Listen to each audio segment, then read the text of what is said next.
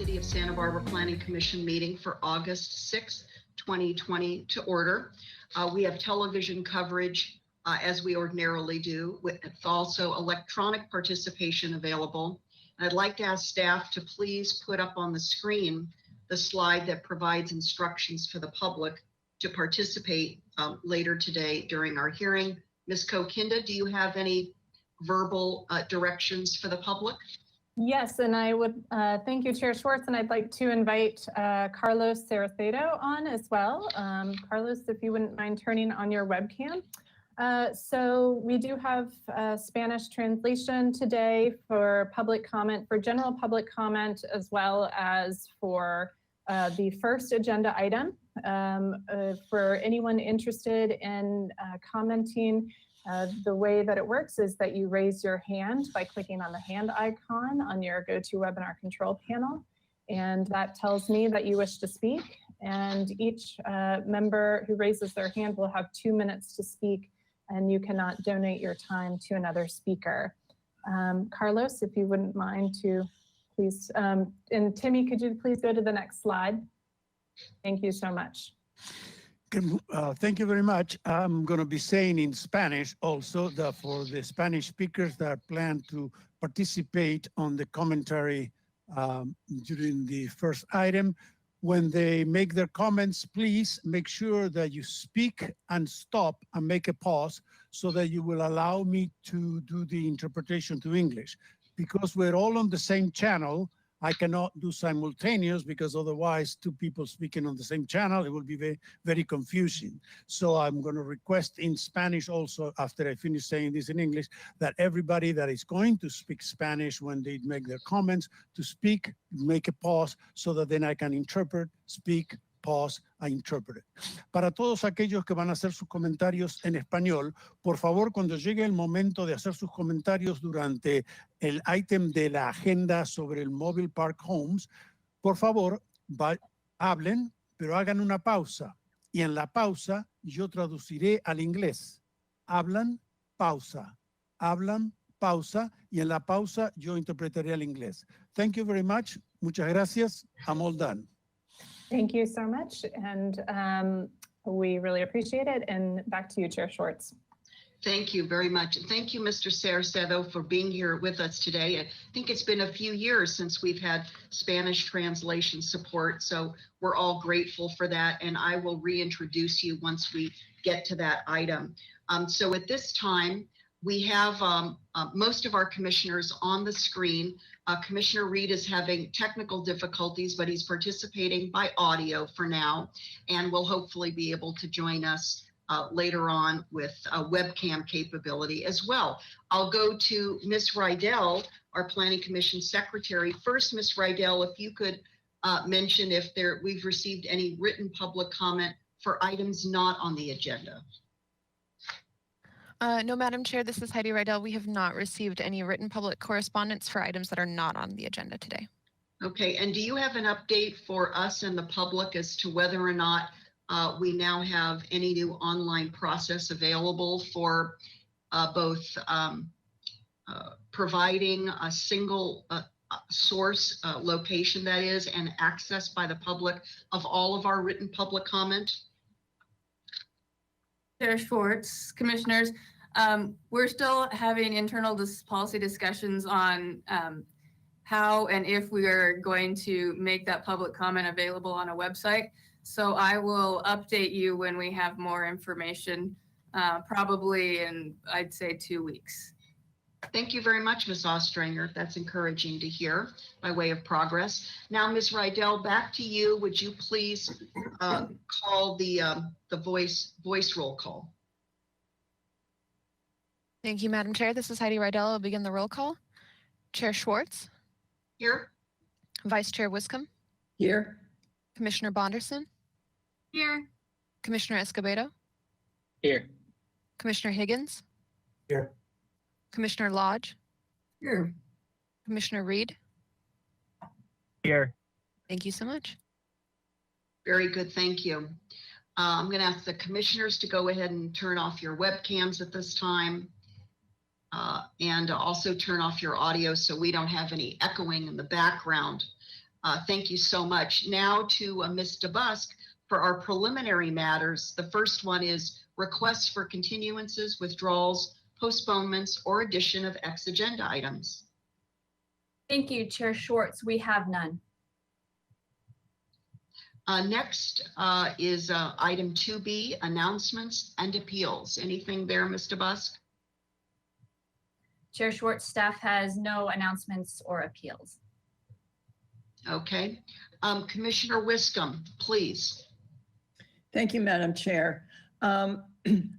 We all on the commission, I know my colleagues support me on this. We all believe that public comment is very important, and we get a tremendous amount of written public comment for most of our hearings. And while we try to consider all of it when we are deliberating and asking questions, we have been getting correspondence that have come in on Wednesday afternoon and even Thursday morning, and it's getting very difficult to be able to handle that in the appropriate manner and consider it.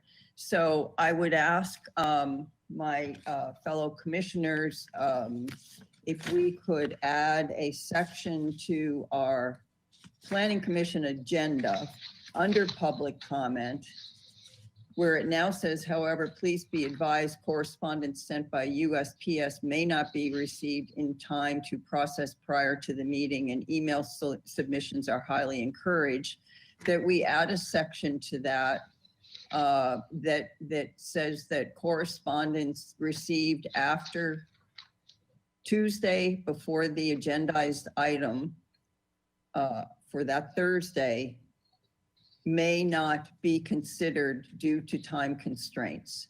And we encourage the public who are submitting written correspondence to have the correspondence to us by Tuesday at 5 p.m. before the Thursday hearing.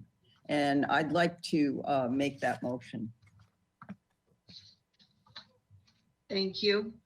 Is there a second to Commissioner Wiscombe's motion? I think I saw Commissioner Higgins come online next. Second. Very good. So we have a first and a second. Is there any discussion among the commission on this? Yes, I have a question. Commissioner Higgins and then to Commissioner Lodge. So you use the word may not be accepted or something like that. So that's I think that's good, because in some cases may not be considered. Yeah, right. May not be considered. So in other venues at the county, for example, when something comes in late, the commission can vote, and the board of supervisors for that matter can vote to accept it or consider it if it comes in after the deadline. Are you thinking that that would be part of the routine to sort of understand what you mean by may not be accepted? So if it was considered, we'd have to vote on the item or the correspondence to come in and then it would be accepted? Or how do we deal with the word may?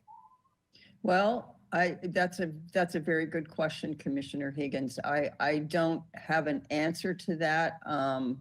The problem is that some of us may have read the correspondence whereas others of us may not have read the correspondence. So it's hard to have a good discussion about a correspondence that's perhaps read by half our commissioners and you know, due to time constraints, some of our commissioners can't do it.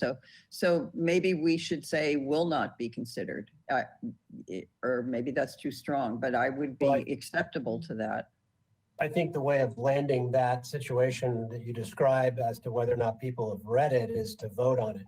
In other words, it came in on Wednesday, I read it, I can vote on accepting it into the record. And if it's a majority, then it's accepted into the record and considered. I think that's how it works in other agencies where I've seen this issue come up.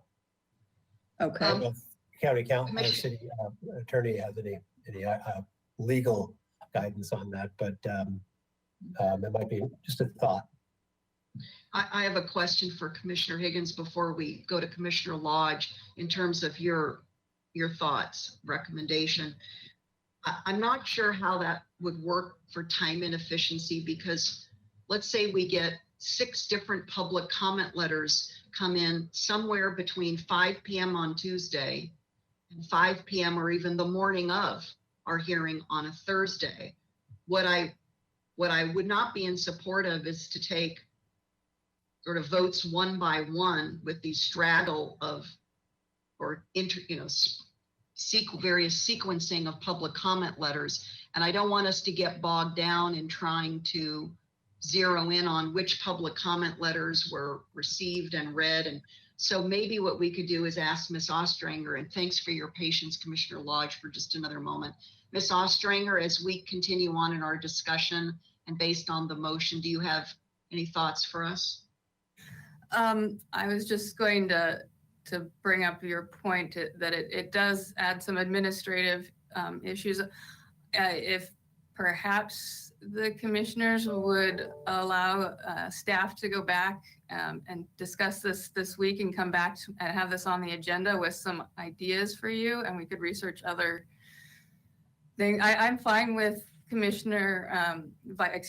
Chair Wiscom's may not language. It just gives you the option to say that whether you read it or not. The part of the concerns that we've been having with public comment on websites kind of stems in this is, what if we received a public comment at 10 o'clock on a Thursday? Some people may have read it, some people may not have. So whether you vote to accept it might be an issue. But I think if it's an option for you to consider. I think staff, Allison and I, and Ms. Rydell might be able to come up with some language to present to you for the agenda that you could vote on next week, some different options.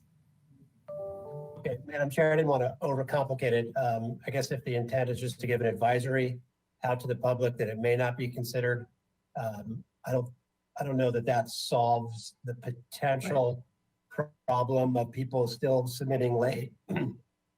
I haven't seen too many hearings where I haven't been able to at least glance at the correspondence and recognize the heart of the matter of whatever is being written. But yeah, I won't belabor it anymore.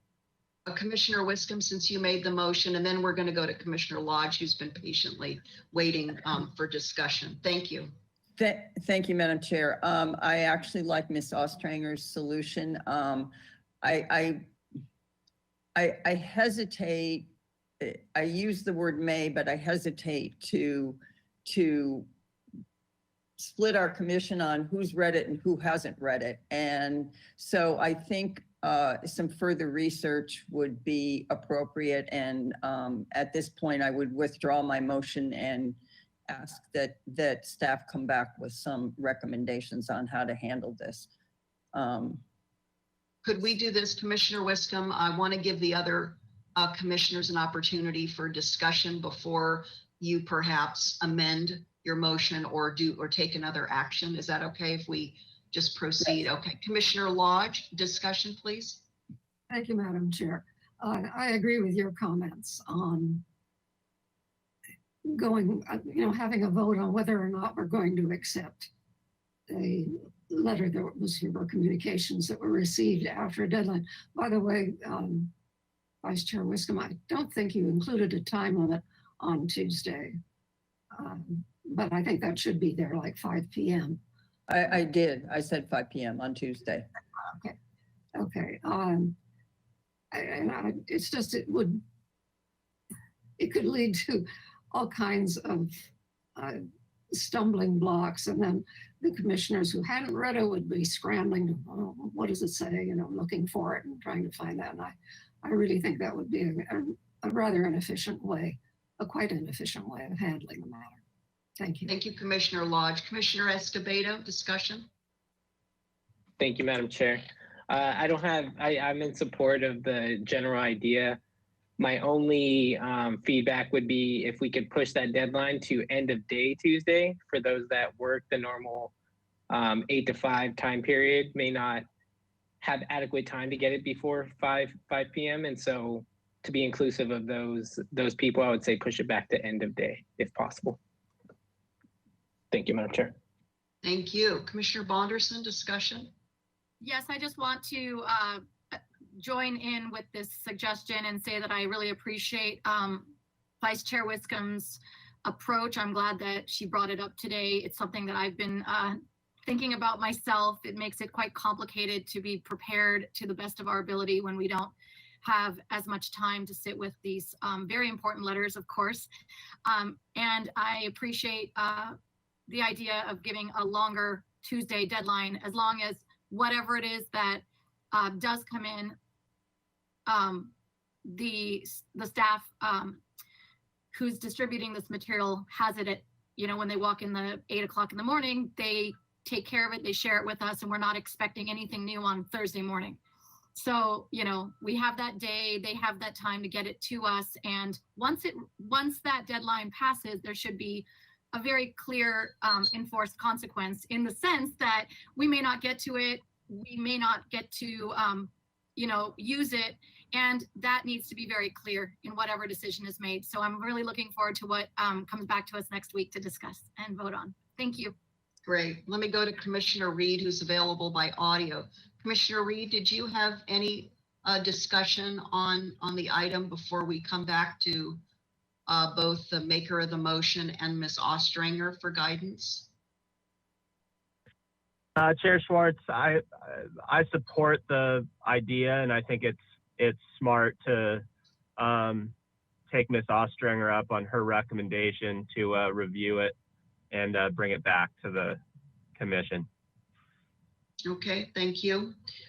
So back to, and if we could ask, I'd like to ask both Commissioners Wiscombe and Higgins to come back on the initial maker of the motion and the seconder, and then to you, Ms. Ostranger, to help us formulate how we might document the next steps. And it does sound like there's agreement. We don't need a formal motion, but to allow staff to do as you outlined. But I think we want a clear expression of what you've outlined, again, for Ms. Rydell to clearly note that in our meeting minutes and for next steps. Ms. Bonderson, if you could please wait. I want to ask Commissioner Higgins if you could just go off camera for just a moment, and let's ask Commissioner Higgins to come back on for a moment. Thank you. To you, Ms. Ostranger, please. Yes, thank you, Chair Schwartz and commissioners. I think we just need to withdraw the motion, and then I think staff we understand that the commissioners would like us to bring this back next week for consideration with perhaps some recommendations and different alternatives for consideration. And Ms. Ostranger, do you think we need a motion and a second and a vote along those lines? Is that necessary? Because we want to be clear that all of the commissioners who is in support of, formally in support of that path forward. I don't think it's necessary. I think we'll just agendize it. Okay, very good. For our next, which is next Thursday, the 13th. Or you said 2 weeks, is that right? You said 2 weeks?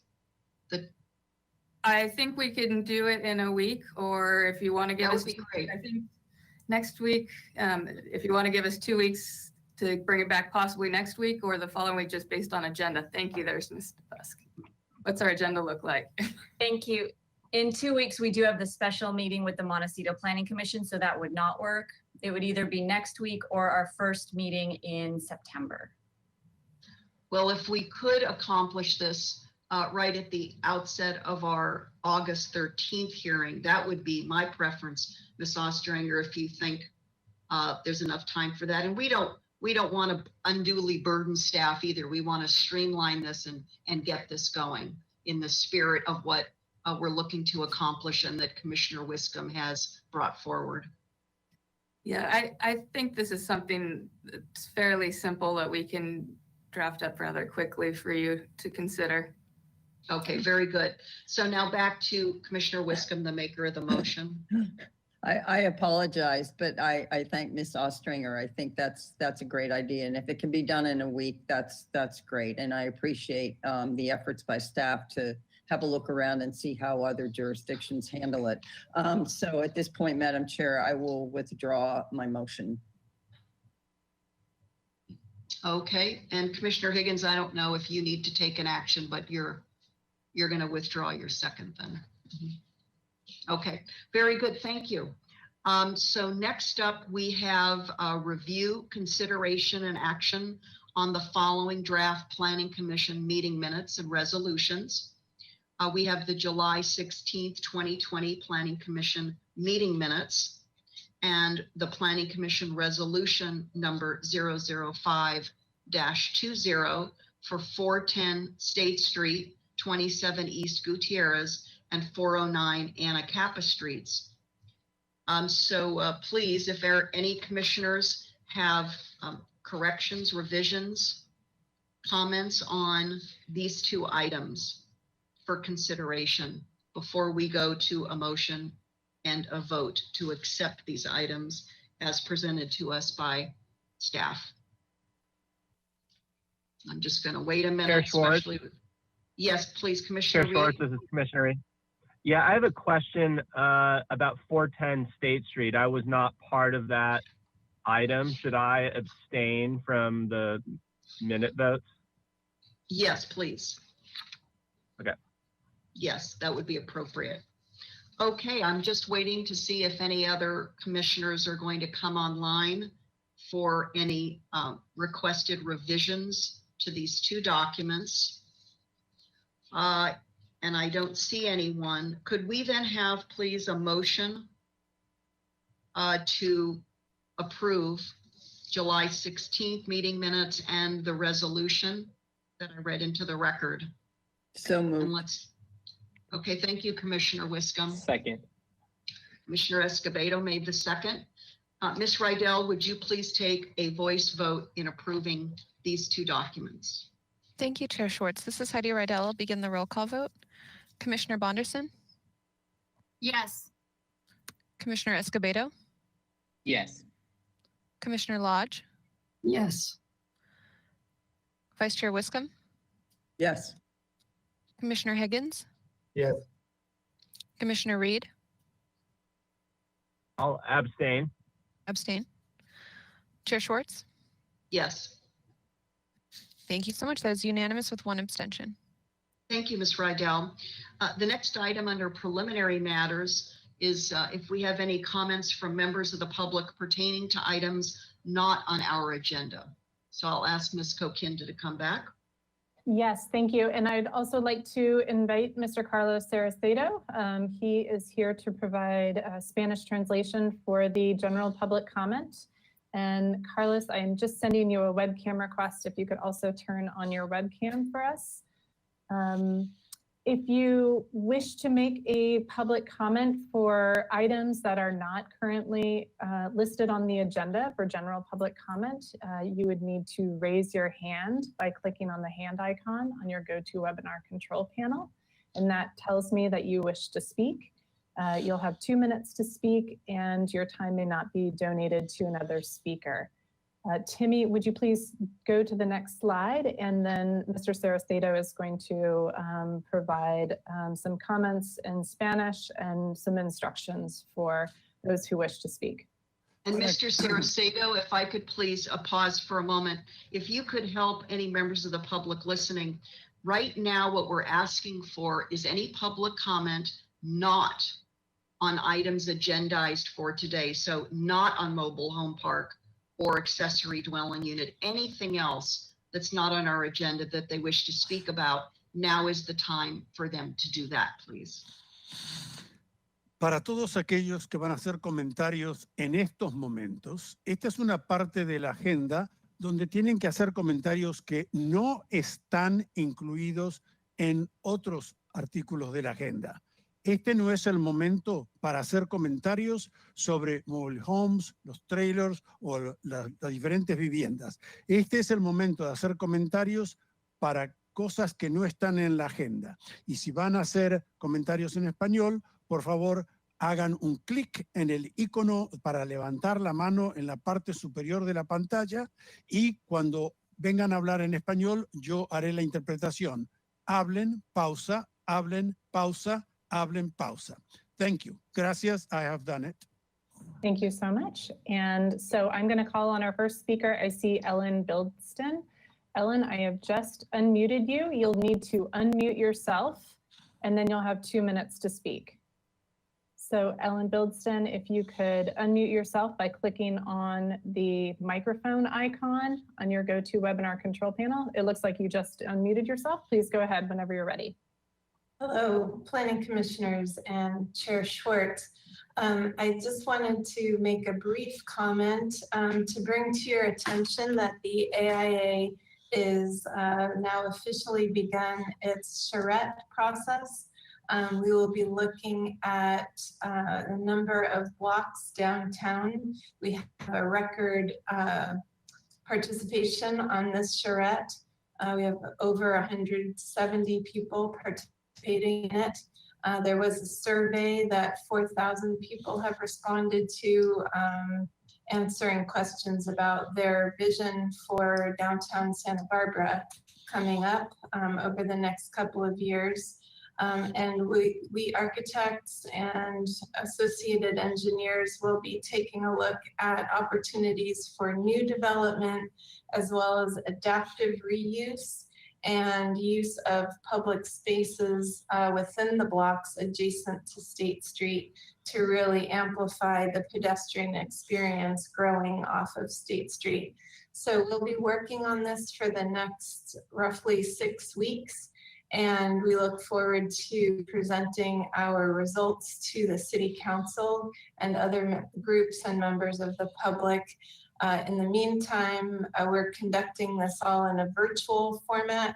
So whereas in the past, our charrettes have been in person in the high school gym, this year we'll be doing it in this altogether different way. So we're very excited. Lots of energy and good ideas are going to be coming our way with an eye towards FAR levels and metrics and affordability of housing in the downtown. So just wanted to let you all know that that's happening, and stay tuned. Good times ahead. Thank you. Thank you, Ms. Bildston. And appreciate it. And then our next speaker is Sharon Nielsen. Sharon Nielsen, it looks like your microphone is on. Please go ahead. You have 2 minutes whenever you're ready. Hi there, and thank you. My comment does pertain to mobile home, although not to the overlay zone that is on the agenda. So I hope that's okay. I'm a resident of the Flamingo Mobile Home Park, and I just wanted to know if the issue of vacancy rent control was on the commission's radar, and if anything is being done to get some vacancy rent control in place, because since the new owners purchased the Flamingo Mobile Home Park, it has gone up 50% from like $800 to $1,200 a month. And there is a direct correlation between the space rent and the value of the homes for the property owner. I think it's 10 for every $100 the space rent goes up, our property value goes down by 10,000. And so that's like a $40,000 decrease to our property values in one jump. That was one jump. They just went from 800 to 1,200 for our space rent. And so now places are hard to sell. And if they do sell, they sell for less than they would have, under the old ownership. So that's my comment. Thank you for your attention. Thank you. And then just to quickly respond, the Planning Commission did not, nor will we be taking up the issue of rent control, but I don't know if Ms. DeBusk would like to come on screen and provide a reference or a direction for this public speaker as to who she might contact in the city to take this further. Ms. DeBusk? Chair Schwartz, I'm not aware of that being something that's being discussed currently. That doesn't mean that it's not. It just means that I am not aware of it. And I would suggest contacting Laura Doubles in our housing division of the Community Development Department. Miss Double's last name is spelled Dubbles. And you can find her at the standard city email address under L Doubles, and then the rest of the email address. Thank you. And part of my interruption, Chair Schwartz, I think it's ELS is the correct. So it's DUBBELS is her last. Thank you for that correction. And I'm happy to put that in the chat for Ms. Nielsen and anyone else joining the webinar. I can provide that information. And we also might have an announcement later on from Jessica Metzger when she does her presentation. I know that she might have, there are certain things that are part of her presentation and not. And it looks like that is all of the people who have raised their hand for general public comment. So back to you, Chair Schwartz. And thank you, Mr. Saracedo. Thank you. Thank you. So at this time, I'm going to move to our first new item, which is mobile home park zoning ordinance amendments. I'm going to read the item into the record, and then we're also going to come back to Mr. Saracedo for Spanish translation once again. And this is a proposal to create mobile home park overlay zone, which would limit the allowed uses in existing mobile home parks to mobile homes, permanent recreational vehicles, and accessory uses, reducing the potential for loss of affordable housing in existing mobile home parks.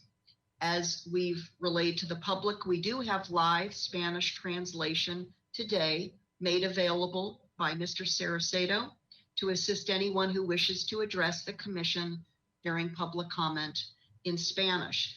So at this time, we're going to first go to staff for a staff presentation by Ms. Metzger, and then we'll go to public comment and invite Mr. Saracedo back on to assist with any needed Spanish translation. Good to see you, Ms. Metzger. Good afternoon, planning commissioners and members of the public. I'm here today to present the amendments to create a new mobile home park overlay zone as stated previously. Next slide, please, Mr. Bolton. So the purpose of this meeting with the Planning Commission is to review the proposed mobile home park overlay zone and to make a recommendation that we as staff can forward on to the City Council on the adoption of this overlay zone. To give you a little bit of background on this zone, the City Council directed us in 2018 to look at better protections for existing affordable housing in mobile home parks. And we have been before your commission back in 2018, where we stripped away the parking incentive that existed on the mobile home parks due to the fact that they were in the average unit density size incentive program. And this is the final step in the protection of these affordable housing units by creating the overlay zone. Next slide, please. So we have general plan policies that guide us in this direction. I'm not going to read them all, but basically the gist of these plan policies are that we really need to do a good job in our community of protecting extremely very low, and moderate income units, both for seniors and other populations. And the mobile home parks are part of that.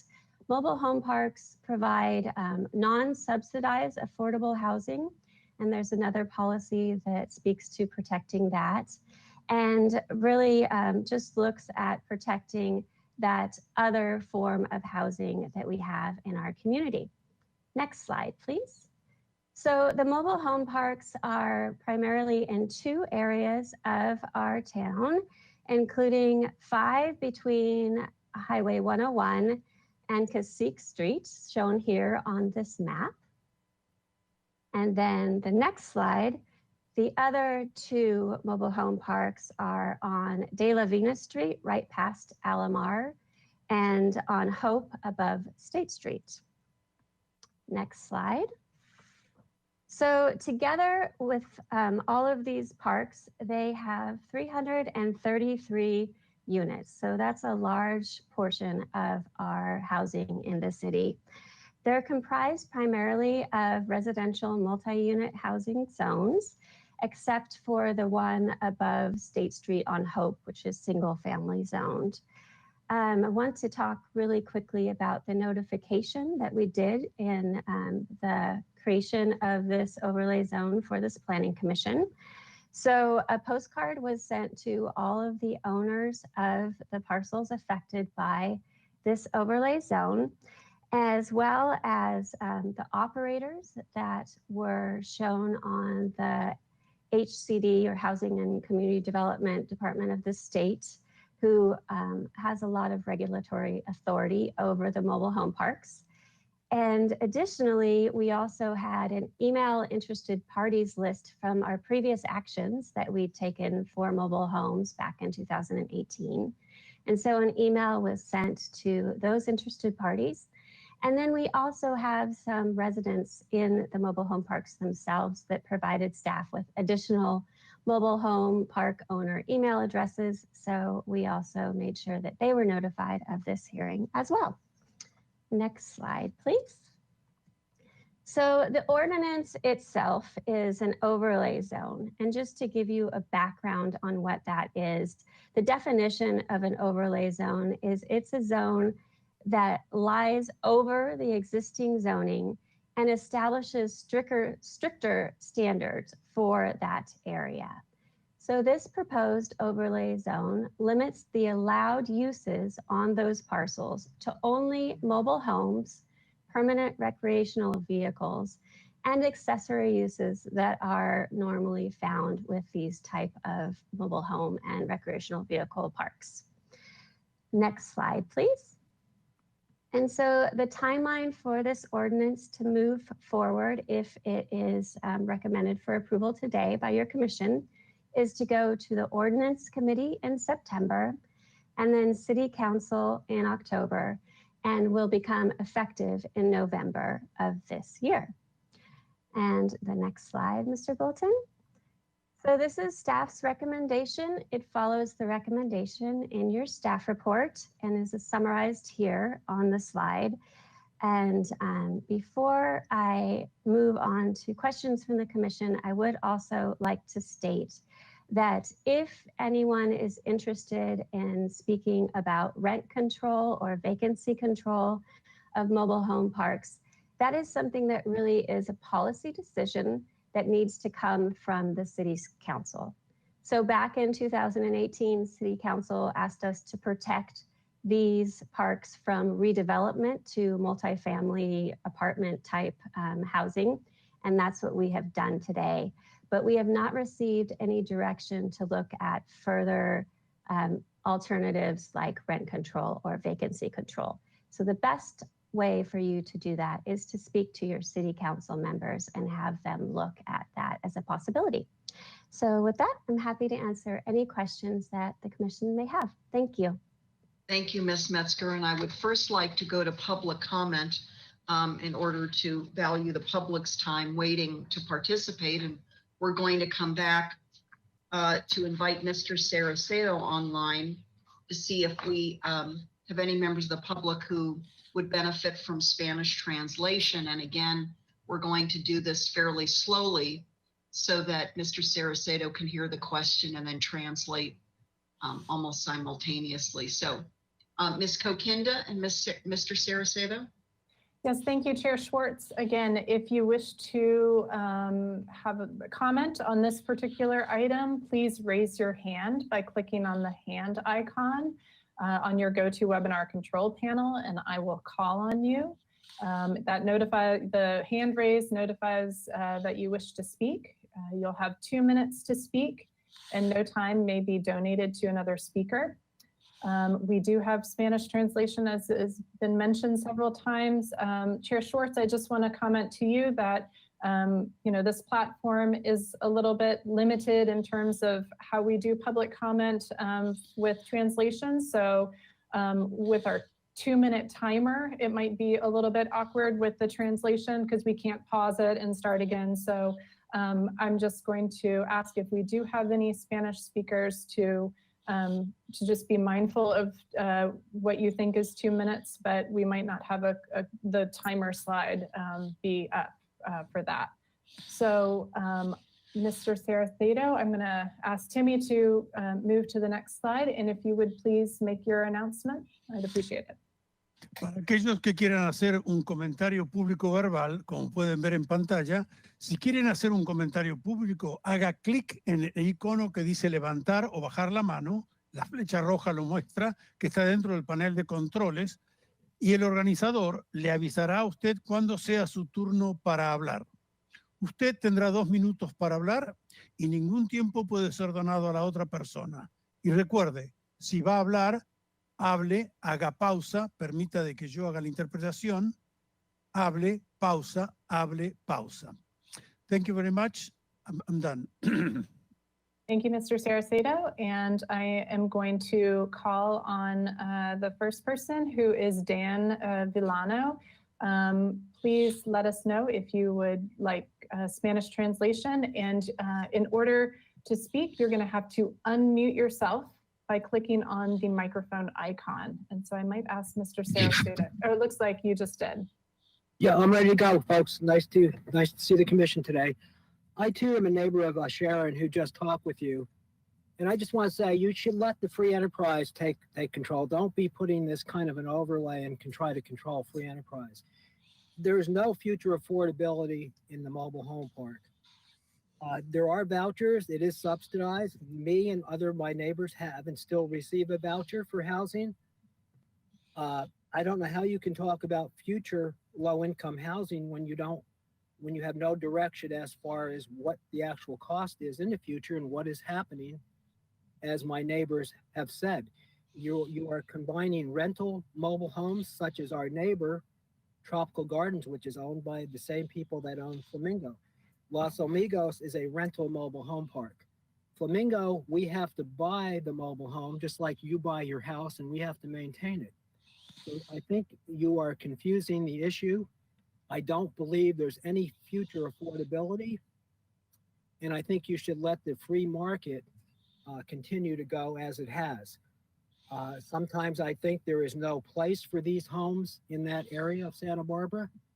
Those of us that are there are quite happy probably to live the rest of our life there, indeed only when we have to. And that's where right now the park has acquired 2 of the homes that are vacant, and that's what's going to happen in the future. The park will acquire the home when a senior citizen has to leave.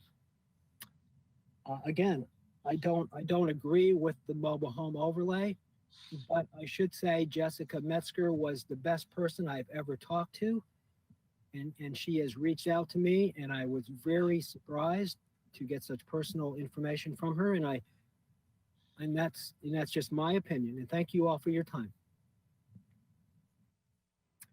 Thank you. And I would just like to invite anyone else who wishes to speak. I don't see anyone else's hands raised. Oh, I'm sorry, I do. I see Cristel Barros. I've just unmuted you. You will have to, looks like you just turned your microphone on. You have 2 minutes to speak, and please let us know if you'd like translation services. Thank you. I don't need translation services, but good to see you, Carlos. Haven't seen you in a long time. Anyway, I completely disagree with my well-respected neighbor, Mr. Villano. I think I can speak for most of the people in the park. I'm also from Flamingo. I think most of us all are thrilled to get this mobile home park overlay. I don't think it's so much about affordability as it is about protecting our homes. And affordability is a whole different thing. Anyway, I'm thankful for all the work that's been done by Jessica and her team. And I know she's been working on this for a very long time. So I want to say thank you and very much applaud these efforts and in favor of the mobile home park overlay. Thank you. Thank you. And it appears as that again was the last speaker who's raised their hand. I would just like to invite anyone else who wishes to speak at this time on this item to please raise your hand. And then Mr. Saraceno, would you mind making that announcement one last time in Spanish, please? Por favor, si desea hacer un comentario público verbal, indique que quiere hacer su comentario y haga un clic en levantar o bajar la mano, que es en el lugar de la computadora donde está la flechita roja dentro del panel de controles, la mano. El organizador le avisará de que puede ser su turno para hablar y tendrá 2 minutos para hablar, pero no puede entregar su tiempo a otra persona. Thank you. Thank you, Mr. Saraceno. And I have Sharon Nielsen. Sharon, I've just unmuted you. It looks like your microphone is live. You have 2 minutes whenever you're ready. Thank you. I just wanted to come back on to say that I am in favor of the overlay zone and also want to thank all of those who have worked so long and hard to get it to this point. Thank you. Thank you. And Chair Schwartz, it appears that that is the last person who has raised their hand for this particular item. Again, I just want to thank Mr. Saraceno for joining us today. We really appreciate your time and services for this item. Thank you. Yes, thank you again. All right, with that, I'm going to close public comment for this item. And we're going to bring it back to the commission for questions. So in no particular order, whoever would like to start the question period, if you have questions of staff, let's go ahead and proceed with that. And Commissioner Reed, since you're not on webcam, but by audio, if you have any questions, please just jump in, so to speak. I don't have any questions at this point, Chair Schwartz. Okay, very good. I'm not seeing any other commissioners' webcams. Oh, there we go. Commissioner Higgins, questions, please. So it's just a rhetorical question for staff, open-ended. And I have the background on how we landed here today with the overlay, but would another way, the problem we're trying to solve is to keep housing affordable for those people who are living in parks. Not necessarily to freeze parks in time, which is sort of what this overlay does. So my question is whether or not you looked at any other agencies or jurisdictions that had a program of relocation assistance that was, sort of focused residents back into a redeveloped property. So if we didn't have this overlay and properties could be redeveloped with ADU or whatever high density program there was, here's the rhetorical part. So if we had that, if we did not have that overlay and properties were redeveloped, couldn't we solve the same problem by having a pretty expansive relocation requirement that paid rent for somebody during construction and then kind of guaranteed them a spot in the new development? And wouldn't that be a more effective way to utilize the remaining land we have here in Santa Barbara to add units rather than prevent more units from being built? Chair Schwartz and Commissioner Higgins, so that was not part of what we were directed to look at by the City Council, but I know that that has been something that has been talked about at the Planning Commission and City Council over the last couple of years. And I believe that the ordinance to look at relocation never was adopted. And based on my memory of that, it was due to the fact that they were looking at relocating in another park and there was just no other parks available in our near area. But you bring up an interesting idea of relocating into the new development. Now, most of our projects take at least 9 months to 2 years to be built. So The logistics of that would be difficult to codify in ordinance and wouldn't be part of the zoning ordinance. I would think it would be part of Title 26, which deals with other mobile home park standards. So if you want to forward a recommendation to review something like that to City Council, that of course is in your purview. But you would agree that that, in concept at least, notwithstanding the details, that would achieve the same objective. It would achieve the same objective if these people were willing to spend that time in transition. Yeah, I realize nothing gets built, let alone entitled, very quickly. So it's probably an unrealistic reach to try to bridge that. But just curious, and I realize that wasn't part of your scope of work, but thank you. Thanks. Mr. Gullett, did you want to participate? I saw your webcam on briefly. Yeah, just to address Commissioner Higgins' question, kind of another way too, like these are unique communities too. So these are communities as a whole. And we had a lot of discussion previously. So just a little more context for the viewing public too. The threat for redevelopment was really created with the AUD program, like placed on these properties. And the AUD program wasn't intended to redevelop these mobile home parks, and they were recognized as unique affordable housing that the city wants to protect ahead of that. So that's why we are where we are today with those. So it's not just about like these individual units are affordable and we want that number of affordable housing units in the future. So these are unique communities. Okay, thank you, Mr. Gullett. Let's see, Ms. Kokinda, you're back on with us. I had closed public comment. Was there something else you wanted to?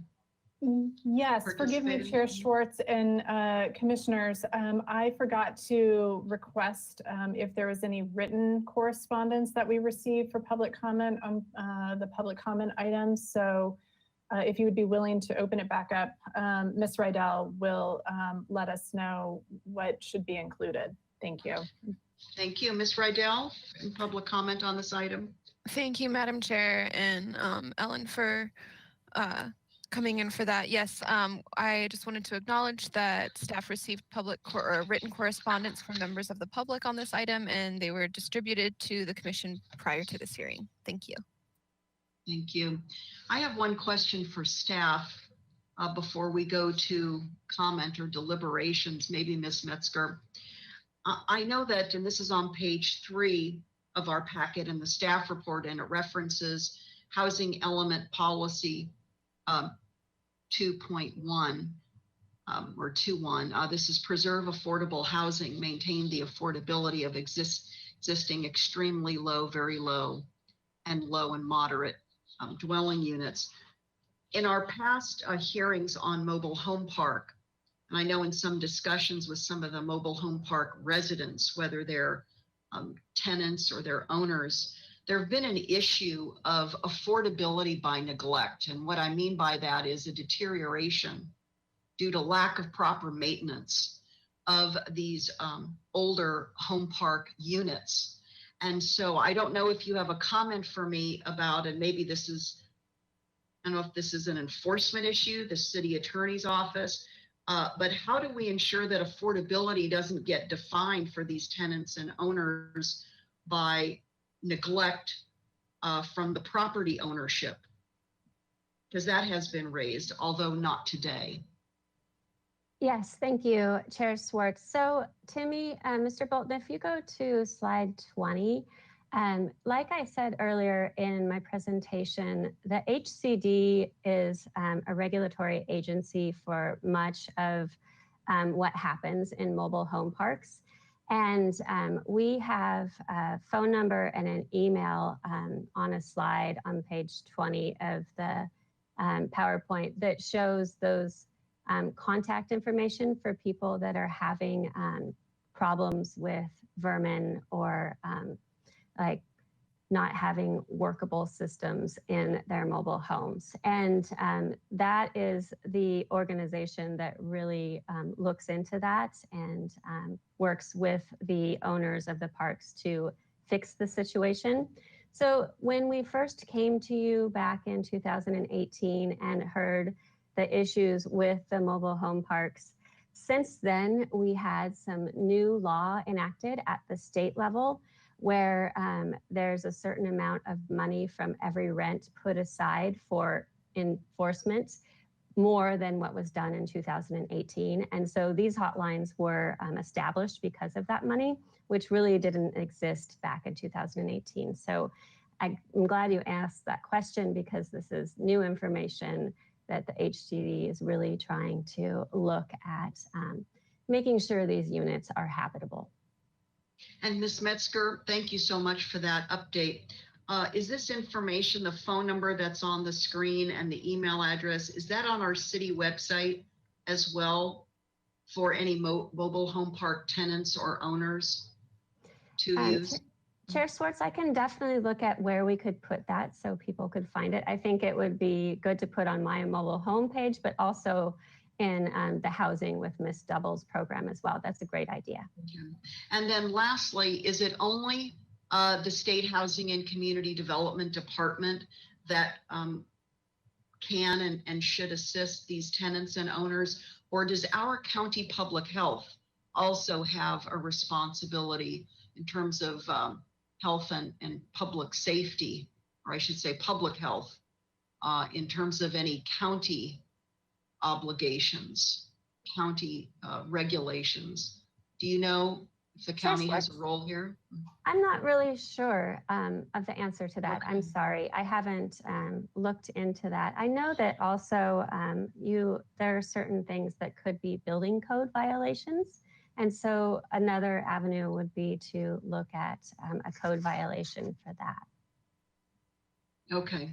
I just want to ensure that our mobile home park residents have ready access to resources, whether they be only at the state level or local and state, to assist them in a timely manner on some of these critical public health and safety issues that have been brought to our attention over the last several years. So thank you for that.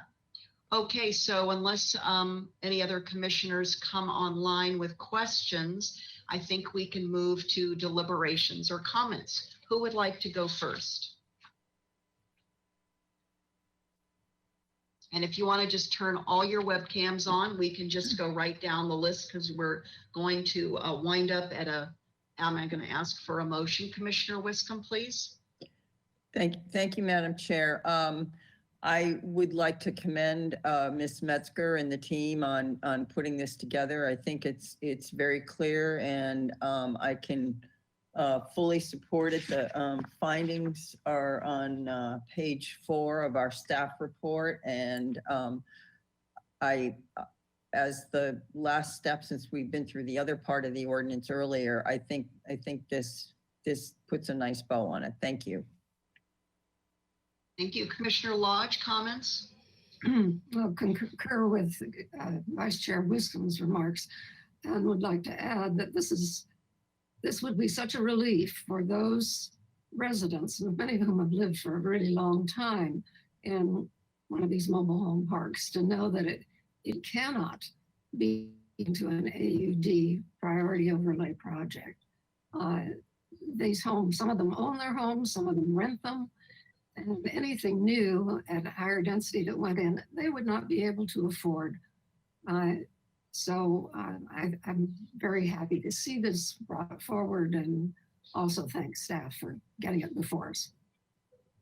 Thank you, Commissioner Lodge. Commissioner Bonderson, comments, please. Thank you, Chair Schwartz. It's always nice to follow Commissioner Wiscombe and Commissioner Lodge. They've both expressed my feelings for me, so I can keep this brief. I'm very, very happy to see how much progress has been made, and I'd like to commend staff for working so diligently and so closely with the residents of these mobile homes to bring together such a thorough staff report and to move this project, this amendment along. So I agree. I support this. Thank you. Thank you, Commissioner Bonderson. Commissioner Escobedo, comments, please. Thank you, Madam Chair. I don't have much to add. I pretty much agree with my fellow commissioners. I'm going to be supporting this today. And as just a side comment, I know it's not in our purview today, but I would support City Council directing staff to at least look into ways that we can limit what appears, I don't want to go as far as saying price gouging, but rent increases of 50%, that's quite the rent raise. And so there needs to be some sort of solution there. I think if we saw that in some of our rental units in apartment buildings, we would be just as alarmed. So just as a side comment, but I will be supporting the overlay today. Thank you. Thank you, Commissioner Escobedo. Commissioner Higgins, comments, please. Thank you, Madam Chair. I thought your comment or characterization about affordability by neglect was interesting. And I don't know that there's much we can do about that in this context or in the citywide, but it is certainly a factor. I think we face that issue here more than a lot of our cities and the rest of the state, quite frankly, because of the cost of housing and the cost of land. But I'll support the motion. It's not lost on me that we're down zoning property, and but in this situation, it's plainly the right thing to do because we don't have any alternatives for those folks that are living where they are. So those are my comments. Thanks, Madam Chair. Thank you. Commissioner Reed, comments?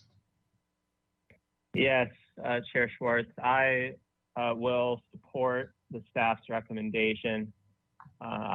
This is a very unique scenario, and I'm just happy to see the work our city is doing to protect these unique circumstances. And so I support all the comments that have been made. I'm really impressed with the work that staff prepared. Ms. Mesker presented. Normally I would have questions and a lot more to comment on, but work so thorough and task so important. I fully support it. Thank you. Thank you. My comments will be brief as well before I'll ask any of my colleagues to make a motion. First, in terms of the concept of rent control, rent stabilization, it really does speak to council's authority. And quite frankly, I also don't know what is within our city's authority in general in this regard, because mobile homes and manufactured homes do fall under a state law. It's the Mobile Home Park Act. So I don't know what jurisdiction our city or any local municipality would have over it, but that's certainly something for the council to take up. In that we have 7 mobile home parks in the city representing, as is portrayed in the staff report, 333 units. This is not lost on me in terms of the importance of both the tenants and the property owners being able to financially sustain themselves in these less expensive, more affordable housing units. I've had the good fortune over the years as a planning commissioner, and Commissioner Lodge will recall some of our site visits years ago to some of these properties. And the reason I raised the question about affordability by neglect was because, quite frankly, on some of the properties, I was distressed at what readily appeared to be inadequate maintenance. And we could just see this even from the outside of the units, not even going into the interiors of the units. So what I am quite confident we would all want to be supportive of, and to the contrary would be alarmed over, is that if there were not any support or resources by way of relief or intervention, regulatory compliance that allowed particularly the tenants, I'm imagining, the renters, to ensure that their safety was protected and that these quite old units were not just allowed to fall into such a state of deterioration that they're borderline needing demolition. That's on my mind quite often. But with that, I want to come back to my appreciation to Ms. Metzger and the staff team that brought this forward. It's been working very diligently. I think this is an important step in the right direction, and it makes both policy and community planning and community support appropriate. I'm very much in agreement with that. So at this time, I'll look for any of my colleagues to come forward with a motion, and it would be for a recommendation. Let's go to our next steps on page 4 of the staff report in terms of our recommendation and where our recommendations will go if there's majority vote. Commissioner Lodge, would you like to start off? Thank you, Madam Chair. Yes, I would like to move that the Planning Commission concur with the staff recommendation and forward this ordinance to for the overlay zone to the City Council. I'll second that. Thank you, Commissioner Reed. So Commissioner Lodge first, Commissioner Reed second.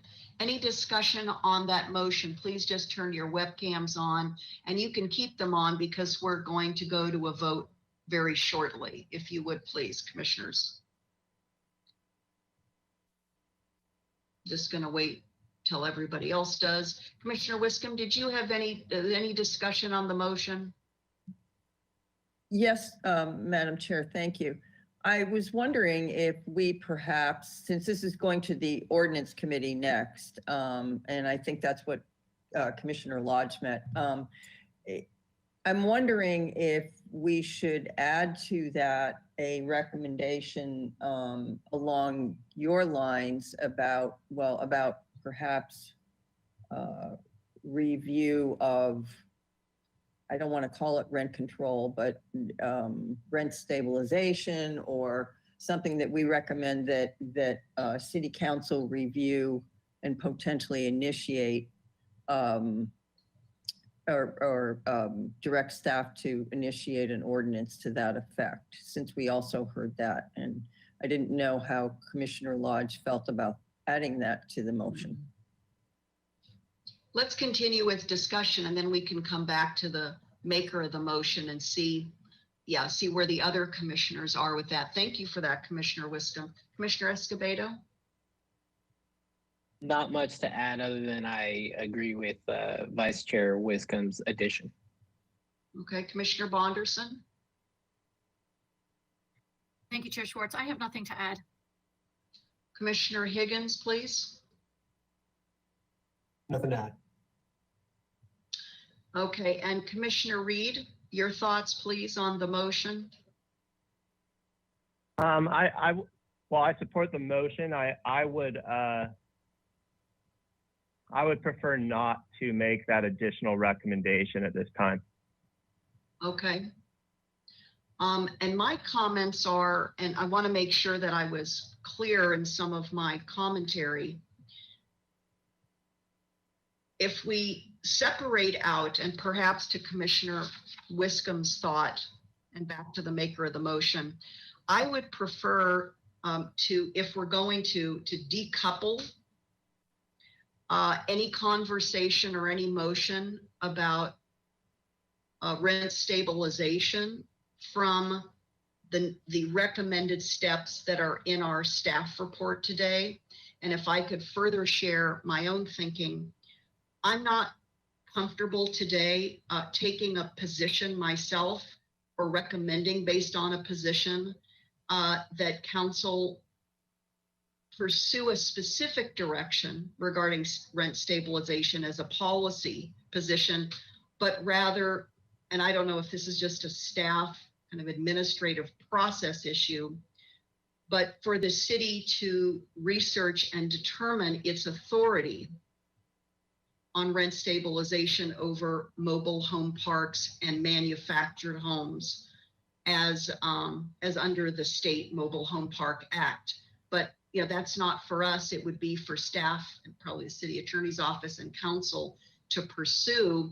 So Commissioner Wiscombe, I really appreciate your thoughts there.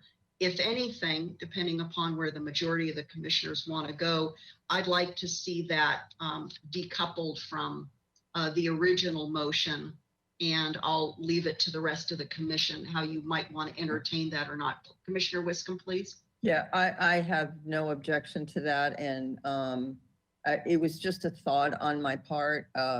We're a land use body, so I don't know exactly where this falls, and I don't know enough about the State Mobile Home Park Act we just have heard this suggestion from several public commenters and in some of the letters we've gotten. So I just wanted to get it out there wherever it belongs. Thank you. Back to you, Commissioner Lodge, as the maker of the motion, and then we'll ask Commissioner Reed as the seconder. Commissioner Lodge, how do you feel about, and this is, an either or, you don't have to support this, of course, either decoupling from your motion, the original motion, a second motion, or we don't have to take a second motion, or somebody else can make it. How do you feel about that? Well, I really agree with your position on this, and with the comments that Vice Chair Wiscombe made most recently about it's being something that we haven't considered, and I don't think we're in any position to make a recommendation on that issue. However, I do need to add to my motion that the Planning Commission makes the finding that the proposed mobile park overlay zone is consistent with the general plan, as on page 4 of 5 on our staff report. Okay, let's do this, Commissioner Lodge, if I could. If you would please start from the beginning and restate, and if we need Ms. Rydell to read back to us the full motion, I want it to be very clear. So just start slowly if you would, and let's look at our staff report to use the language in our staff report, and this restate the full motion as you intend it now, and we'll see if Commissioner Reed is comfortable, again, seconding that, an amended motion.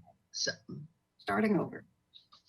I move that the Planning Commission concur with the staff recommendations for approval, making the following finding in support of the recommendation. The Planning Commission finds that the proposed mobile park overlay zone is consistent with the general plan because the proposed overlay zone would better preserve these unique and affordable residential communities from redevelopment and loss. Thank you. Commissioner Reed, are you in agreement with that as the seconder? Yes, I am. Okay, very good. So that's a slightly amended motion. Just for protocol, I need to ask if there's any discussion on that. I'm going to quickly look down the line here. I don't see anybody's hands up.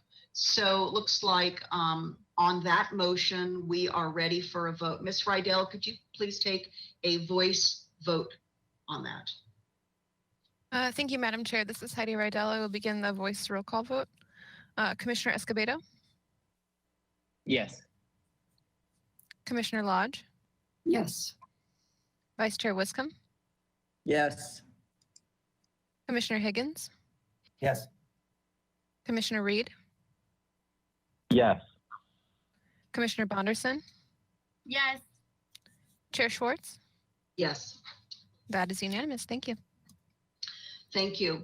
Now, I didn't want to discourage or further ignore Commissioner Wiscombe's initiative in having this other discussion. Was there any action that you thought was appropriate that you wanted to initiate today, Commissioner Wiscombe? No, Madam Chair, not at this time. I think your Okay. comments, I'm in full support of your comments. Thank you very much. Okay, thank you. Commissioner Escobedo, I see you've come back on. Yes, I was either going to suggest a straw poll vote to support your comments or just that your comments are included in the minutes. Either's fine with me. Okay. Ms. Rydell, are you in a position to just include those comments in the meeting minutes? So we don't need to take a second formal Absolutely. vote on that? Yes, That's I will. works I for will. you? I will definitely include all commissioner comments in the minutes. Okay, Commissioner Lodge, you're back with us. What are your thoughts? Yes, thank you, Madam Chair. I just wanted to remind the public that there is this phone number that was on the screen earlier and a email address for people concerned about this issue to contact city staff. Yes, thank you. That's the slide with that. Thank you. Thank you, Commissioner Lodge. And staff has now put that slide back up on the screen. For those of you who are in listen-only mode, maybe through your phones, the phone number is 800-952-8356.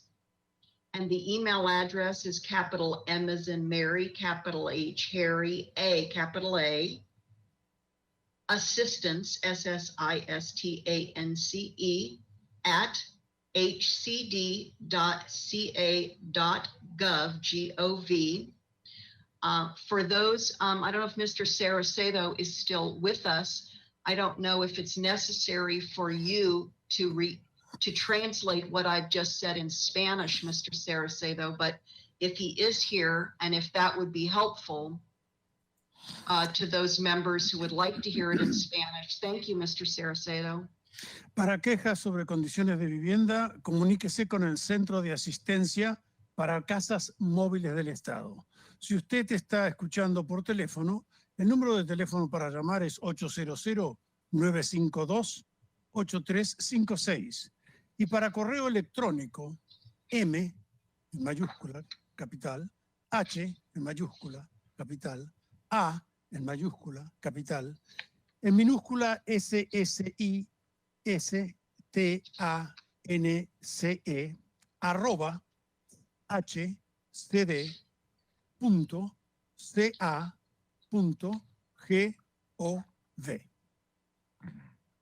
Thank you, Mr. Saracedo. That concludes this item. Ms. Kokinda, was there anything else before I discuss next steps? Thank you, Chair Schwartz. I just want to again thank Mr. Saracedo and just let him know that that should conclude his support for today. Thank you. Thank you. Before we turn to our next new, Before we turn to our next new item, which is accessory dwelling unit ordinance amendments, we're going to take a brief recess and return at 2:30. Thank you. We'll see you all back at that time.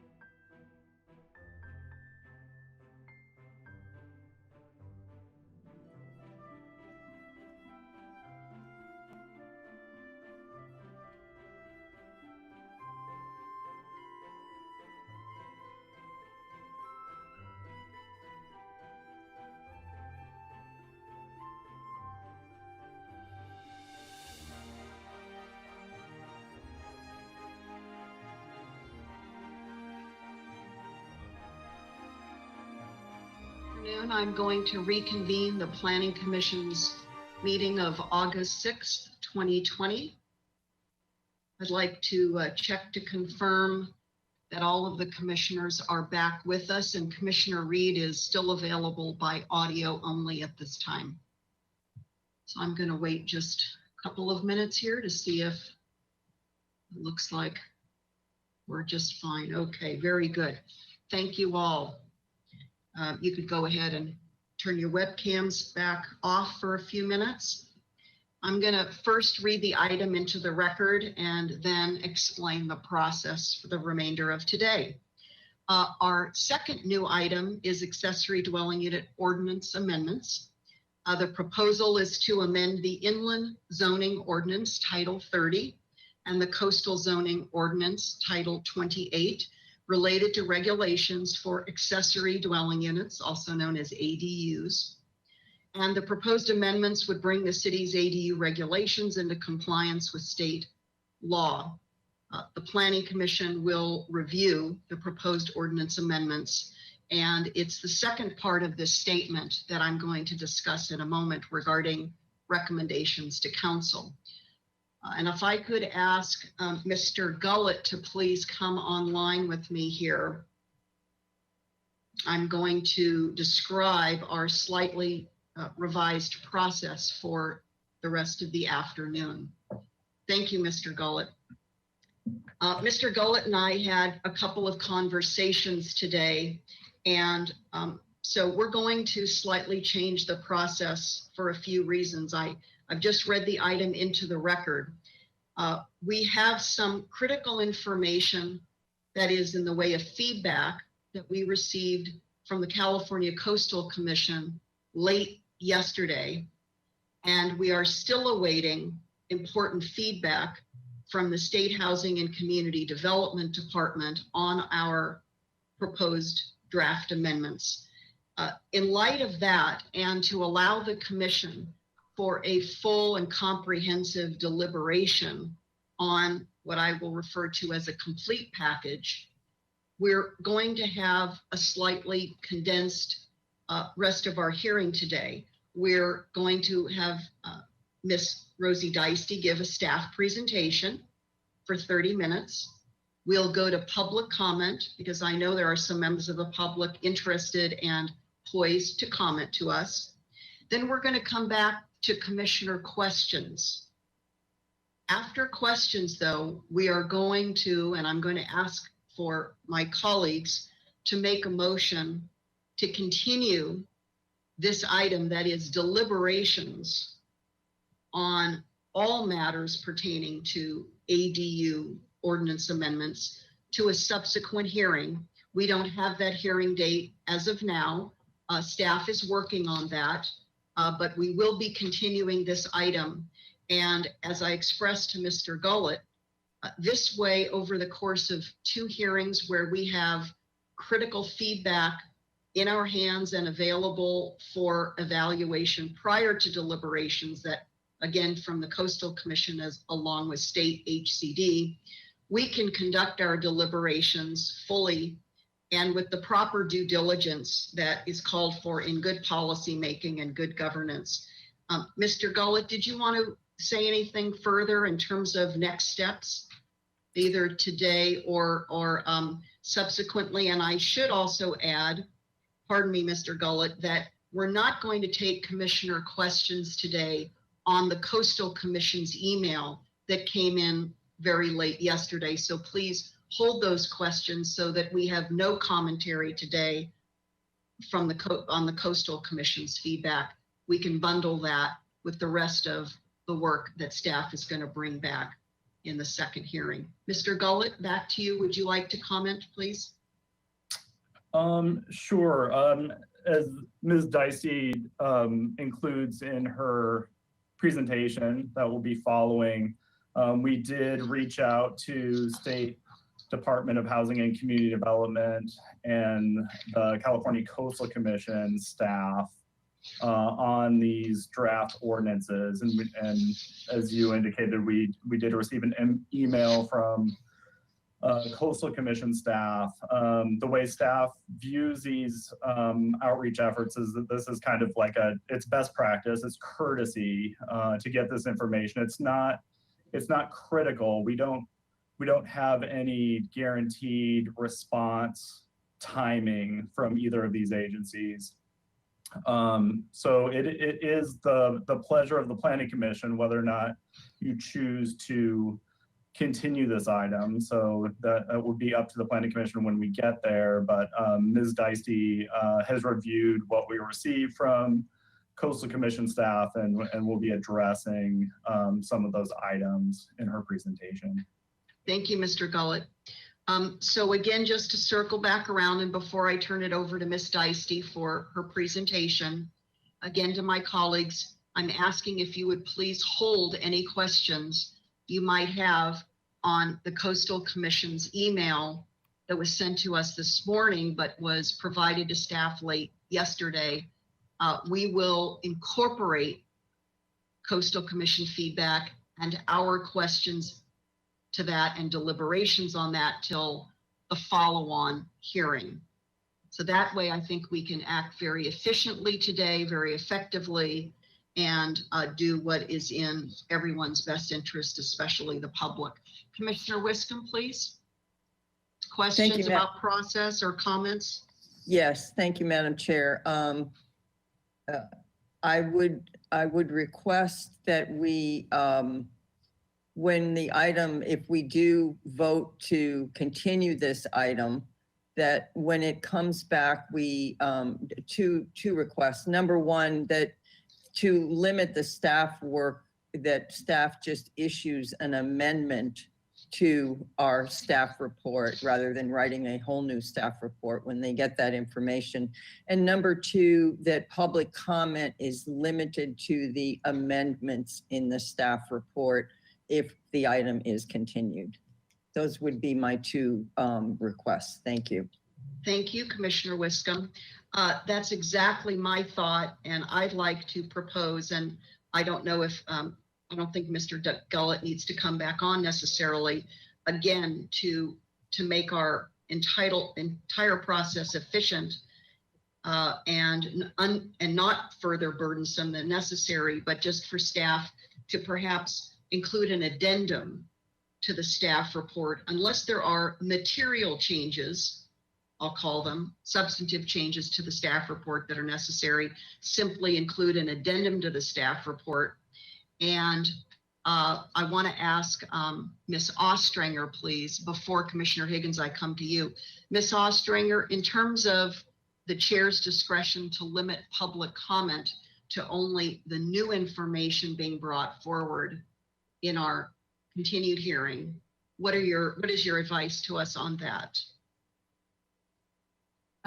Chair Schwartz and commissioners, if the item's continued, you don't have to reopen public comment. It's a continued item. However, if you do choose to open it, particularly in light of the fact that staff will be providing you with probably with some different information, I would just recommend you open it up generally for all public comment on this item, but then you may actually request as a courtesy by the public that they just limit their comment to the new information. Okay, thank you, Ms. Ostranger. Commissioner Higgins, any thoughts on the process before we move forward?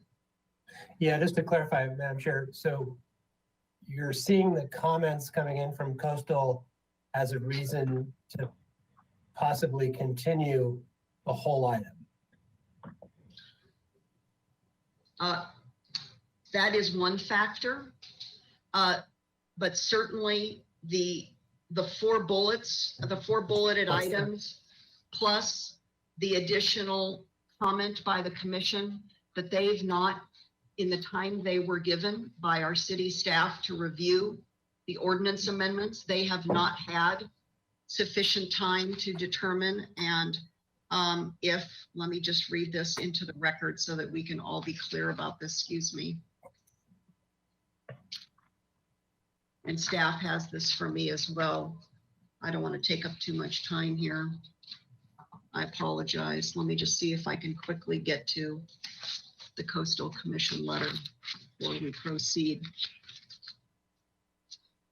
Madam Chair, I have it if you want me to just read the. I have it now. Thank you, though. I Okay. have it now. So in addition to the 4 bulleted sections of feedback, Commissioner Higgins, the Coastal Commission also stated that due to the short review period, we were not able to confirm if the draft ordinance language conforms with the city's certified implementation plan. It's all of that and awaiting important feedback from the State Housing and Community Development Department.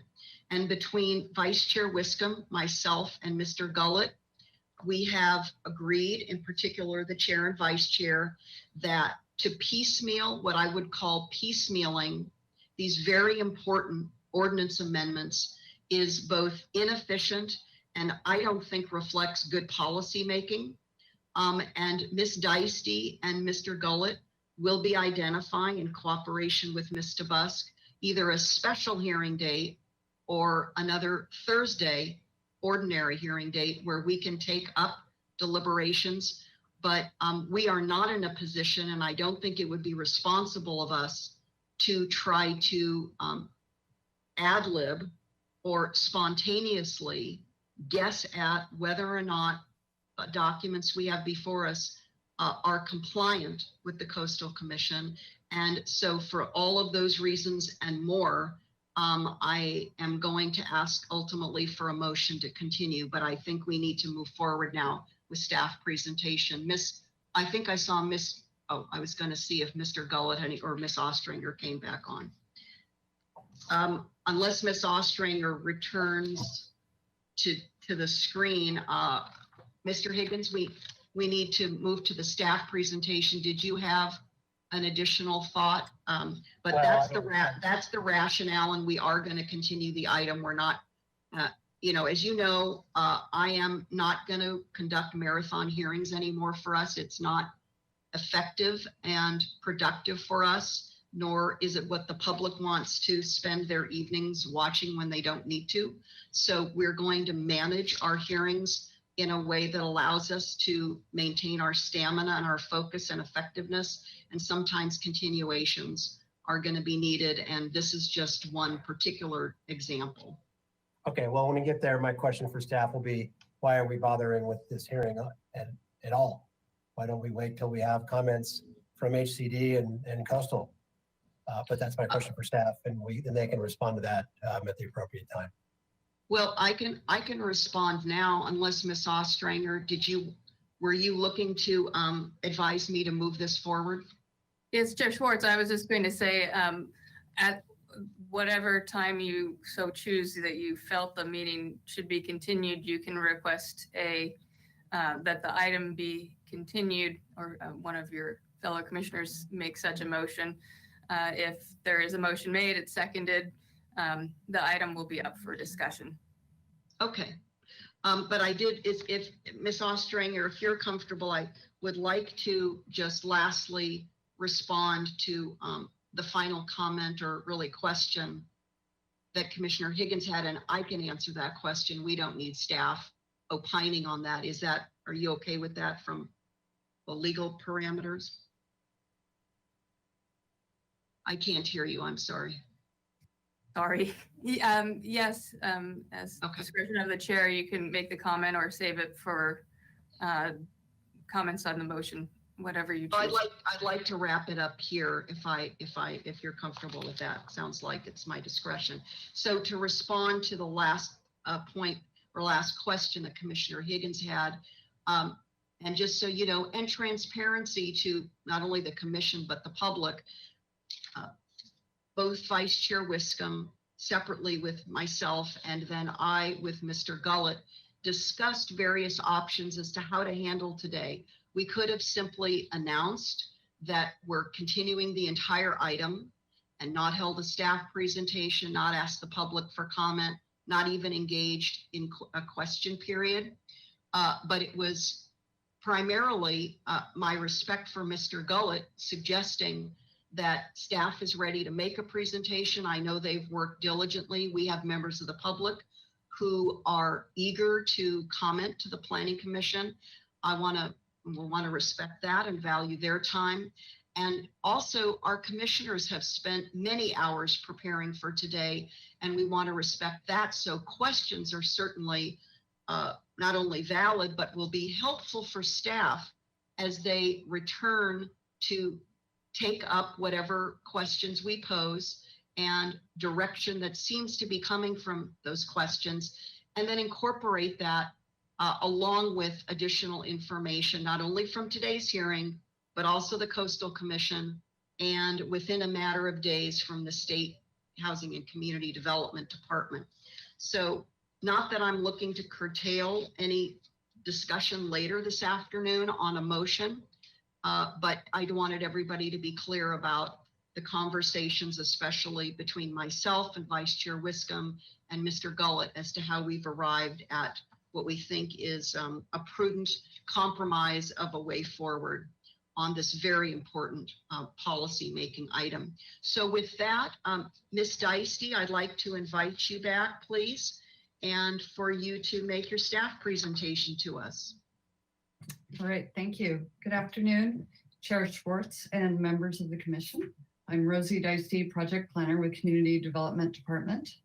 And I just wanted to mention today, to help answer questions, I have a team with me. Dan Gullett, Principal Planner, is available, as well as Brenda Beltz, Associate Planner, and Joe Poiry, the Fire Marshal.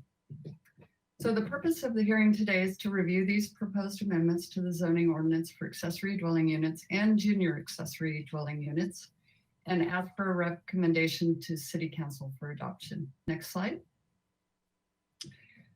Today, what I'm going to be presenting to you will be some background on accessory dwelling units and a discussion of the new state legislation. I was planning on doing a fairly high level summary of the ordinance amendments. And also we have picked out some other topics for further discussions and staff recommendations to go over.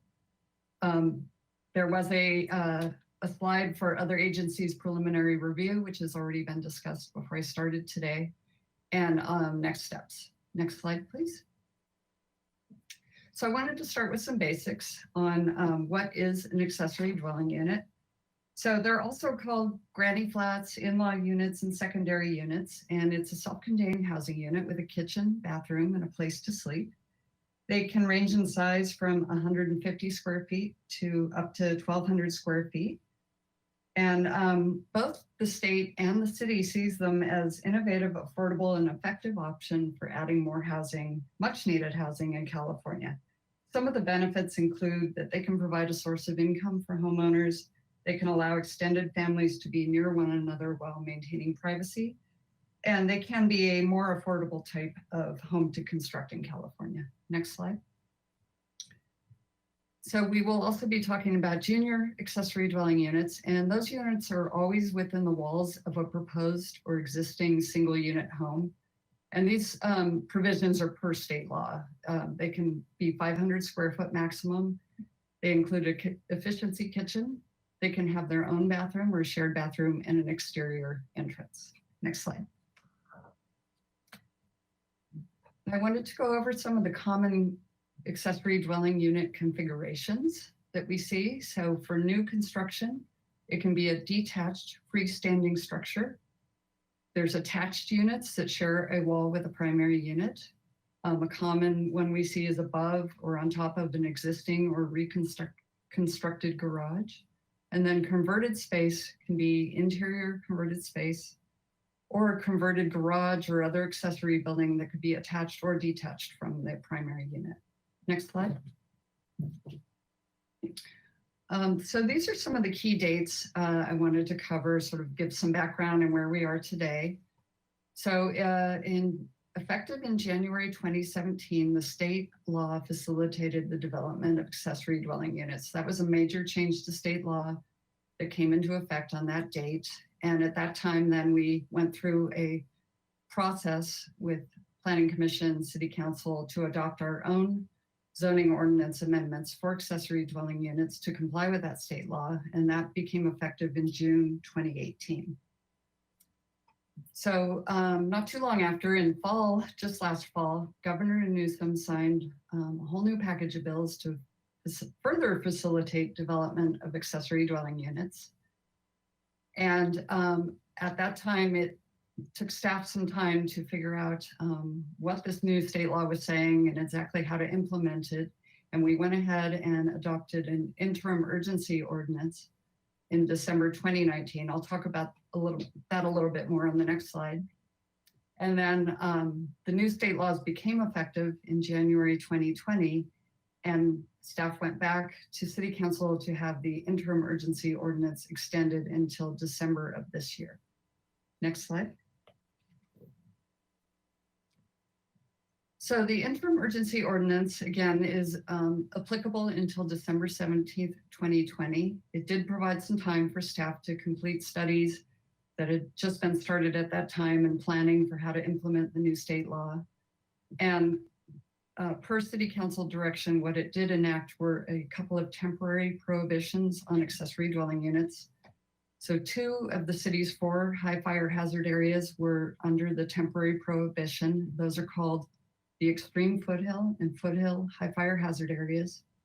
And the other prohibition was on properties containing or immediately adjacent to a historic resource, but the prohibition only applied if it was determined there would be a substantial adverse change to that resource. Next slide, please. And this slide gives a snapshot of where we are with ADU applications since the state law was changed in 2017. And as you can see from the slide, the vast majority of accessory dwelling units are conversion ADUs at 70%, followed by new detached units at 16%, and then additions that are attached to the primary unit at 14%. Next slide. And this slide gives you a picture of where these units are being constructed. The little orange dots are the conversions. The pink dots are attached additions, and the blue dots are new detached units. So they're all over the city, as you can see from this slide. Okay, next slide, please. And you can go to the next slide. So this part of the presentation, we'll talk about the zoning ordinance amendments. And the scope of the zoning ordinance amendments include both inland Title 30 and coastal Title 28 versions.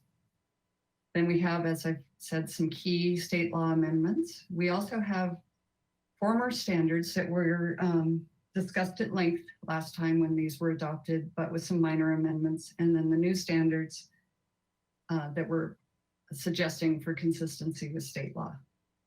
Next slide. And I wanted to spend a little bit of time explaining how Title 28 is different from the inland areas in a couple of ways. First, the ordinance amendments would take longer to be effective. The inland ordinance amendments are effective 30 days after final adoption by City Council, whereas the coastal zoning ordinance amendments do need to go to the Coastal Commission for certification. So should this be adopted, we would anticipate that to occur next year. There's also a different process. It's just a different coastal permit process in the coastal zone. And so projects in the coastal zone require approval of either a coastal exemption, a coastal exclusion, or a coastal development permit along with their building permit. And then we do have some different policies to be consistent with the coastal land use plan. And this summarizes what those are. For example, we need to avoid development in environmentally sensitive hazard and coastal hazard areas. There's some special policies in the coastal land use plan about non-conforming buildings. And the parking policies are a little different in order to avoid parking impacts on public access. I also wanted to mention that we did not do the Title 28 amendments back in 2018 because staff was deep in the process of the coastal land use plan amendments. And it was anticipated at the time that Title 30 would be submitted for certification by the Coastal Commission as what they call our implementation plan. But that submittal has been delayed. And so we did talk to Coastal Commission staff, and they were supportive of a standalone amendment for accessory dwelling units within Title 28. Next slide. So this is a broad overview of some of the key state law amendments that I'll be discussing in further detail on following slides. So the state law has established a new category of what we are calling special ADUs. State law did remove some of the configuration requirements for junior ADUs. I do not have a special slide on this, but what it meant was in the prior version of state law, a junior ADU had to be in an existing bedroom of a single unit house. And now it can be in any room of a single unit house. So that's the major change in that. State law has shortened the permit processing time for a complete application. And state law has required greater maximum allowable sizes of standard detached accessory dwelling units. Next slide. To continue this overview, it also reduced interior setbacks. There's been changes to parking regulations and a temporary prohibition on owner occupancy requirements, except for junior accessory dwelling units. Next slide. So I'm going to spend some time on the differences between a special accessory dwelling unit and a standard ADU. So I'll start with what is a special ADU. These are the units that are mandated by state law. They could be considered pretty much by right. And under this provision, you can have both an accessory dwelling unit and a junior accessory dwelling unit, or more than one accessory dwelling unit per lot. It does limit the configuration. They can only be conversion or detached ADUs. There are some limits in size and height, and these units would be exempt from lot coverage and other similar floor area limitations that are in our zoning ordinance. Next slide. And then a standard ADU is what we would consider what has been permitted under our ordinance all along. So those types of units, it does allow some certain local development standards to apply. This allows one accessory dwelling unit or one junior accessory dwelling unit per lot. It does allow all the different configurations. There's greater size and height flexibility. For example, a unit over a garage, like in the photo to the left. And these are subject to certain lot coverage and similar floor area limitations. Next slide. So I'm going to delve a little bit deeper into this and just show them side by side so you can understand the differences. And essentially the type and size of accessory dwelling unit desired and the number per lot would dictate in most conditions what type of ADU an applicant would apply for. So the standard ADU, the existing or proposed dwelling on the lot needs to be a single unit or a multi-unit. And again, they can have one unit in addition to the primary unit. It allows all the three types of configurations. And we're going to talk more about high fire hazard areas later, but we're proposing they be allowed in all high fire hazard areas except extreme foothill and foothill. The special unit, if there's an existing or proposed single unit, then there's an opportunity to have two, one accessory dwelling unit and one junior accessory dwelling unit. The configurations can be conversion or a detached ADU plus the junior ADU. And we would allow those in high fire hazard areas or everywhere in the city. And the other type of special unit is when there is an existing multi-unit dwelling on a lot. In those cases, you can get two or more units, and there's a couple of options. There's conversion of up to 25% of the existing units can be converted into ADUs, and then two detached ADUs are allowed. And again, they would be allowed everywhere throughout the city. Next slide. Oh, could you, yeah, thank you. And then again, on these standard and special ADUs, there's some differences in size maximum and height. So conversion ADUs, it doesn't really apply because you're converting a structure that's already there. So there's no size or height maximum. For detached ADUs in the standard configuration, they can range from up to 850 square feet and up to 1,200 square feet. Whereas the special ADU is size maximum of 800 square feet for a detached ADU. And this is all in the state law. Attached standard ADUs can be 50% of the existing unit, whereas that configuration is not allowed for special ADUs. And then for height in the standard configuration, it's either the existing unit height or 17 feet, except there is an exemption for above a garage, which can go higher. And that's under sort of a ministerial approval process. If an applicant wants something higher, we do have a provision in the ordinance that allows discretionary review up to 30 feet. Special ADU height is limited to 16 feet per state law. Next slide. So this slide sort of gives a high-level summary of the direction that we went through in the former ordinance and discussed at length. For example, we came up with a sliding scale of detached standard ADUs size to lot size. We allowed some flexibility for the open yard for the primary unit in the dimension and where it could be located. We worked up an architectural review criteria objective checklist. We have protection for historic resources via the architectural historian review of certain units. We allowed some parking reductions and location flexibility, and we had special fire safety standards for units being proposed in fire hazard areas. Next slide. So some of the things I'm going to talk about in a little more depth after that summary is how we are being consistent with state law. So again, there was a permit processing time amendment. It reduced the permit approval time to 60 days from receipt of a complete application. It used to be 120 days. In order to meet the 60 days, a couple of things to note is that accessory dwelling units receive priority review and are assigned to one zoning plan checker. And once we have all the materials to make up a complete application, we are able to process those applications within the state timeframes.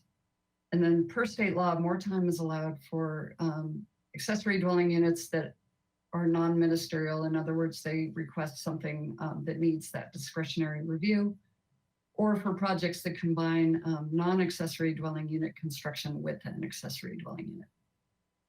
Next slide. So some of the size amendments that we made in order to be consistent with state law is reflected for standard accessory dwelling units.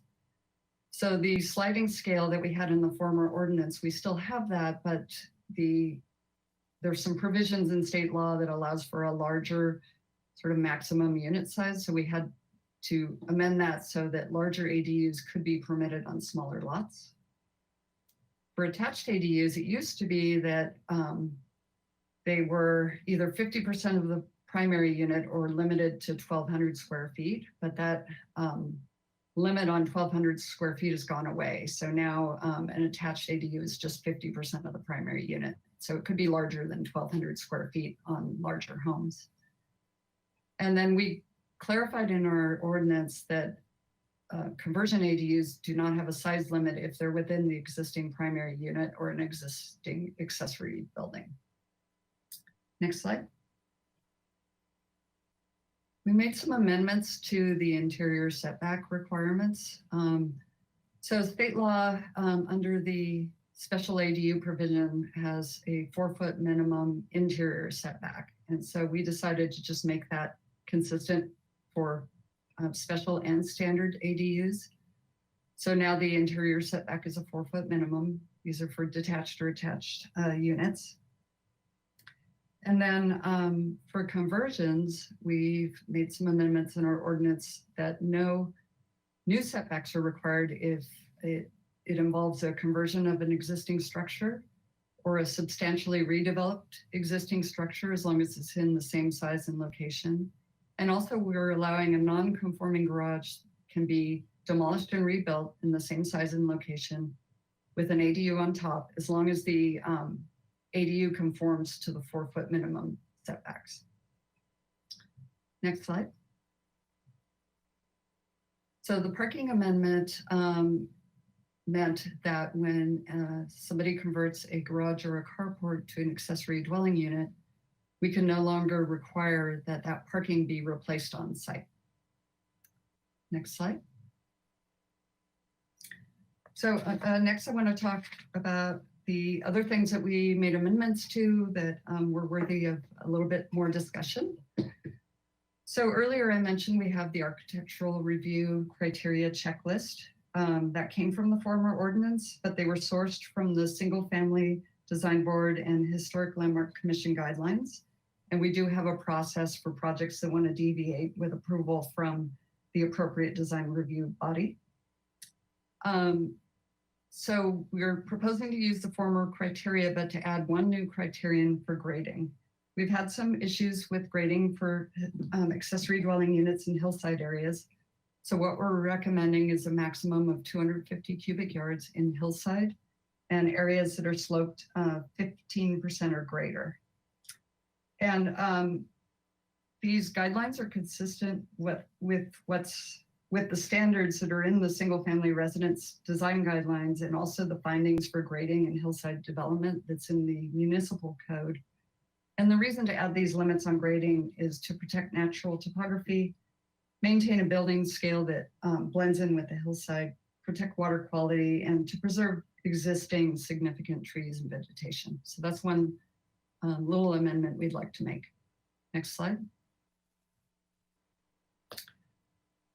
So we need to, ADUs in high fire hazard areas was a much discussed topic in 2018. And we thought a lot about this, and based on the interpretation of state law, what we are recommending now is a little different from what we had prior.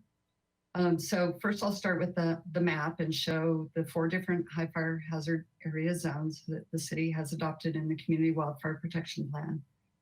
And what we're proposing is that special ADUs basically be allowed everywhere in the city, including all those 4 zones and junior accessory dwelling units. And then for the coastal and coastal interior zones, we're proposing to allow the same as the other ones plus the standard ADUs. Next slide. And then the fire safety standards I mentioned, we are proposing to apply those to all the fire hazard areas. So any ADU proposed in any of those 4 fire hazard areas would comply with these standards. And what they are fairly simple, but it would require the ADU to be constructed to the fire code standards that apply in high fire hazard areas and would allow no variance or modification to those fire code standards. It would require that the unit maintain defensible space. And just to point out, this would be required anyway because they're in the high fire hazard zones that are already adopted by the city. Verosco would require no tandem parking and 1 parking space per accessory dwelling unit. But there are exceptions that are codified in state law, one of which means if you're within a half mile of a public transit stop, you would not have to provide that parking space. That does cover a lot of our city, but not everywhere. So those are what we're proposing for the high fire hazard areas. Next slide. For historic resources, we'd like to continue the architectural historian review and design recommendations for accessory dwelling units on properties with historic resources. These would be city landmarks, structures of merit, those sorts of things.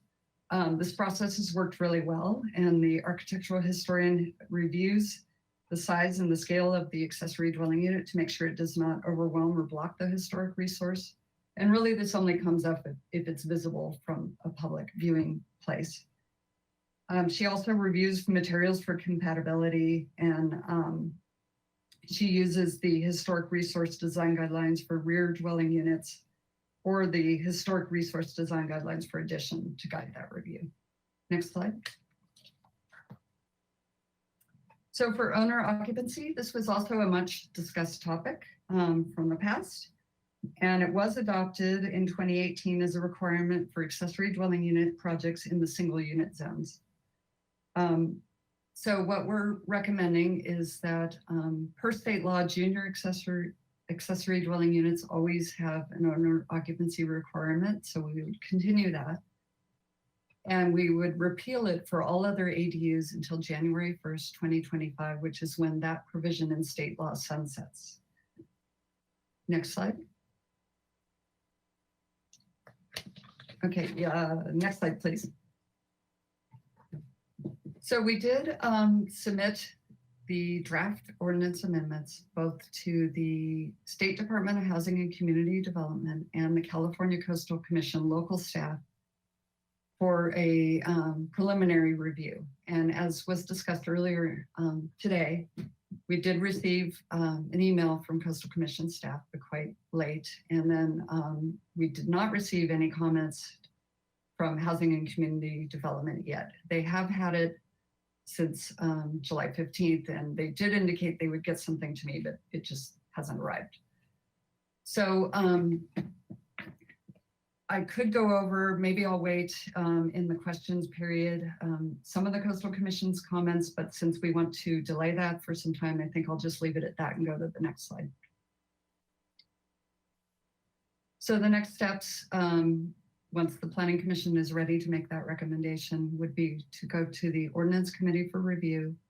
There's 2 hearings at City Council, the first reading and the second reading. There's another formal process for the State Housing and Community Development Department to review the adopted ordinance. And there's even a process for if there's something in our ordinance they don't agree with, there's a process for going back and forth and getting to an agreement on that. So we'll cross that bridge if we need to when we come to it. And then the Title 28 zoning ordinance amendments would be processed as a coastal land use plan amendment as a follow-on item with the Coastal Commission.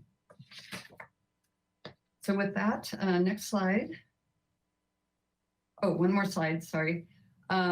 Just wanted to touch on the California Environmental Quality Act and note that it does not apply to adoption of ordinance that is implementing the state accessory dwelling unit law. Next slide. So I will leave the recommendation up and I'm open for questions. Thank you so much, Ms. Dicey. I would now like to ask Ms. Kokinda to come back. I'm going to open up public comment on this item. Thank you, Chair Schwartz.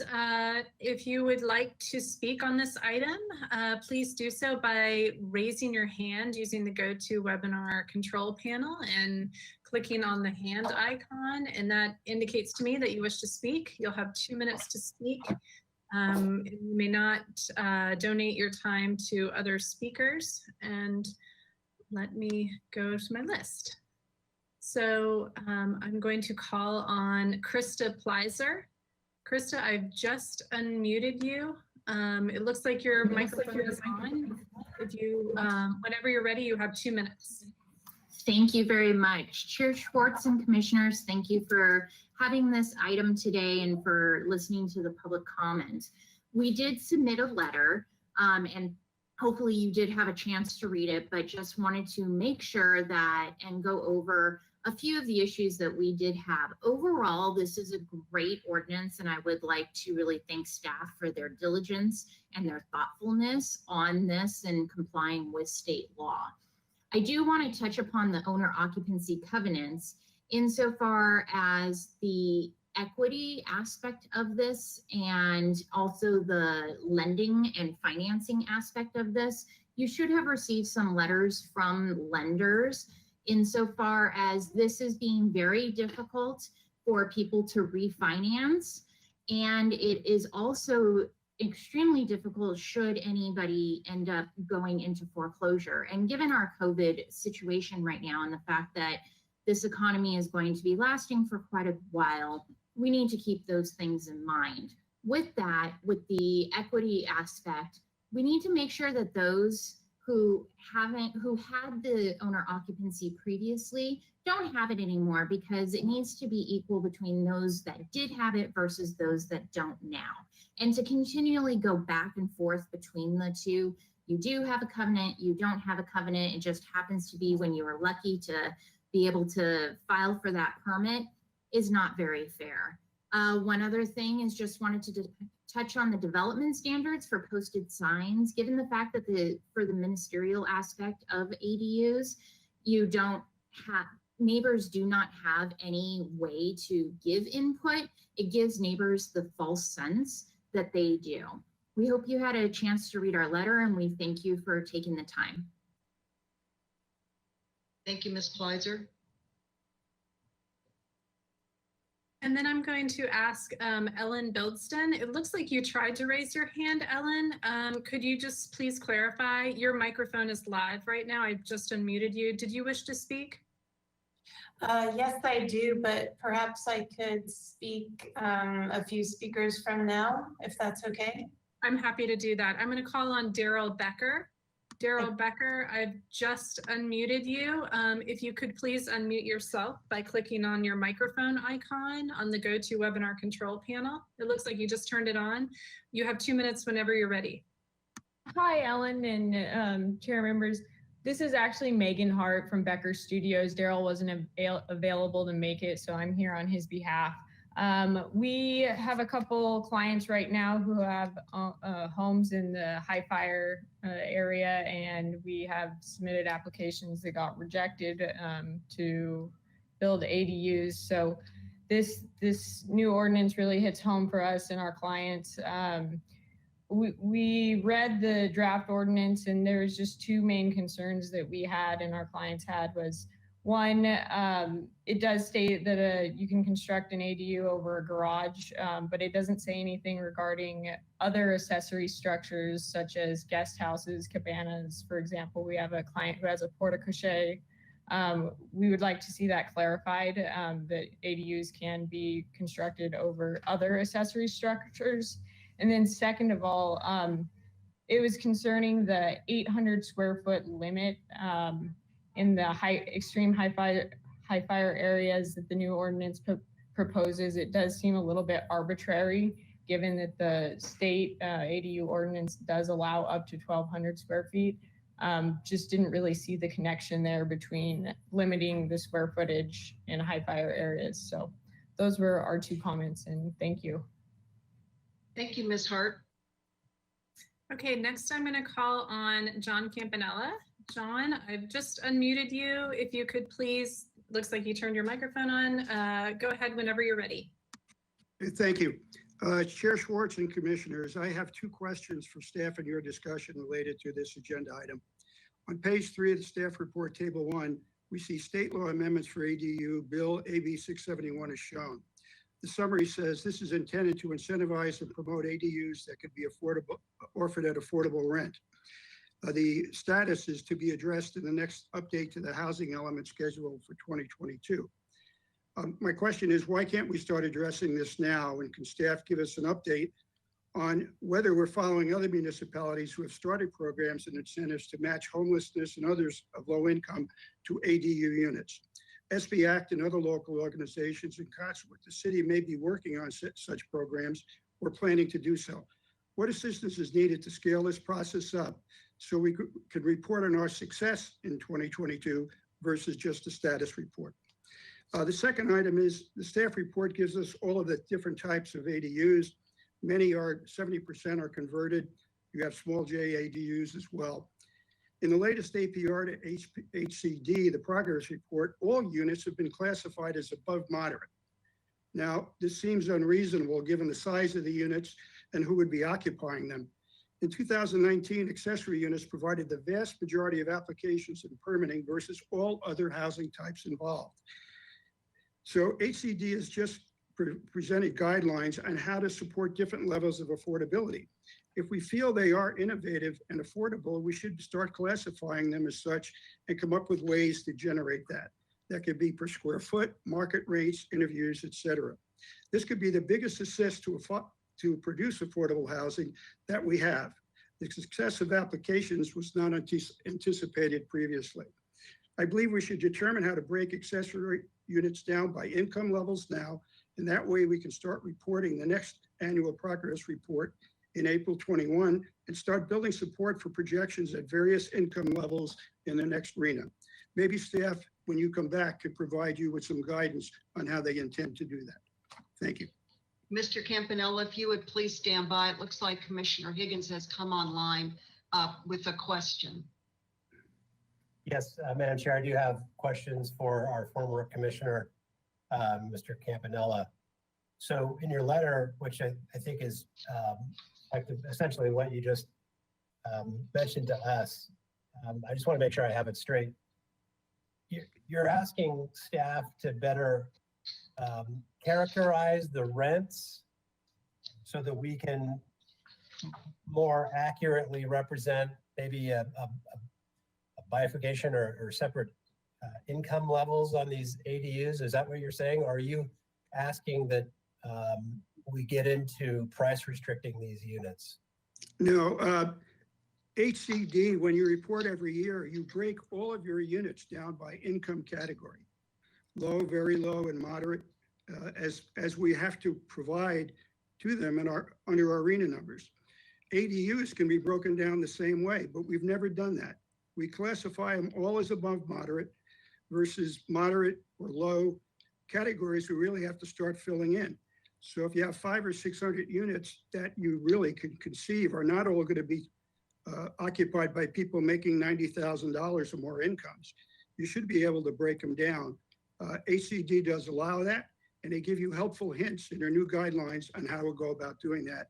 I think we should ask staff to go forward, make those determinations, and come back and let us know how many of these units can go into other categories other than above moderate. Thank you. Okay, fair enough. And then your first point was, can you give me an example of what you're looking for in terms of maybe what other cities are doing? Yes, I attached the legislative analysis to my email, which shows some cities are actually proactively getting homeless into units. They're trying to match special needs people, below income people into ADUs. They're giving incentives on processing or some type of subsidy, Section 8 financing, et cetera. And I think it's a big, there are those in our community that want to accomplish that as well. I think we need a program and a marshaling of resources led by our city housing authority and city housing group to see how we can get these people into units and give incentivize ADU owners to get special needs people into units and off the street. Okay, so one more question for you. Do you see so if we, maybe burden isn't the right word, but if we add parameters or requirements to ADUs in that way, you see that those parameters or burdens coming off maybe our AUD program? Let's say I'm not saying require. I'm saying actually get programs that give incentives for owners of ADU or junior ADUs to help support people who really need housing. Right now, we have 4 moderate units that we report to the state. I think originally when we did our, other commissioners will remember, when we did our housing element update, we had objective standards that said maybe we could only do 13 for the whole 8-year period. So here's a chance to provide moderate. There's 800 units that are required, and that's going to double most likely for the next go round. So I think we have to start utilizing this resource. Got it. Thank you. I appreciate the clarification. I'll just save my question. Well, I'll be asking staff later, what would be involved in those representations to HCD about income level. And it sounds like we'd have to find out what rents are going to be charged, and staff would have to chase that. Maybe that's not a big burden, but I am interested in that. So thank you for bringing that up. Thank you for asking. Thank you, Commissioner Higgins. Thank you, Mr. Campanella. Ms. Kokinda, additional public speakers? Yes, I'm going to call on Peter Trent. Peter Trent, it looks like your microphone's live. You have 2 minutes whenever you're ready.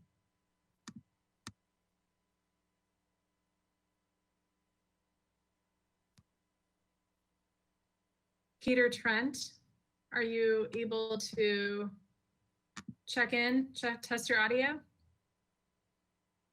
Okay, I'm going to come back to Peter Trent. I'm going to call on Sally Picciuto. Sally, forgive me if I've butchered your name. Your microphone is live. You have 2 minutes whenever you're ready. Great, thank you very much. You did a great job on my name too.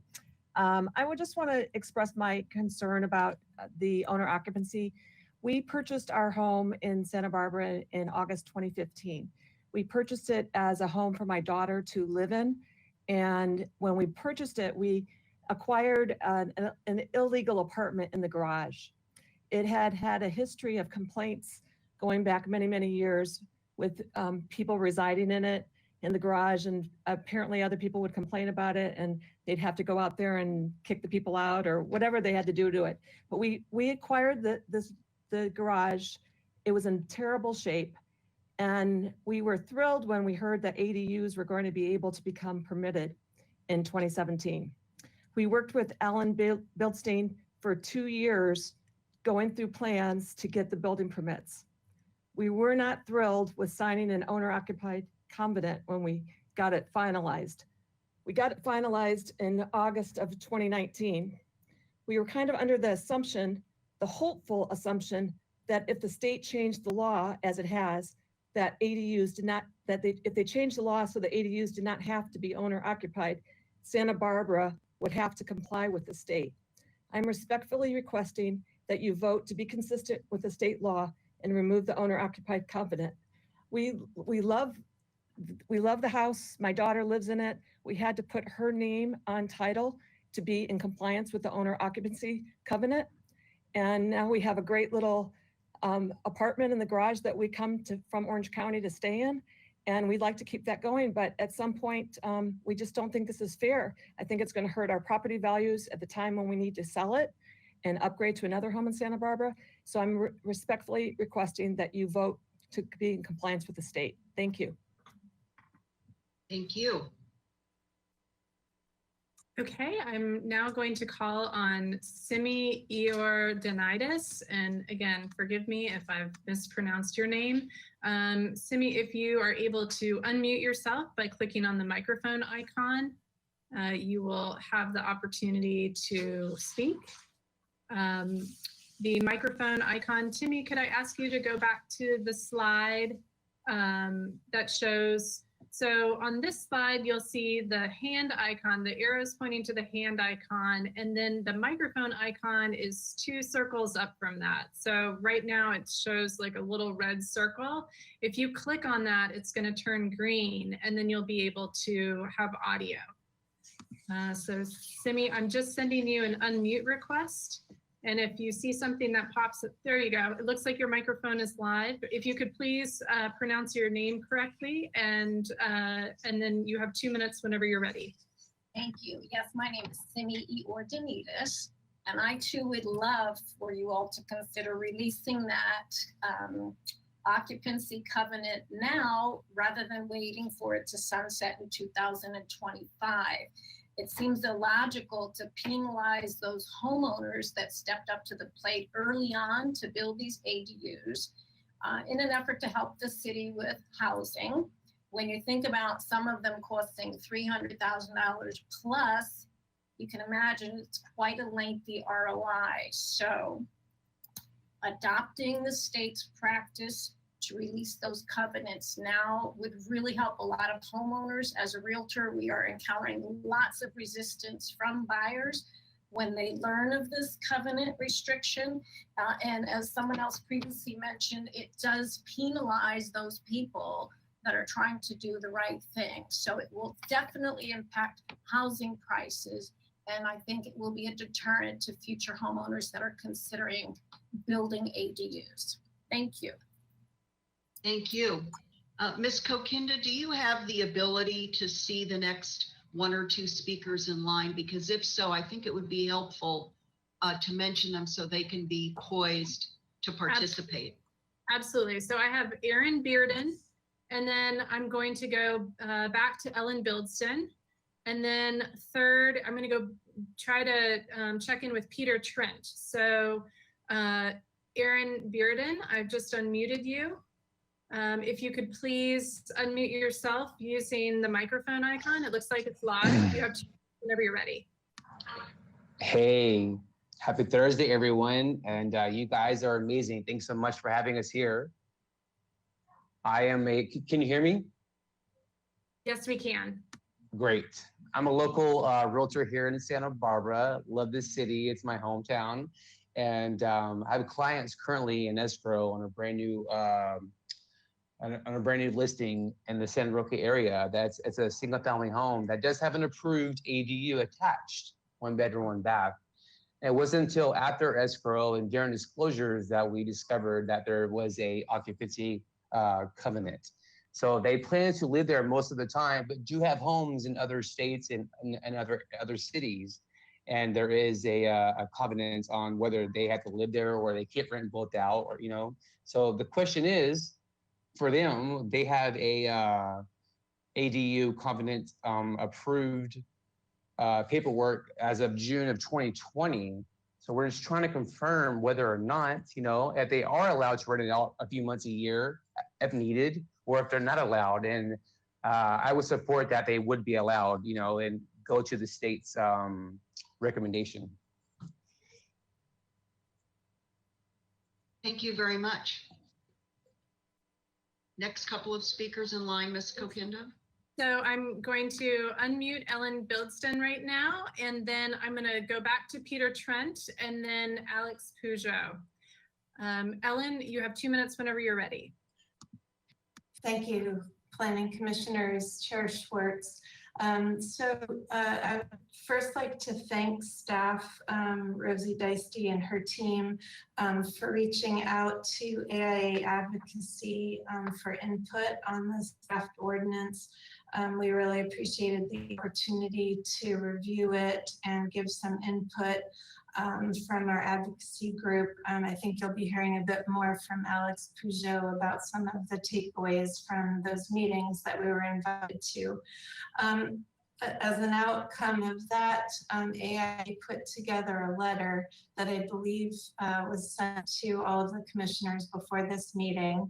It has a couple of points that I would just like to highlight quickly.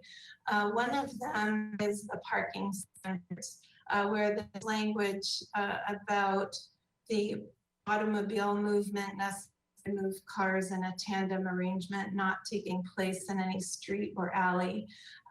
We as a group think that this is a very difficult standard to achieve and would suggest that that language be removed from the ordinance. The other really big one is, as a few other speakers, including Sally Picciuto, who our firm worked with to get her ADU approved, is this owner occupancy provision. We really recommend strongly that we remove or otherwise void owner occupied provisions that were required and signed prior to January of this year, so as to meet the intent of California law since then, so that there's fair and equal treatment to all. It seems very out of character to have those who quickly adopt a policy within the city to have different laws that they need to comply with than those who come to this process later in the game. So thank you, and we look forward to seeing how this ordinance takes shape. Thank you. Okay, I'm going to go back to Peter Trent again. Peter, I've just unmuted you. It looks like your microphone is live. Can you please test your audio? Let's see if that works now. Can you hear me? Yeah, it works. Now we can hear you. You have 2 minutes whenever you're ready, and then I have Alex Peugeot next. Thank you. Thank you, Chair Schwartz and commissioners, for allowing me to speak today. My name is Peter Trent. I did send you a letter last evening that I hope you got a chance to review. I'm with Paragon Mortgage Group, and we've run into an issue of financing people who have this restrictive covenant for the units that were approved prior to 2000 that say they have to be owner occupied. There's really 2 issues with that covenant. The first one is that basically the covenant says that if you do not occupy one of the units, one of the remedies that the city has is to require you to demolish the unit. So that's a pretty extreme measure. And so if a lender forecloses on a property, at the moment they foreclose, it becomes non-owner occupied because banks don't move into a property they foreclose upon. And so at that point, the unit becomes illegal. And so that's a lending problem. The second possibility is even if the city removed that and said that lenders foreclosing is not non-owner occupied, the concern that lenders have if they lend on a property is they don't control the actions of the owner. And so if the owner moves out, either for, they want to rent out the property, or maybe they go to a convalescent hospital or who knows what, suddenly the unit becomes illegal and potentially would have to be torn down. So the lender loses their security interest in the property. So from a really basic lending standpoint, it doesn't work. Fannie Mae and Freddie Mac do allow some kinds of deed restrictions, but not something like this, where a portion of the property becomes illegal. That's a really extreme measure. And I agree with the others who've spoken here today that say it's unfair to require people who did units a year or two ago to have a different standard than the ones who are doing it now. I'm asking that you do remove that owner occupancy restriction on units that were previously built. I specifically have a client that I did work with the city attorney to try to resolve this issue. And it can't be resolved without you guys taking action to remove this particular restriction. Thank you again. I appreciate your time. Mr. Trent, I have a question for you. This is Chair Schwartz. Are you still there? Yes, I'm still here. From your lending expertise perspective, do you have any recommendations for the commission if we consider this as to whether the process for removal, whether it's rescinding, nullifying, what kind of process from your expertise would be most advantageous to property owners in a lending environment? The most advantageous was that it would just be completely nullified and removed. So you'd have to record something to the title to remove it. The more simple way to maybe handle it from a staff standpoint would be to come up with a form that a property owner could request it at the time they're getting a loan or selling the property or whatever. They could easily be filled out by title to be removed and then presented to the city for signature. I know the city doesn't really want to go through probably and deal with 300 or 400 properties to record these things. And so you could make it on an as needed basis. That might be the simplest way and avoid unnecessary staff time for people who don't even want to request it. Thank you very much. Thank you. Next couple of speakers, Ms. Kokenda. Yes, I'm going to call on Alex Peugeot, and then I saw Carl Cross raise his hand. It went back down, but I'm just going to check in with him second. And then that's the last person. So I would ask anyone else who wishes to speak to please raise your hand at this time. We can put the slide back up there to show you. It looks, and then after Carl, so Alex Peugeot, Carl Cross, and then Cassandra Ensberg, I just saw your hand go up. So Alex, you have 2 minutes whenever you're ready. Thank you, Chair Schwartz, for allowing me to speak. I support the recommendations of the AIA Advocacy Group. I'm going to mention a couple of them. It's item number 3 in our letter. We talked about the conversion of existing non-livable space in multi-family residential lots. This is extended also for mixed use lots. I believe that the state allows that, but as you know, the state regulations are a floor and not a ceiling. The language in the ordinance refers to existing legally permitted fully enclosed floor area of a residential structure that is not used as livable space, including but not limited to storage rooms, boiler rooms, passageways, attic basements, or garages.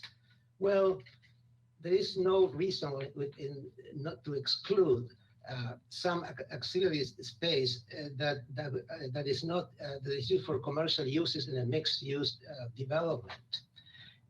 That would help tremendously for repurposing of buildings, specifically in downtown, but any place else. Second item I would like to point out is the item number 7 in the letter. The privacy issues refer to upper story and decks located closer than 15 feet from the property line, and the intent is to protect the neighbors from overlooking. But if those decks or windows are below the level, the topography of the neighbors, that should be exempted immediately, automatically, and not without further request. Thank you so much. Thank you. So now I'm going to call on Carl Cross. Carl, I've just unmuted you. If you could please unmute yourself. It looks like your microphone is live. You have 2 minutes. And then after you is Cassandra Ensberg. Thank you. Thank you, Ellen, and thank you, Chair Schwartz and the other commissioners. I would just like some clarification on the special ADUs that are allowed on multi-unit residential lots. During the presentation, it showed that the ADUs are allowed in existing multi-unit developments in either one, a conversion of existing space, or two, as a separate detached unit. And in one of the handouts that I got from the city, basically it's the ADU submittal requirements. There's a line in there under multi-unit residential that lots can be developed with one new construction attached ADU. And so I would like clarification on that, and I would recommend that you include the option to attach ADUs onto existing multi-unit developments. Thank you very much. Thank you. And then Cassandra Ensberg, I've just unmuted you. And if you could please unmute yourself by clicking on the microphone icon. And it looks like you did. You have 2 minutes whenever you're ready. Thank you. Thank you very much. Good afternoon, Chair Schwartz and commissioners. Thank you for your work on these important planning issues for housing and ADUs. They're so important. I think they're one of the ways that we are able to get more affordable housing, which we so desperately need in the affordability category, distributed evenly throughout the city, as we saw in the maps that Ms. Deisty showed us. I want to also recognize and thank the staff for their work. These are very complex and difficult to bring all this stuff together. So I really appreciate their work and the work with the AIA. I just wanted, I support everything I think is said very well in the AIA letter, and I'm so happy to hear from all the people who spoke so eloquently today about their various experiences. I just wanted to just sort of underscore about the high fire area, and to say that while I think that many of those areas up there are not appropriate because of the safety issue, I would like to not put a blanket over the whole area, because there are many areas there that are appropriate, that are large enough and that have topography that isn't challenging and that have good exit routes out of there for safety. So I would urge you to consider, allowing them in certain areas. And I guess that's all that I wanted to say. Thank you very much, and I look forward to hearing what you all have come up with. Thank you. Ms. Ensberg, I have a question for you about this item in the AIA letter. I think it's item number 2, if this is what you're referring to. Right.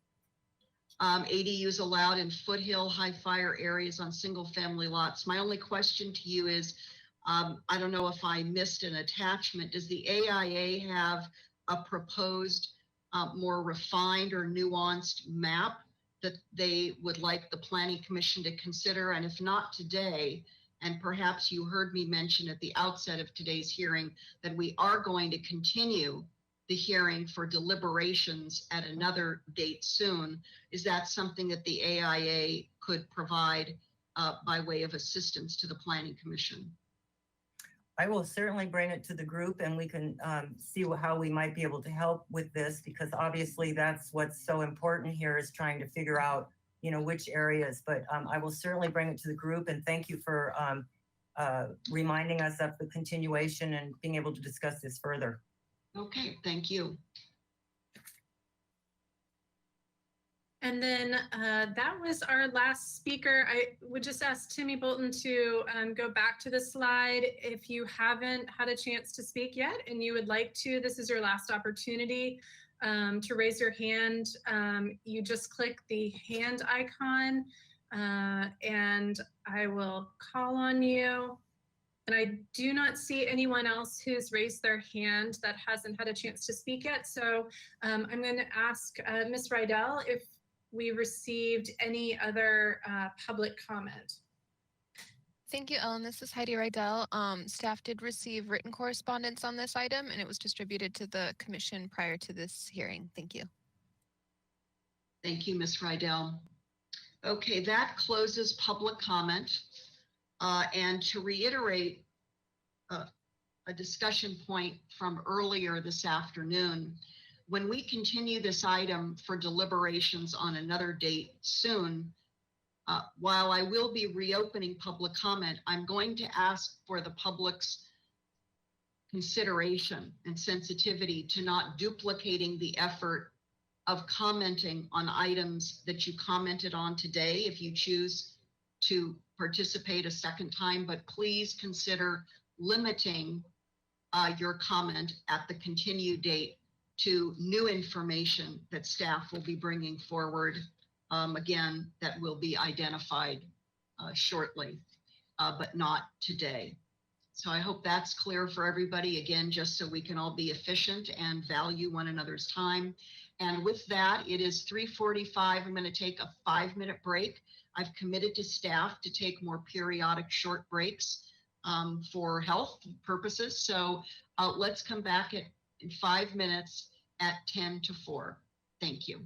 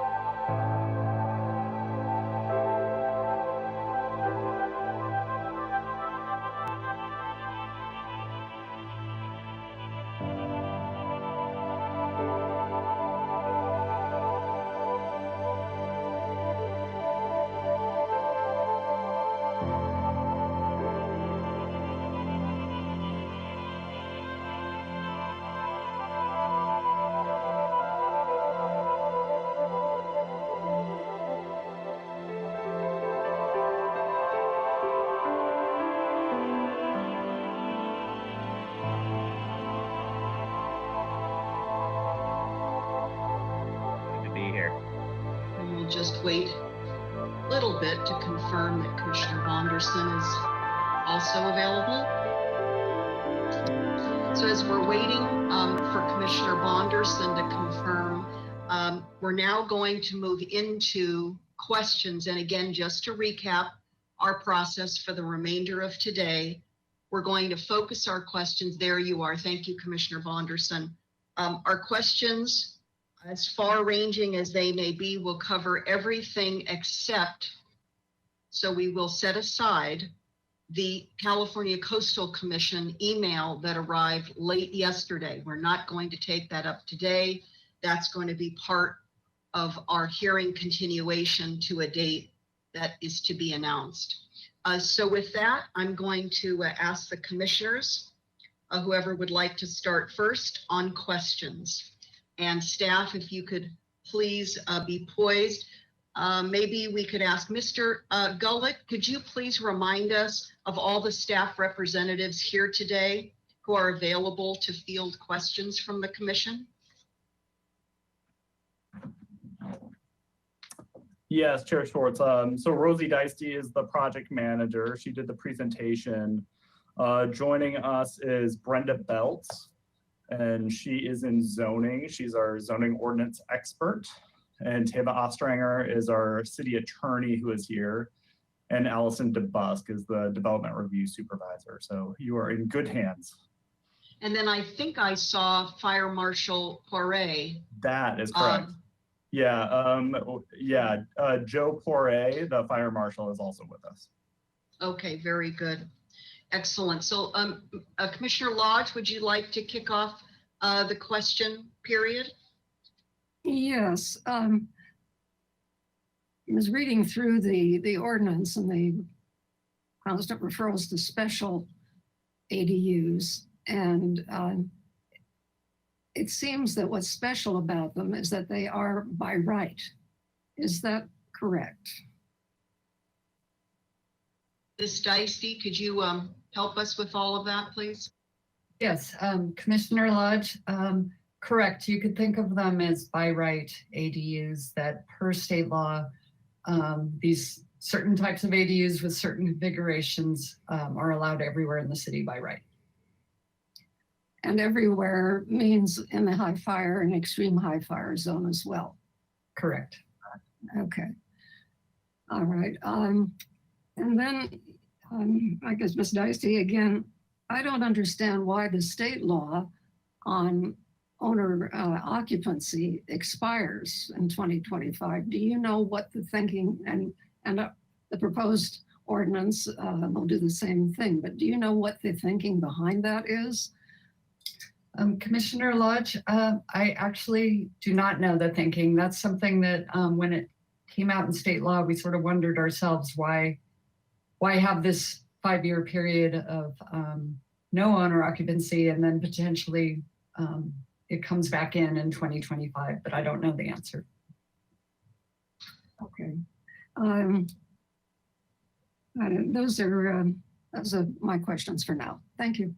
Commissioner Lodge, if I could pick up from Ms. Deisty's comment, it's my understanding from my investigation that the time constraint, the time horizon constraint, was a compromise among legislators in order to get this through to the governor. So as you know, there's a lot of back and forth and negotiating and compromise, and this time horizon was one of them.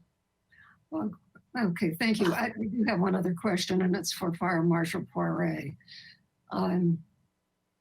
Originally, the fire department didn't seem to have much concern about the potential for many ADUs in the high fire zones. And more recently, my understanding is that there was determined the potential for how many there could be, that there was considerable concern. Could you comment on this and what this requirement of the state law, what impact it would have? Fire Marshal Poirier, are you still with us today? Let's just wait a moment and allow him, I don't know if he needs to reconnect. I know that he did the technical testing earlier this afternoon. I saw him Pardon earlier. my interruption. It does look, I have sent him a webcam request, so maybe he had to step away for something. It looks like he's still online though. So maybe we can come back to that question. Maybe come back. We'll check in. I'll send him an email. We'll circle back around, Commissioner Lodge, to make sure your question is addressed. Thank you. Thank you. Commissioner, was that it, Commissioner Lodge? Yes, okay. I didn't want to cut you off there. Commissioner Wiscombe, please. Thank you, Madam Chair. I think I'll start with the elephant in the room, which is the owner occupancy covenant. And so this would be for Ms. Ostranger. Is there a way to remove this from those that have previously developed their ADUs and have obviously had their deeds recorded with this covenant? So retroactively. Chair Schwartz and Vice Chair Wiscombe, I don't believe there's a way by ordinance to blanket the covenant removal. Because they're recorded against title, we would have to record a separate a removal of covenant to take that off. So I think one of the public speakers mentioned something, as the public came in to request it, we would do it upon request would probably be the easiest way. With regards to if that's the policy direction that Planning Commission and Council give us, I imagine we could do it by a resolution that we would remove those upon request. I'm not sure it would have to be actually embedded within the ordinance. Okay, thank you for that. And I see Fire Marshal Poirier here, so perhaps Commissioner Lodge wants to come back and ask her question before I have a few more questions, but. Great, thank you for being so gracious, Commissioner Wiscombe. Oh, there you are, Commissioner Lodge, welcome back. Thank you, and thank you, Vice Chair Wiscombe. Fire Marshal Poirier, I don't know if you heard my question, but it is that the special ADUs are by right, and they can be anywhere and everywhere in the high fire and extreme high fire zones, as I understand the law. And I know the fire department wasn't terribly concerned originally about them until you saw how many there could be and the increased hazard in times of wildfires. And now there've been many times in the city of Santa Barbara where people have had to evacuate.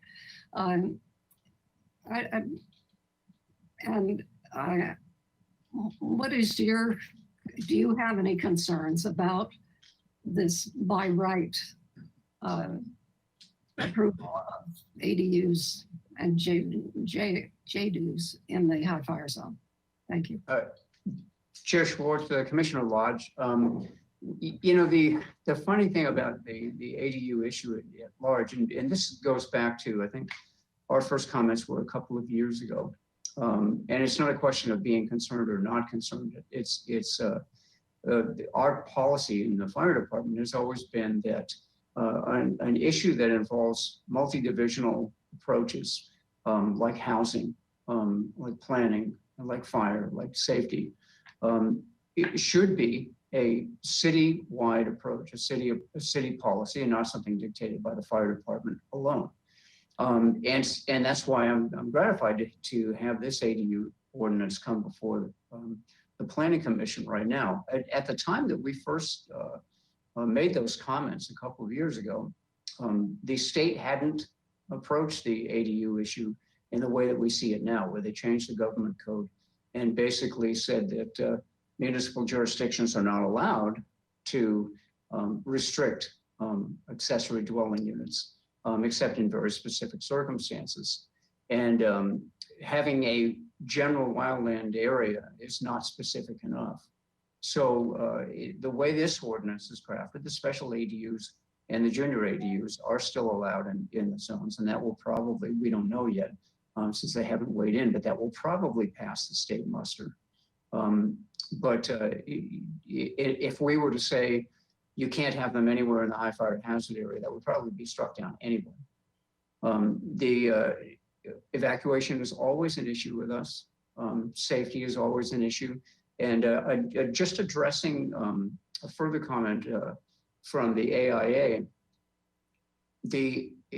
and this is a great concept if, you know, when you think about it, if you were to take very specific areas in the high fire hazard area and say, well, we're going to eliminate this part of the foothill zone because of geographical or access constraints, sort of that kind of thing, or we're going to eliminate this part of the extreme foothill, we would have to have data that would drive that decision-making process.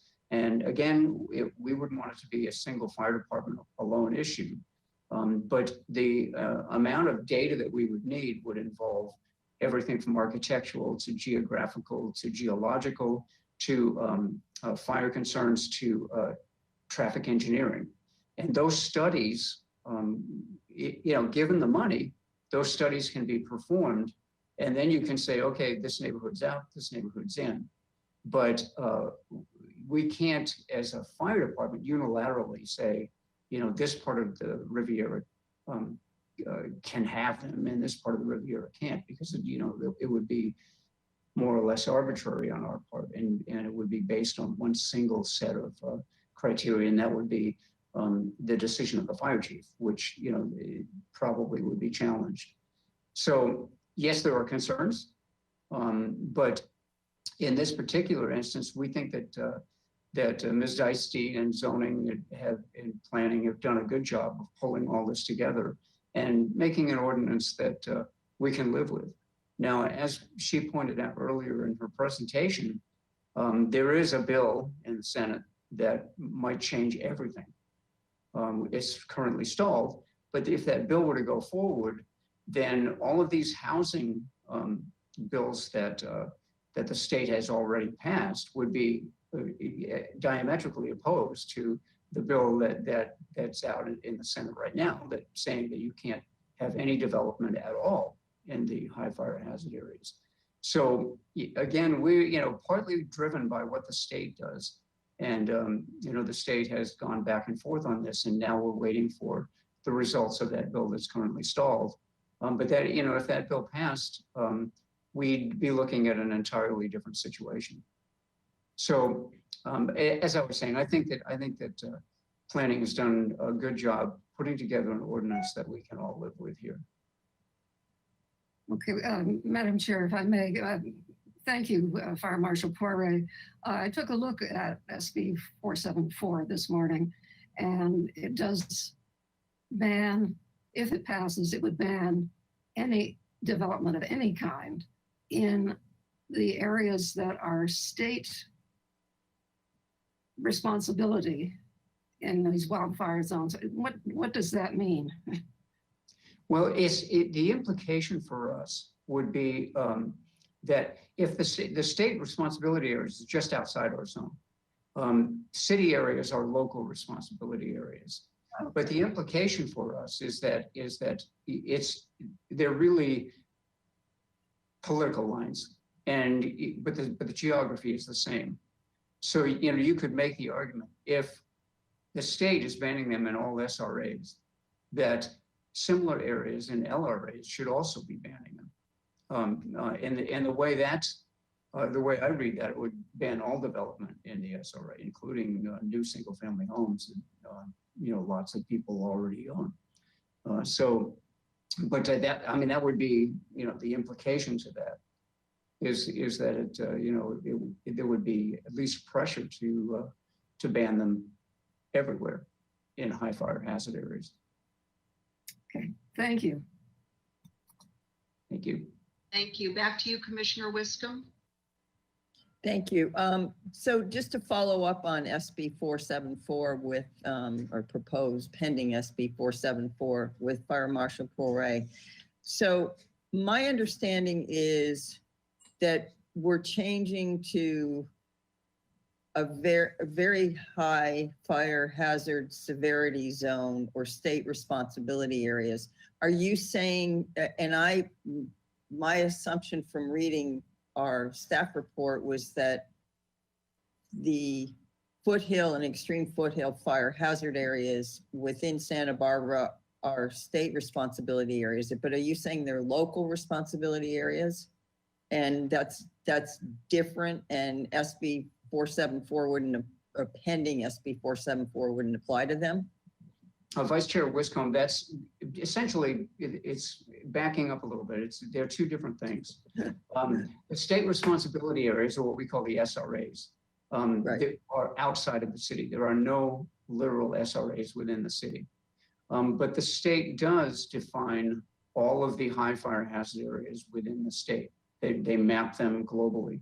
So we have a nomenclature conflict with the state at this point. We call them extreme and foothill, and in fact, the state calls them very high fire severity zones. So what we're doing, and this is where the CWPP comes in and confuses things a little bit, is we're just changing our nomenclature so that we match what the state already calls them, just so that we don't have all these different names floating around out there. Okay. Thank you very much for that. I appreciate it. Thank you. And I'm just wondering, Madam Chair, does anyone, maybe someone else has questions for Fire Marshal Poirier before I go on with my questions? So Thank you. That's very thoughtful. Let's do that. Any other questions for Fire Marshal Poirier? Now would be a good time, and then we can excuse him. I'm sure he has plenty to do for the rest of the afternoon. Commissioner Higgins? Thank you, Madam Chair.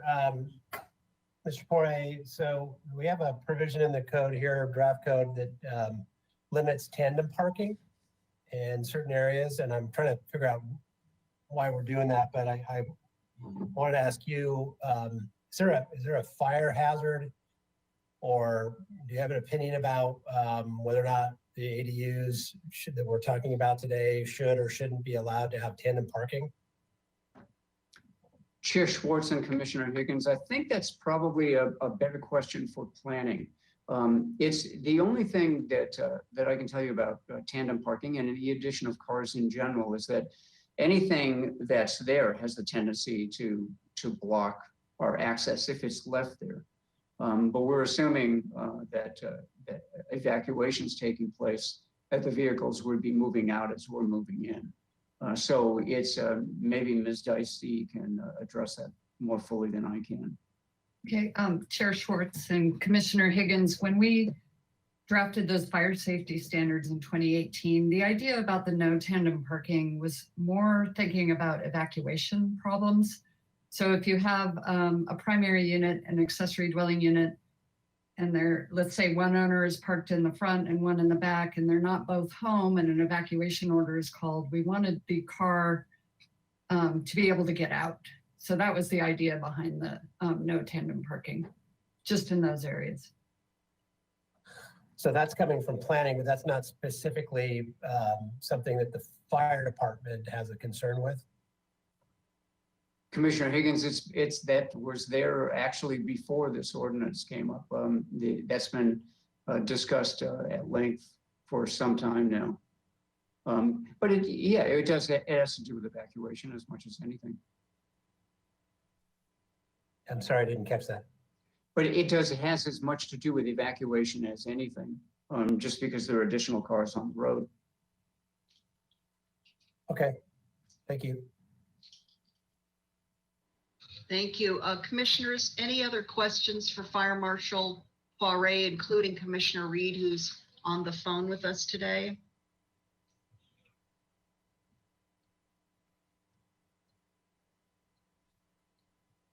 Okay, I don't see any. Thank you.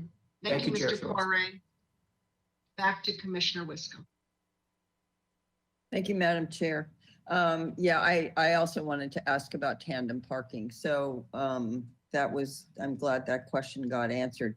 So going to my other questions, I don't have a lot at this point, but I'm going to just on page 26 of 96 in our packet, which is Title 30, and 46 of 96, which is Title 28, no more than one story and less than 17 feet in height. That's a departure? This question's for Ms. Deisty. That's a departure from the 16 feet that's in the state law. Is that correct, Ms. Deisty? And if so, what's the reasoning for the extra foot? So, And I'm not Mr. object- Bolton, can you enlarge this page by any chance? It would help for legibility, Okay. whatever the maximum is that you can do. Thank you. Vice Chair Wiscombe, Chair Schwartz. So the 17 feet in height, which was what we worked out in the prior ordinance, and that's basically where the standard ADU gets a little more height than the special ADU. The 16 feet in height that the special ADU is limited to comes straight out of state law. So we felt that there was no need to really amend what we had already approved in the past, the 17 feet. It gives people more Okay. flexibility if they want something a little higher. okay. So what you're saying is that the 16 feet applies to special ADUs and 17 feet applies to regular ADUs. Is that Correct. correct? Okay. It's just between Title 28 and Title 30 and 16 feet and 17 feet, I get special ADUs and ADUs. Okay, great. And these questions would be for you, Ms. Deisty. And by the way, great job on what you've done. I mean, it's phenomenal with the laws just coming your way one after another.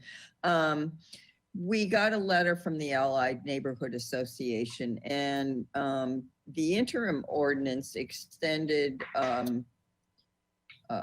protection by prohibiting on property containing or immediately adjacent to a historic resource.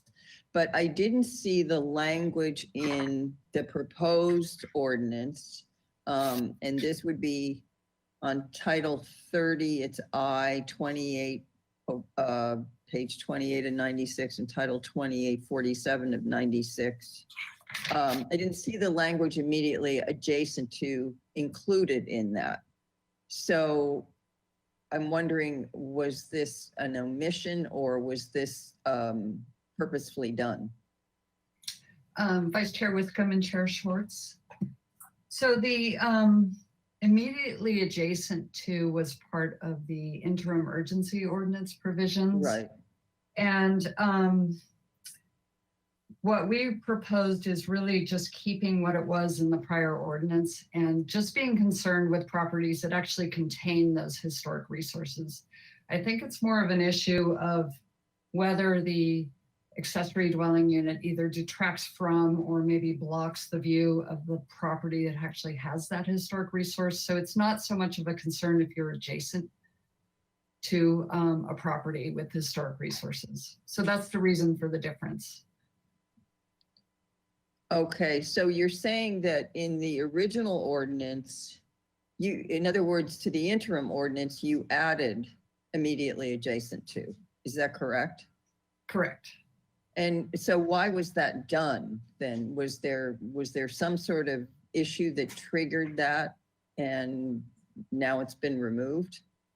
I would actually like Ms. Ostranger to come on for that question because I was less involved with the drafting of the interim urgency ordinance, and she may be able to enlighten that. Chair Schwartz, Vice Chair Wiscombe. When we were drafting the interim ordinance, we felt like we had a lot more ability to be liberal because it was an interim ordinance and not get in trouble with the state.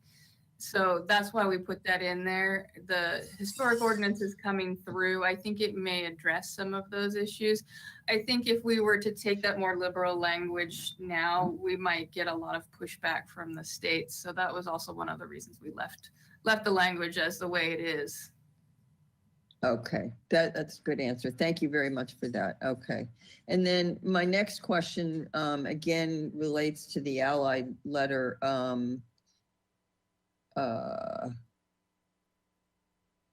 they wanted to add potential historic districts.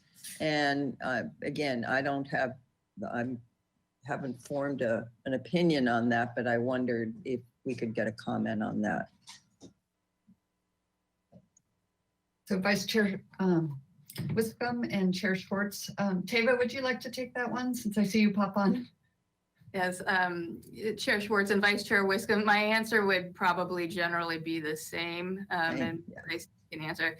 I think the state would take an issue with that. Okay. Okay, that's great. And I think that's it. Ms. Deisty, would you like to comment any further on the tandem parking? I vaguely remember a discussion about safety in the high fire hazard areas regarding tandem parking, but you know, I see Mr. Gullett, we've gotten letters from design professionals that say this isn't going to work. So I'd just like you to follow up on that a little bit more. Perhaps Mr. Gullett wants to follow up since he's on there. Hello, Mr. Gullett. Hello. Yes, I did check in with Rob Dayton, the transportation planning and parking manager, on the origin of that prohibition on tandem parking backing to the street. And there's really two issues. One is I mean, they're related. So one is traffic flow and the other is safety. So we have narrow roads where so this is just normal operation. This isn't an evacuation situation. So we have like Foothill Road and other roads in these high fire hazard areas where you're moving one car out to get another car out. So you're blocking traffic. And then in an instance where there is an evacuation, you have that situation where maybe the owner of one of the cars is gone and another car is blocked in, but it is like an additional car to back into the right of way. So it is some friction on the flow of traffic on these streets. Okay. Thank you, Mr. Gullett. That really clarifies that issue for me on a much broader perspective. And Madam Chair, that's all the questions I have at this time. Thank you so much. Okay, thank you. Commissioner Bonderson, questions? Hello, thank you so much, Chair Schwartz, and hi, Rosie. So nice to see you. I should call you Ms. Deist. First and foremost, I want to just say that this staff report was so thorough. I honestly don't have as many questions as I expected to have, so that's wonderful. But the questions I do have are more, let's call it, for lack of a better word, I just want to make sure I didn't miss something kind of questions. So the questions I'm going to approach you with are really to make sure that these concerns that I have aren't in here somewhere and I just didn't see it or I didn't understand it. I want to make sure. My first question is with regard to parking. So obviously local jurisdictions can't deny the introduction of a new ADU unit for reasons of parking. Obviously, there's exceptions to that. I wanted to ask you, with regard to those exceptions that we see in the staff report, can you please just speak to us really quickly about the exceptions that are there? I want to particularly clarify that the issue of the traffic congestion and on-street parking demand that was highlighted in the interim urgency ordinance, that has that followed us into this more finalized ordinance? And if yes, how does that fit in? Okay, Chair Schwartz and Commissioner Bonderson. So I believe the parking exceptions you were referring to would be page 29 of 96. That's in Title 30. So the state law has 5 exceptions. Actually, that's not it. It's page 29 of 96. That's where I'm at. Oh, okay. Got it. Sorry. So the state law has, it's on the next page. I'm sorry, it's page 30. Okay, now we're there. State law has these exceptions embedded into it. So the biggest one that probably applies in most areas of the city is the 1.5 mile walking distance from a public transit stop. And then all the other exceptions, 2 to 5, also come straight from state law. So basically, if the ADU is located within an architecturally and historically significant district, and we named which ones those are for purposes of our own city. If it's entirely within a permitted floor area of an existing unit or building, then there's no parking needed. If on-street parking permits are required but not offered to the occupant of the unit, or if there's a car share vehicle within 500 feet. So basically, we because it's part of state law, we have to offer all those exceptions to requiring a parking space for the accessory dwelling unit. The other thing I want to mention is, just to be clear, in our prior ordinance, we decided to not require any parking just for the accessory dwelling unit. We looked at the map of where the walking distance to a public transit stop, how many areas of the city that covered, and it was such a large area of the city, we decided just not to require the parking space. There's standards that cover when people want to put a parking space in, or replace a parking space that's lost because they converted their garage, but those are optional. I really appreciate that last sentence you just added, because that was going to be my next question, is if we have any data or like a mapping system that shows us how many areas of Santa Barbara City are not within that walking distance. And you basically just identified that this really doesn't apply to a lot of our city. So I just wanted to make sure for those areas that that this doesn't apply to, that we have some flexibility. My second question that relates to this, it's kind of a vague question because I'm not exactly sure how to ask it. But I was curious to know how much staff works internally to match up amendments and ordinances that are in the pipeline that are moving forward, perhaps with a different planner, and how those may apply to this project, for example.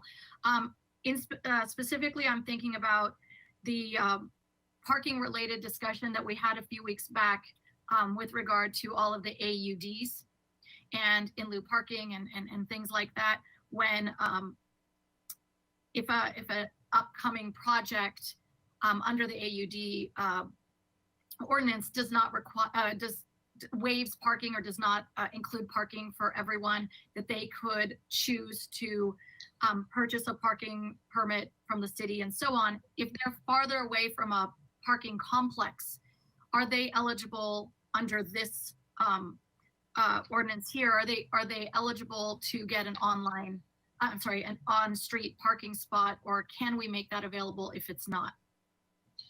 And Ms. Deisty, if I can just insert myself for a moment, we just want to, I think, clarify, and perhaps as you answer Commissioner Bonderson's question, that we're specifically and only dealing with accessory dwelling unit ordinance amendments today, and that is distinctly separate from multi-unit housing ordinance amendments. So I just don't, we don't want to blend the two. They are not to be blended. But I'll let you then try to succinctly answer Ms. Bonderson's question, and then let's move on. And Commissioner Bonderson, if you have specific references in the packet, it would be very helpful both for Mr. Bolton, who is helping us with technology, as well as any other staff member, if you could cite the specific page in our packet, so page X of 96, and slowly do that, that will help us zero in. And so we're all looking at the language that you're referencing. Of course. Thank you, Chair Schwartz. This is a theoretical question. It might just be a yes, no question. If there's any correlation between one and the other at this point. Okay. Since there may be some overlay, I don't know. Commissioner Bonderson, I think they are two separate projects, and they really have different needs and different standards. And really, for accessory dwelling units, just to summarize, there's in most cases no parking required for the accessory dwelling unit. And also now, if you convert a garage to an accessory dwelling unit, you don't need to replace the parking for your primary unit. In most cases, like I said, there's a couple exceptions in high fire hazard areas and in the coastal zone, but so it's sort of not as much of an issue. Very good. That's actually all I wanted to know. I wanted to know if there was any internal overlap, and there is not. So thank you very much. I appreciate it. Okay, so that's it for your questions. Commissioner Escobedo, questions, please. Thank you, Madam Chair. I'm going to go back to the tandem parking question. So I think this might be for Mr. Gollett. And then Mr. Bolton, if you can go to page 48, and it's going to be at the very bottom of the page. Give me 1 second. Section G. And so, Mr. Gollett, this is from Title 28, and I understood the explanation from being in the extreme foothill or the foothill zone, maybe in the Riviera where we have more narrow streets and you might block traffic. This is in the coastal zone. Does your opinion change as it pertains to the coastal zone versus in Title 30 and when we're talking maybe up in the Riviera? It is location specific. I mean, we have streets that are more congested, higher speeds, where it's more of a problem to have a car just sitting out in the street, or for evacuation. So yeah, I'd say the coastal zone is generally different than the foothills that way. So if Planning Commission recommended a different approach in regard to tandem parking in the Title 28 zone, would that raise any alarms for you? Would you have any concerns about that?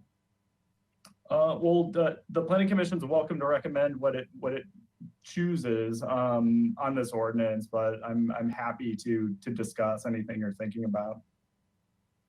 I was just if any concerns came to mind, or is it just the basically traffic congestion and as it pertains just to the coastal zone?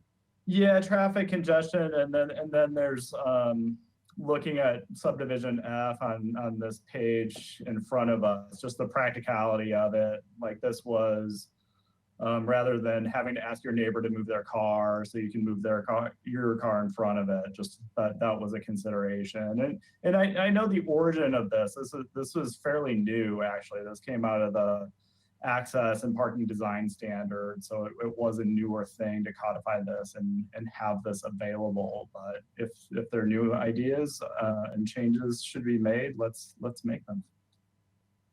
Thank you. Have a few more questions if you just bear with me for a second. Take your time. Take your time, Commissioner Escobedo. Don't rush. Thank you. Ms. Dicey,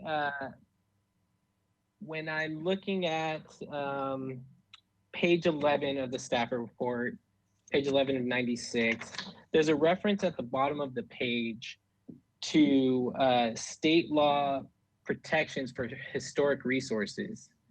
And it states that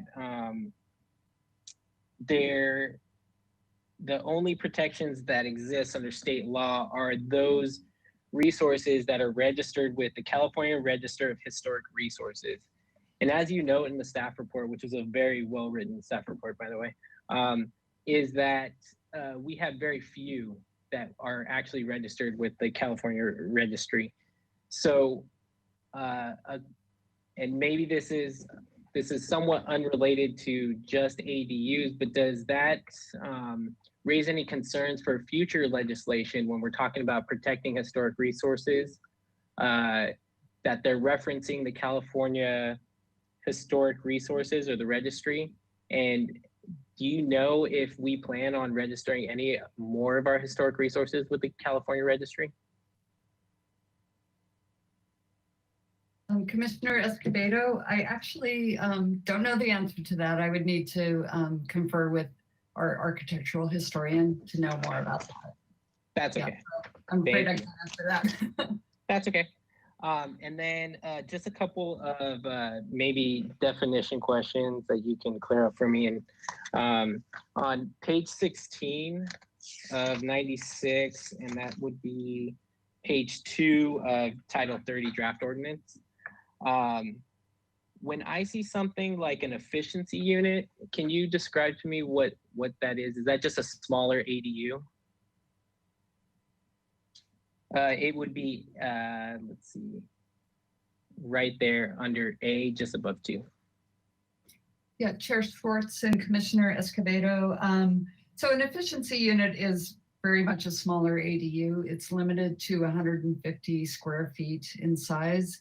And there's more definitions in the Health and Safety Code, which I don't have right in front of me, but this just clarifies that both the efficiency unit and a manufactured home can be considered an accessory dwelling unit.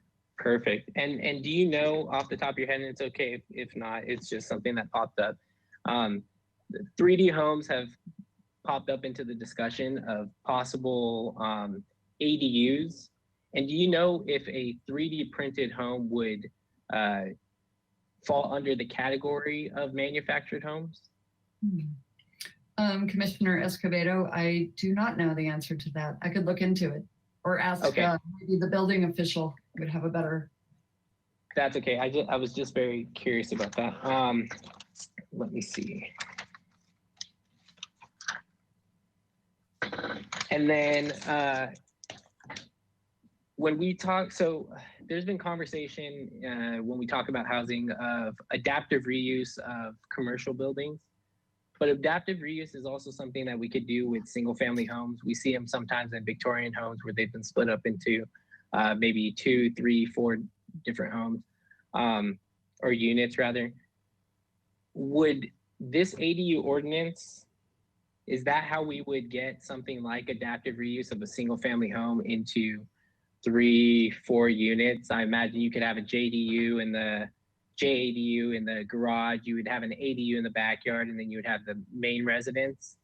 But is there a way to split up that main residence more than just in that fashion? Commissioner Escobedo, so there are some ways to achieve that, but it is somewhat limited by state law. So if you have an existing single unit home, if you're applying for a special ADU, you could have 1 detached unit and 1 junior ADU in that unit. If it's a multi-unit dwelling already, there is a possibility to get more units as that adaptive reuse situation you're talking about, where there's a potential, let's say it's got 8 units, and then under state law, you're allowed 2 more units, but you could be converting storage rooms, attics, a garage, things like that. So within the limits of state law, that's about as far as you can take it. Okay, thank you. And then this question, I believe, is for Ms. Ostringer, and it's in regard to the owner occupancy covenant. And so we've heard a lot of discussion, and it is very compelling when talking about financing and some of the hurdles there. Many of the public commenters mentioned their support of affordable housing, and that's what the role that these ADUs play.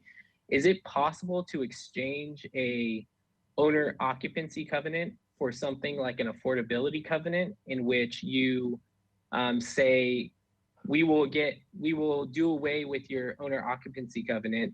In exchange, you agree for the next 10, 15 years to rent out this unit at 80 to 120 AMI? Chair Schwartz, Commissioner Escobedo, that's a really interesting question.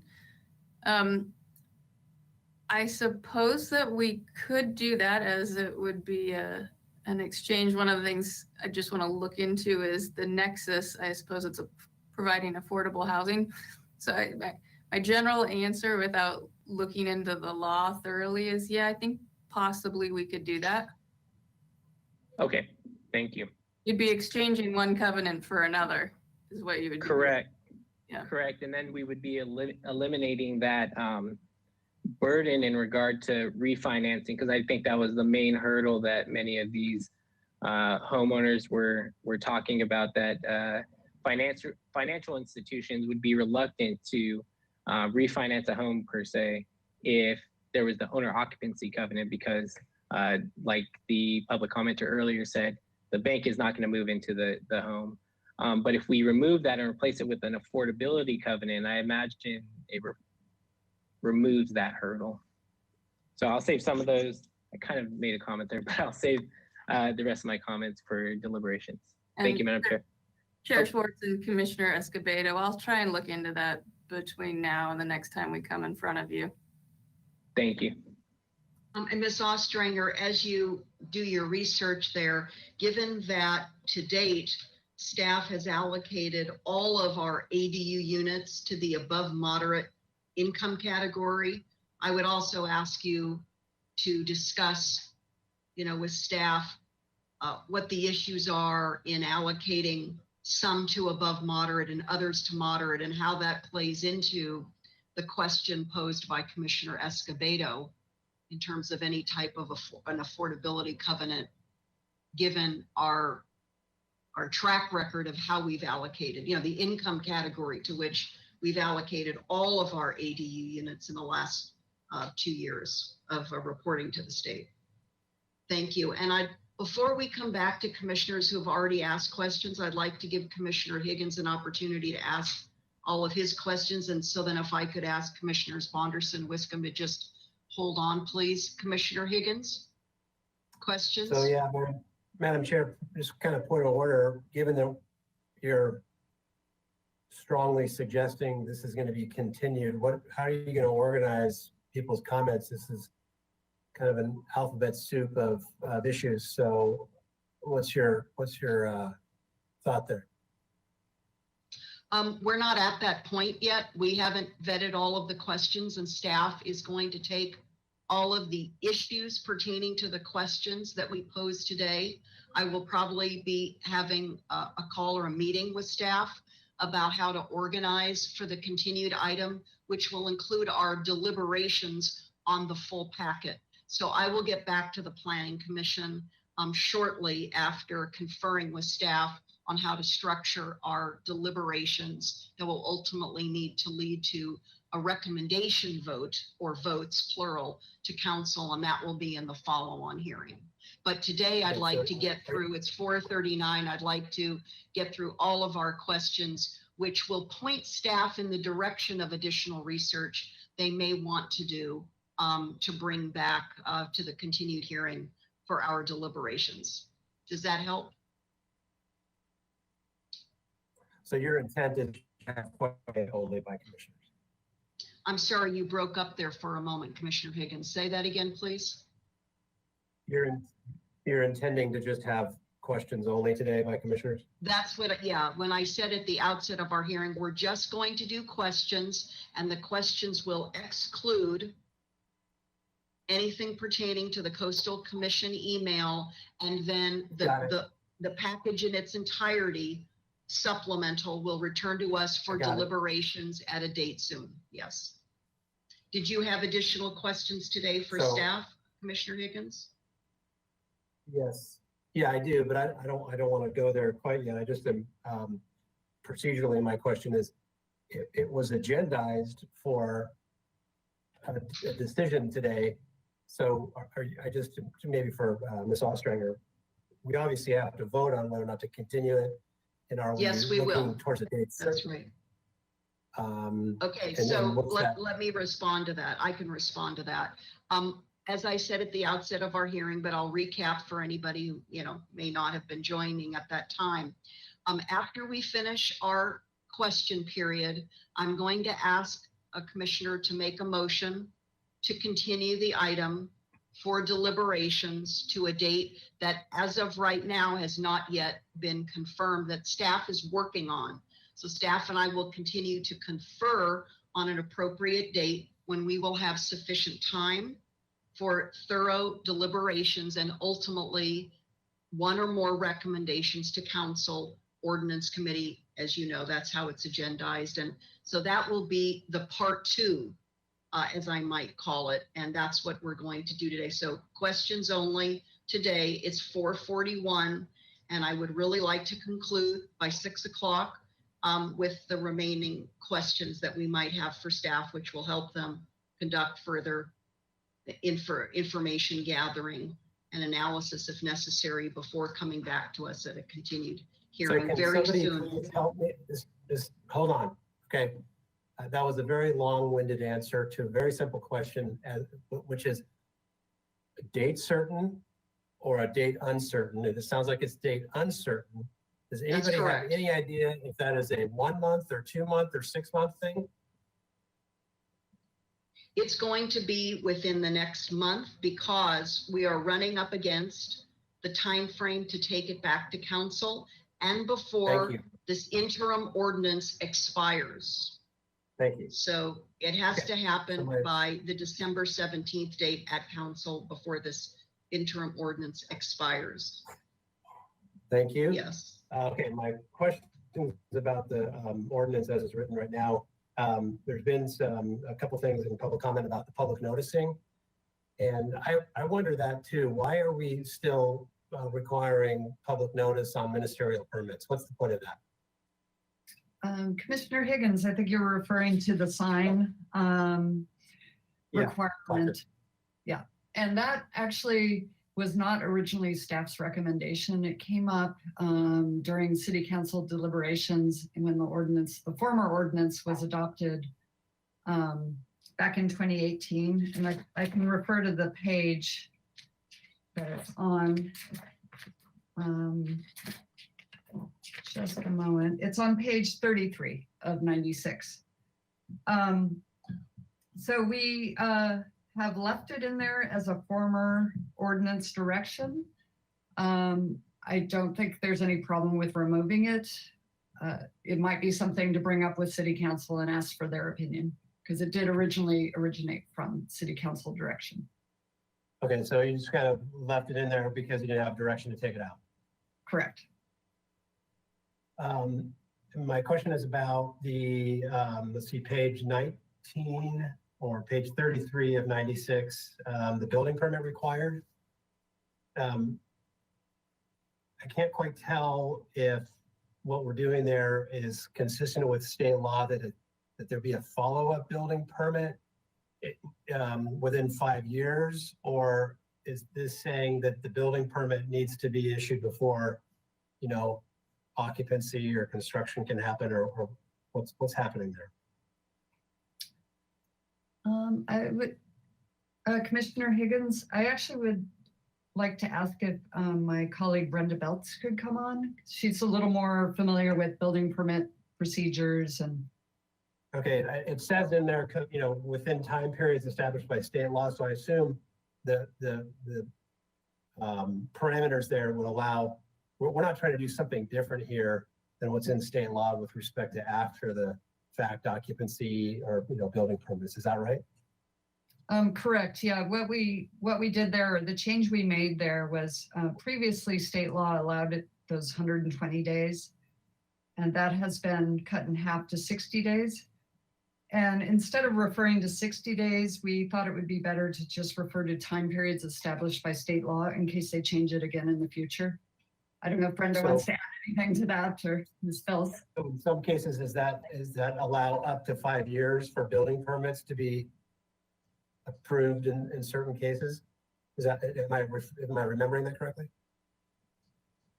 You're just talking about the building code, like when your application expires? No, I'm talking about what I thought I read somewhere was that if you have a conversion of a garage and maybe that garage does not meet today's building code for seismic safety, or whatever the building code might be, that you can go ahead and occupy that converted garage as a residence. And you can't escape the fact that you may need to do structural or energy code upgrades to that unit at that point, but you have up to 5 years to do that. Oh, right, yeah. We didn't add that into our ordinance. So that still would apply because it's in the state law, but I don't think we included it in our zoning ordinance because it's more of a building code type of thing. Okay, so you would have to know that law in order to sort of advocate for that procedure at the building permit process. Is that basically what would happen there with a customer?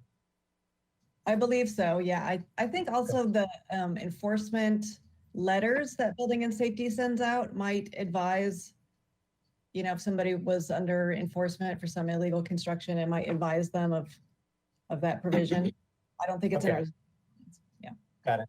Okay, thank you. I appreciate that. So tandem parking, to beat this one up, take a couple more swings at this. I guess what occurred to me is if we have an issue with tandem parking, why are we requiring parking at all? So the issue goes away with respect to fire safety if there's no vehicle there. So if we don't require a parking space, then we can say you cannot park in a tandem configuration, but you don't have to provide a space. Doesn't that solve the problem from a different perspective? Commissioner Higgins, I'm sorry, could you repeat again what you're suggesting? So the conflict or perceived conflict with respect to tandem parking in the high fire zone is that there's a vehicle now that might block another vehicle from exiting or block the fire department trucks from, you know, extinguishing a fire on a particular home because there's cars in the way. So if we just didn't require parking in the high fire zone, wouldn't that solve the problem? Can we do that? Or is that outside of what the state law prescribes with respect to proximity to transit? Okay, so Commissioner Higgins, we could not require any parking in high fire hazard areas. We did have a fire safety standard that did require that parking unless it met the exceptions on site. And the idea behind that was to have more cars parked on the property rather than on some of the substandard narrow roads. And we also say there's no tandem parking allowed. So basically, if they don't meet one of the exceptions, there's no tandem parking. So the parking for the ADU needs to be available on site in some other configuration. So that's how it stands right now. Does that make sense? Yeah, that answers my question. Those are my questions, Madam Chair. Thank you. Back to Commissioner Bonderson. Any additional questions? Thank you so much. Yes, Ms. Dicey, I have a question. It's I'm particularly looking at page 47 of 96, where it speaks of letter K exceptions. From my understanding of the state law, and I've been looking at these quite a bit in the last 10 months or so, also in other jurisdictions, I feel fairly knowledgeable about it. And I have a specific question on how the city is looking at the design side of things. My understanding is that we can't hold a public hearing on ADUs as mandated by the state. And so I would like to just hear more about the exception, number 1 in particular, where it says the applicant may propose an accessory dwelling unit that does not meet the ministerial design criteria. Why are we giving them that option where it then becomes discretionary? Why don't we stop them at that point? Okay, Commissioner Bonderson. So this is something that was worked out, again, in the former ordinance. And we felt that we wanted to offer a way for applicants to look at our design criteria, which is just meant to be done by staff. It's sort of a yes or no checklist sort of thing. And maybe they do want to ask for a glass guardrail or something, you know, that doesn't meet these standards.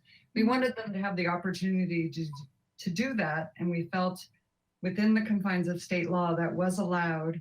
My understanding is I researched it to find out if people have actually used this process, and I could only find 1 or 2 applications where someone has requested this discretionary review process. I could ask Ms. Belts to come on to describe how that process works. I believe it's on consent agenda, and it's a pretty simple process of getting some more input from a design review professional. Maybe Ms. Belts could. Sure. Hi, Madam Chair and Commissioners. It's not very common, you know, when they submit an application and we go through the checklist. It's really black and white. So if somebody wants a little flexibility and it still meets the zoning ordinance, there's just this extra opportunity for them to go to the single family design board and make their case for why a different roof material or skylight or something might be appropriate for their property. But it is, it's usually consent. If it's minor, it depends on if it qualifies for consent. There's also the opportunity to request modifications to the zoning ordinance. It's the same allowance that anybody else would have. If, let's say your site is really constrained in the 4-foot setback and you can't meet it and you want to request a 3-foot setback and it's appropriate for the site, that's an opportunity also. Thank you so much, Ms. Belts. I really appreciate that additional information from both of you ladies. For me, that is really valid, and it was something I think we should have all had the opportunity to hear. Thank you so much. My next question may need to go to Chair Schwartz. I'm not exactly sure. This might be a procedural question, so forgive me. I didn't think of it until just now. When we have the letters, for example, the letter from the AIA that has outlined 9 points that I believe are very detail oriented, and I would like to know the answers to these. Is this something that we need to read onto record to be able to get answers for, or do we just ask the city staff to get back to us on this since we are gonna see them again? How can we address some of these items? What do you recommend? So I would offer a combination of options to planning commissioners at all times. And that is when we receive a public comment, written public comment, you can certainly forward by email to staff, and please copy me, any questions you have that would be pertinent to additional staff research in addressing questions or comments from members of the public that would be helpful for all commissioners to know for the public hearing. You can also ask during the hearing, as you have been doing and as other commissioners do, specific questions about particular public comment communication, either verbal or written. And not today because we're doing questions, but if there is additional research or clarification that is important to you as we look ahead to the second hearing for deliberations from any public comment, that would be part of your question period. So if you have a question and maybe embedded in that is a request for further research going into our continuation hearing, now's the time to do that, because then we're going to go to Commissioner Wiscombe, and then I'm going to also provide my questions to staff.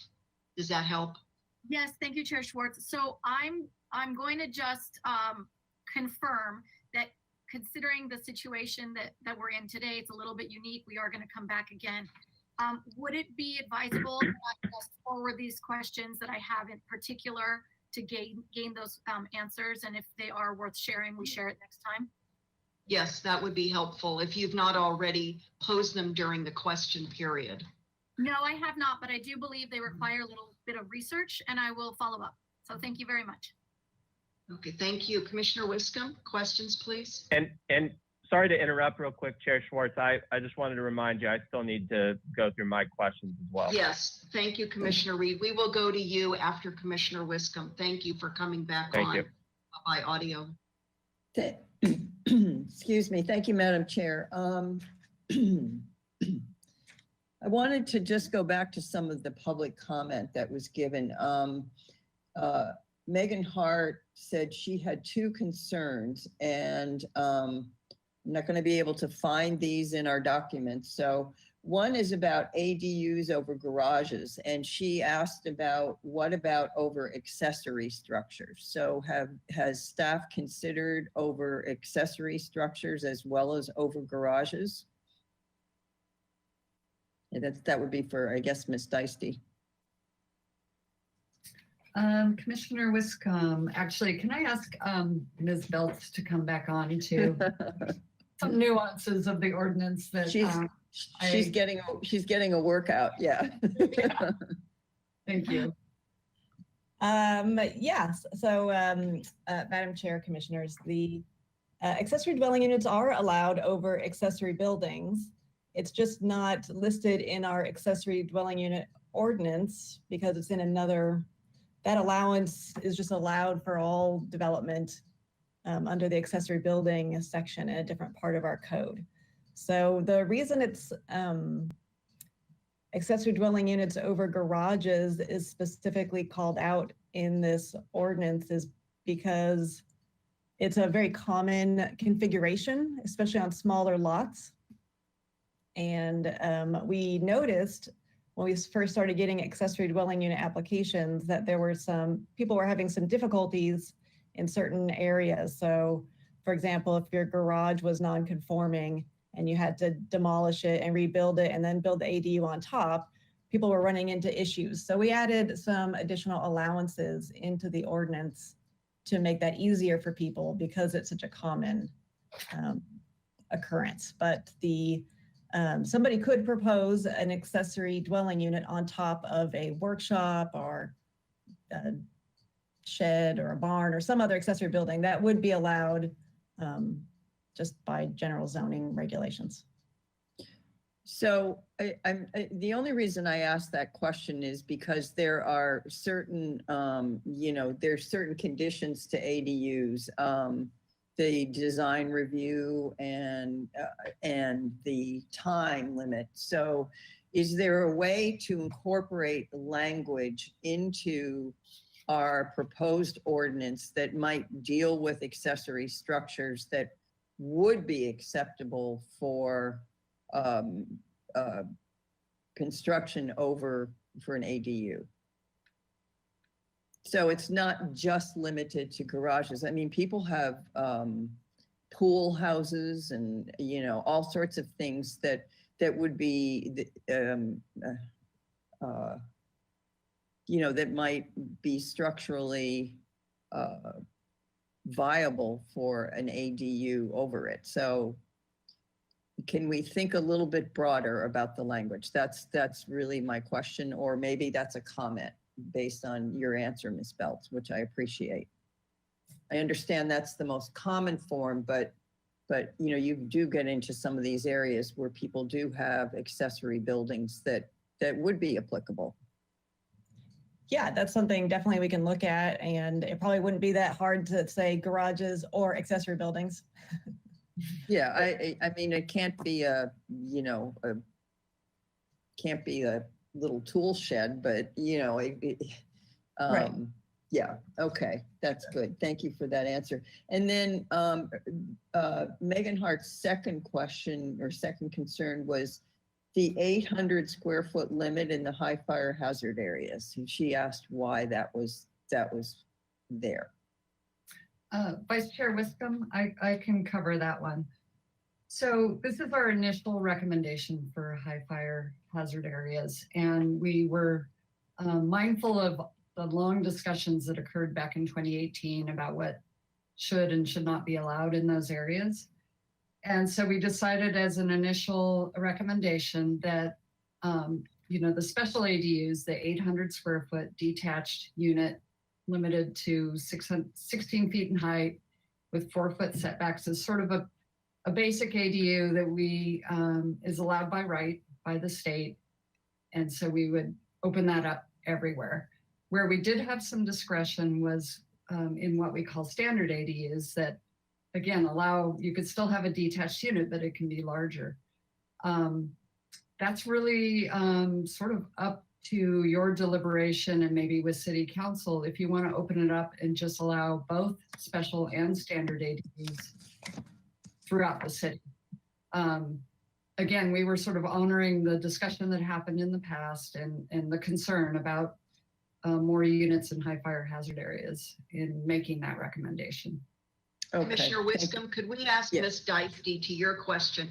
Could you please point us to the specific section in our ordinance where we might consider that as a follow-on in our deliberations, Ms. Dicey? And if you don't have that handy right now, could you please put that on your list to follow up with us and by email, let the commission know where we can find it. We can do our own continued studying because I think Commissioner Wiscombe is on to something there. Yes. Well, sorry to interrupt, but that is starting on page 17 of 96 is where it talks about where units are permitted. I did want to add one more thing too. It might help enlighten the discussion. Originally, the prohibitions from the prior ordinance were really focused more on what's now called, or is called now, the extreme foothill area. And they made there was a distinguishing made between extreme foothill, and foothill allowed more types of ADUs. It felt like that area was perhaps less dangerous than the extreme foothill. We're looking forward, and as this sort of implies, the fire department is updating the community wildfire protection plan, and we're proposing to combine those two areas and call them all the very high fire hazard severity zone. So it made it harder for us to distinguish those two areas moving forward. So that's another reason why we're looking at this prohibition to just apply to both those areas rather than try to distinguish them, because they won't be distinguished in the future should it be adopted as the very high fire hazard severity zone. Does that make sense? Yes, that makes tremendous sense. And I appreciate your forward thinking on that, because we just saw the wildland fire protection plan or the draft of it. So yeah, and I think, and when I was reading through the documents, your staff report, and I thought that was very good that you picked up on that. I really appreciate that. So thank you for that question, or answer to that question.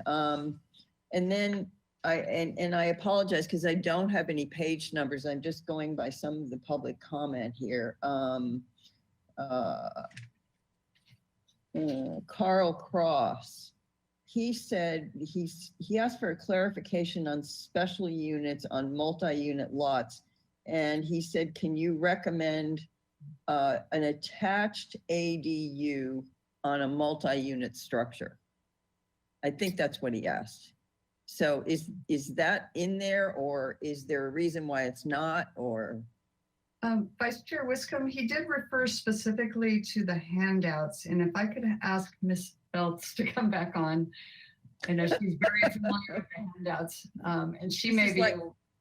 Yeah. It's like the bobblehead doll here, isn't it?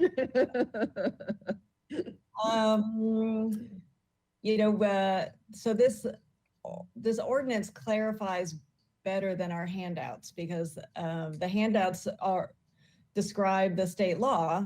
And so we're kind of stuck with what the state law says and the way that it says it. So our ordinance is a little bit clearer, I think, than even our handouts. Our current handout is, because that's just based on the limited information that's in the state law. But you can add an attached ADU to a multifamily lot, but it's just the standard ADU. It's just the one. So okay, so you can do that, because he was, I think he was implying that you couldn't. So I didn't know. Okay. And then Alex Peugeot asked about converting commercial space to ADUs. I think that's what the gist of what he was getting at. Yeah, Vice Chair Wiscombe, yes, he did ask about that, and that's something that was also in the letter from the AIA. So state law says that multiple ADUs can be created within portions of existing multifamily dwelling structures that are not used as livable space. Where it gets perhaps a little confusing is state law also says the multifamily dwelling structure can be in a mixed-use zone, but it's not described as a mixed-use building. So our interpretation of state law is that these ADUs that are converted really need to be in an existing multifamily dwelling, not a mixed-use dwelling. And so it wouldn't include commercial space. Okay. Commissioner Wiscombe, just in the interest of time, can I just, I'm sorry, Ms. Deisty, could you follow up with state HCD about that interpretation of the state law? I apologize, Commissioner Wiscombe, but rather than me coming back to this when I go to my questions, thank you. Yeah, I that's exactly what I was going to ask, Madam Chair. So I think that's a good point. Okay. And then my last question, and then I will disappear and let Commissioner Reed and Commissioner Schwartz ask, or Chair Schwartz ask. But on the AIA letter, number 5, efficiency kitchen and food preparation counter greater than 5 feet in length. And their comment was delete this requirement to allow use of smaller manufactured kitchenette units. So I don't really need a comment, I don't think, but is that a possibility? I think there's probably a whole slew of things out there that, maybe are less than 5 feet that would fit the bill. So. Vice Chair Wiscombe, yes, that's something we definitely could eliminate from one of the standards for efficiency kitchens. It's not a big deal. Okay. And thank you very much, Madam Chair. I will leave now. Thank you for allowing me to ask a second round of questions. I really appreciate it. Oh, thank you. This is very important, these amendments. Commissioner Reed, you are up. Thank you for patiently waiting. Yeah, thank you, Chair Schwartz. Okay, so I'm just going to go kind of in sequential order here, not a order of significance. Former Commissioner Campanella brought something up related to a question I had. He cited the 636 ADU applications that the staff report states on page 2, which seems to be a significant volume of potential units. And he referenced in his public comment, written and spoken, the latest annual progress report to HCD that all ADU, JADUs are classified above moderate income. To his question, why is this? And do we have the resources to break out lower income levels as was suggested? Thank you, Commissioner Reed. That's a good question, and that's been something we've been talking about internally. So to date, we have been including those units in above moderate because we do not have data to show us whether they meet the income requirements of, for the moderate or even lower income units. State law just recently changed, and it's one of the bills that was passed in fall, where HCD is now directed that updates to the housing element include a plan to be able to distinguish these units and not call them all above moderate. They could be in other income categories. Part of that bill also says that the State Department of Housing and Community Development will offer information for jurisdictions by the end of this year. They talk about incentives and grants and things to be able to make this happen. So they haven't published this yet. The state law says it's due by December 31st, 2020. So we're awaiting some guidance in how to do this. So it's a mix of things where we need data to be able, because if you are putting them in other categories on your annual progress report, you have to report to HCD why you did that, or provide the backup data to support that. We don't have surveys of what people are charging for rent and things like that we would need to know. So I am interested in this concept and would like to maybe report back when we come back to you on ways we can perhaps do this ahead of the next housing element, if that's possible.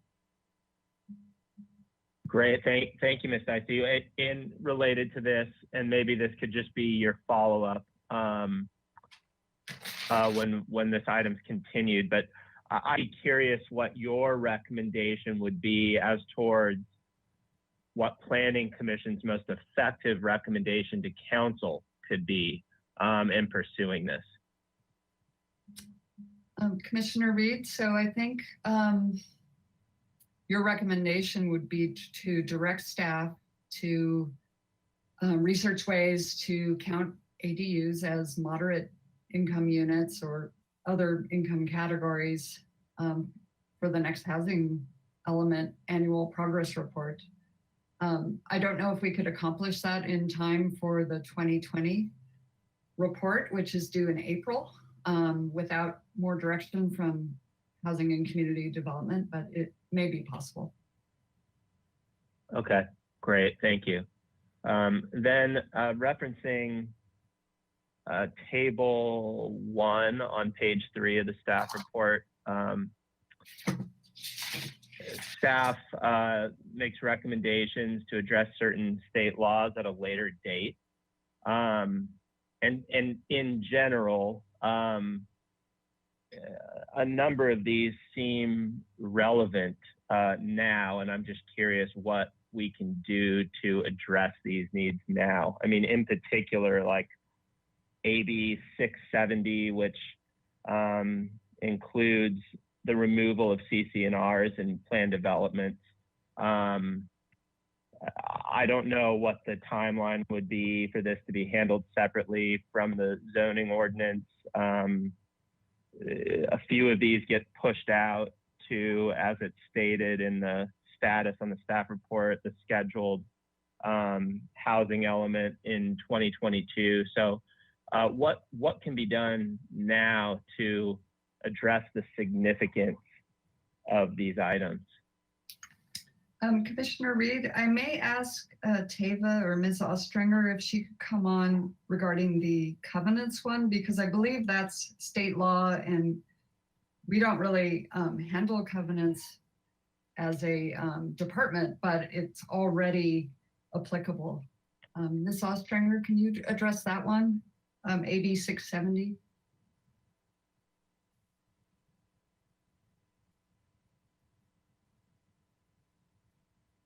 I haven't really reviewed it thoroughly, so I couldn't really say. We do apply these, have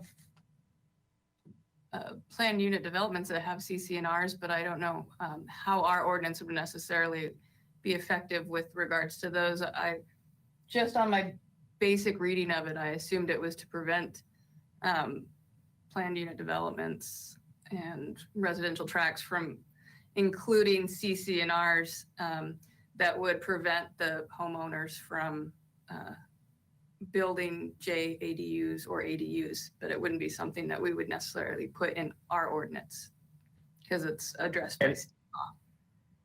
And Ms. Ostringer, if those communities' existing CC&Rs prohibit such ancillary structures, what would be the judicial or regulating body that would address that?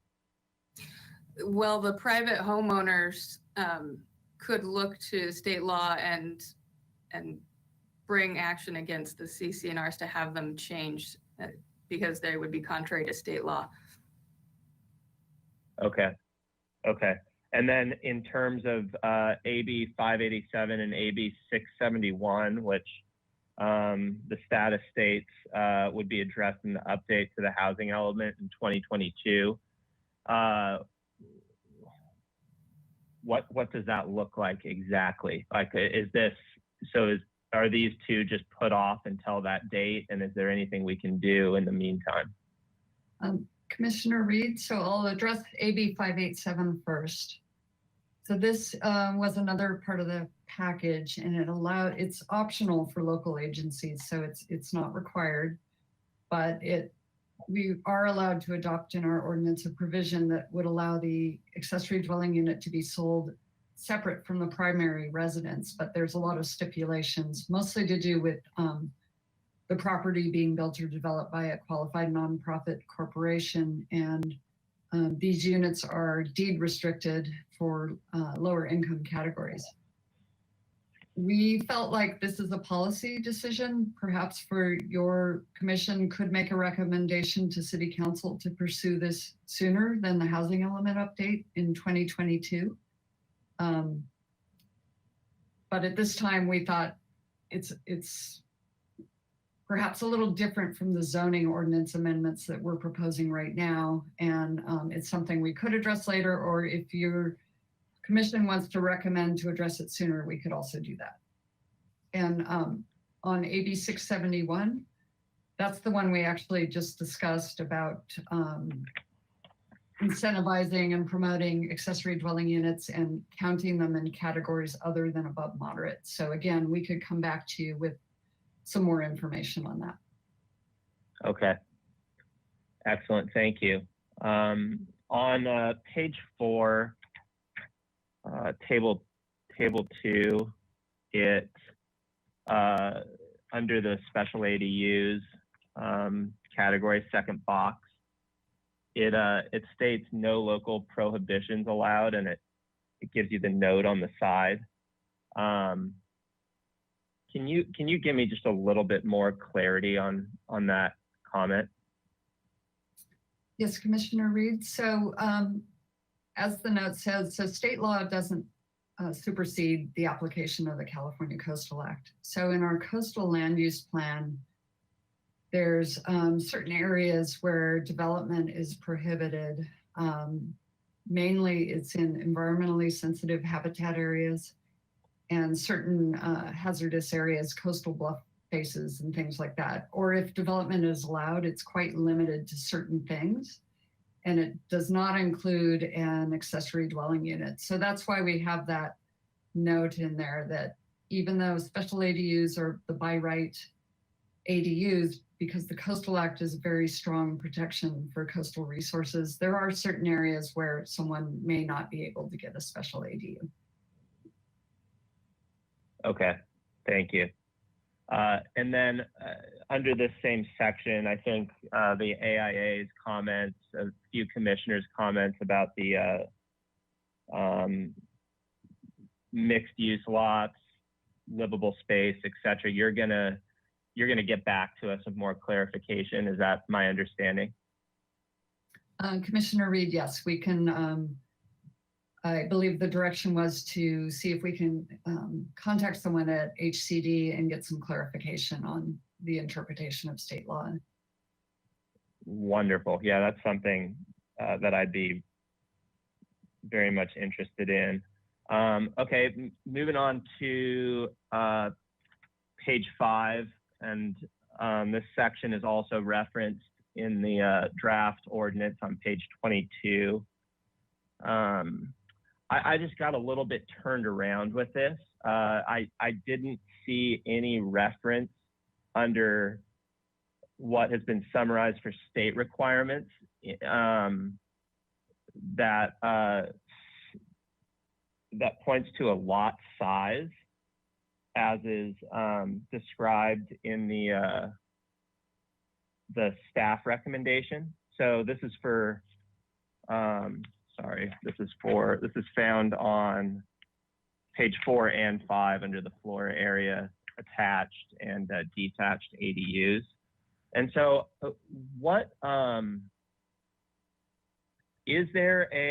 does state law cite the size of the lots greater than or less than 15,000 square feet? Or is that something that's just being added by the city?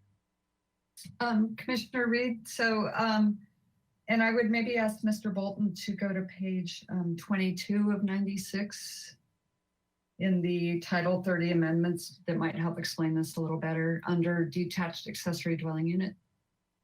So this portion of our ordinance is focused on what we're calling standard accessory dwelling units, which is where the state does allow some local discretion. And when we worked on this ordinance in 2018, there was a desire to have a maximum unit size based on lot size. And so you can see a whole area, A, B, C, D was struck out. What we had to do based on the amendments in state law, we could still have this sliding scale, but we had to allow a larger unit size on smaller lots, essentially. So we had to combine A, B, and C, basically, and allow at least a 850 square foot accessory dwelling unit. And then for the larger lots, it's consistent with what we have worked out prior and consistent with state law. So it's a little convoluted, Okay. hard to explain, but yeah, because there's two places sizes are referenced in state law. They have the special ADU limited to 800 square feet, but there's another portion of state law that says you can't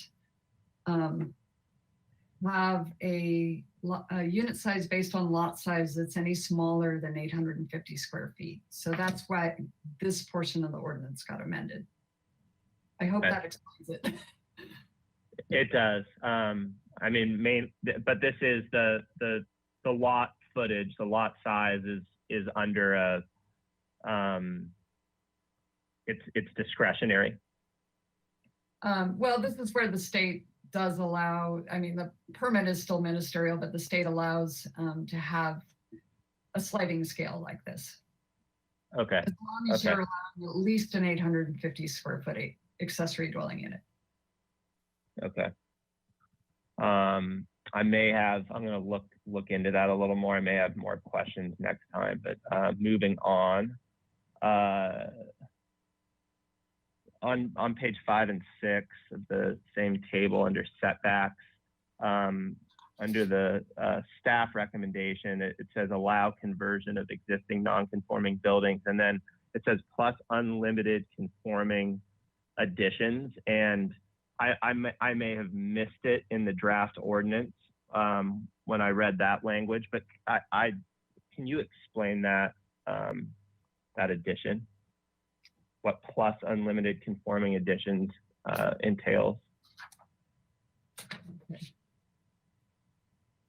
Sorry, Commissioner Reed, so I'm just looking at the language carefully. So my understanding of this portion of the ordinance, it means that, so the non-conforming building would be non-conforming to setbacks. And we're allowing that to be converted to an ADU, but you can also add on to that accessory dwelling unit as long as it conforms to the setbacks. So maybe your ADU is at the 4-foot line, but the addition goes into other portions of your lot that conforms to whatever the setbacks are for your lot and zone district. And I may ask Ms. Belts to come on and explain that if you have follow-up questions, because that gets into zoning ordinance stuff that's a little esoteric. Yeah, really, it's the term unlimited. What that means. Yeah, Commissioner Reed, Ms. Belts, are you available? Yes, thank you.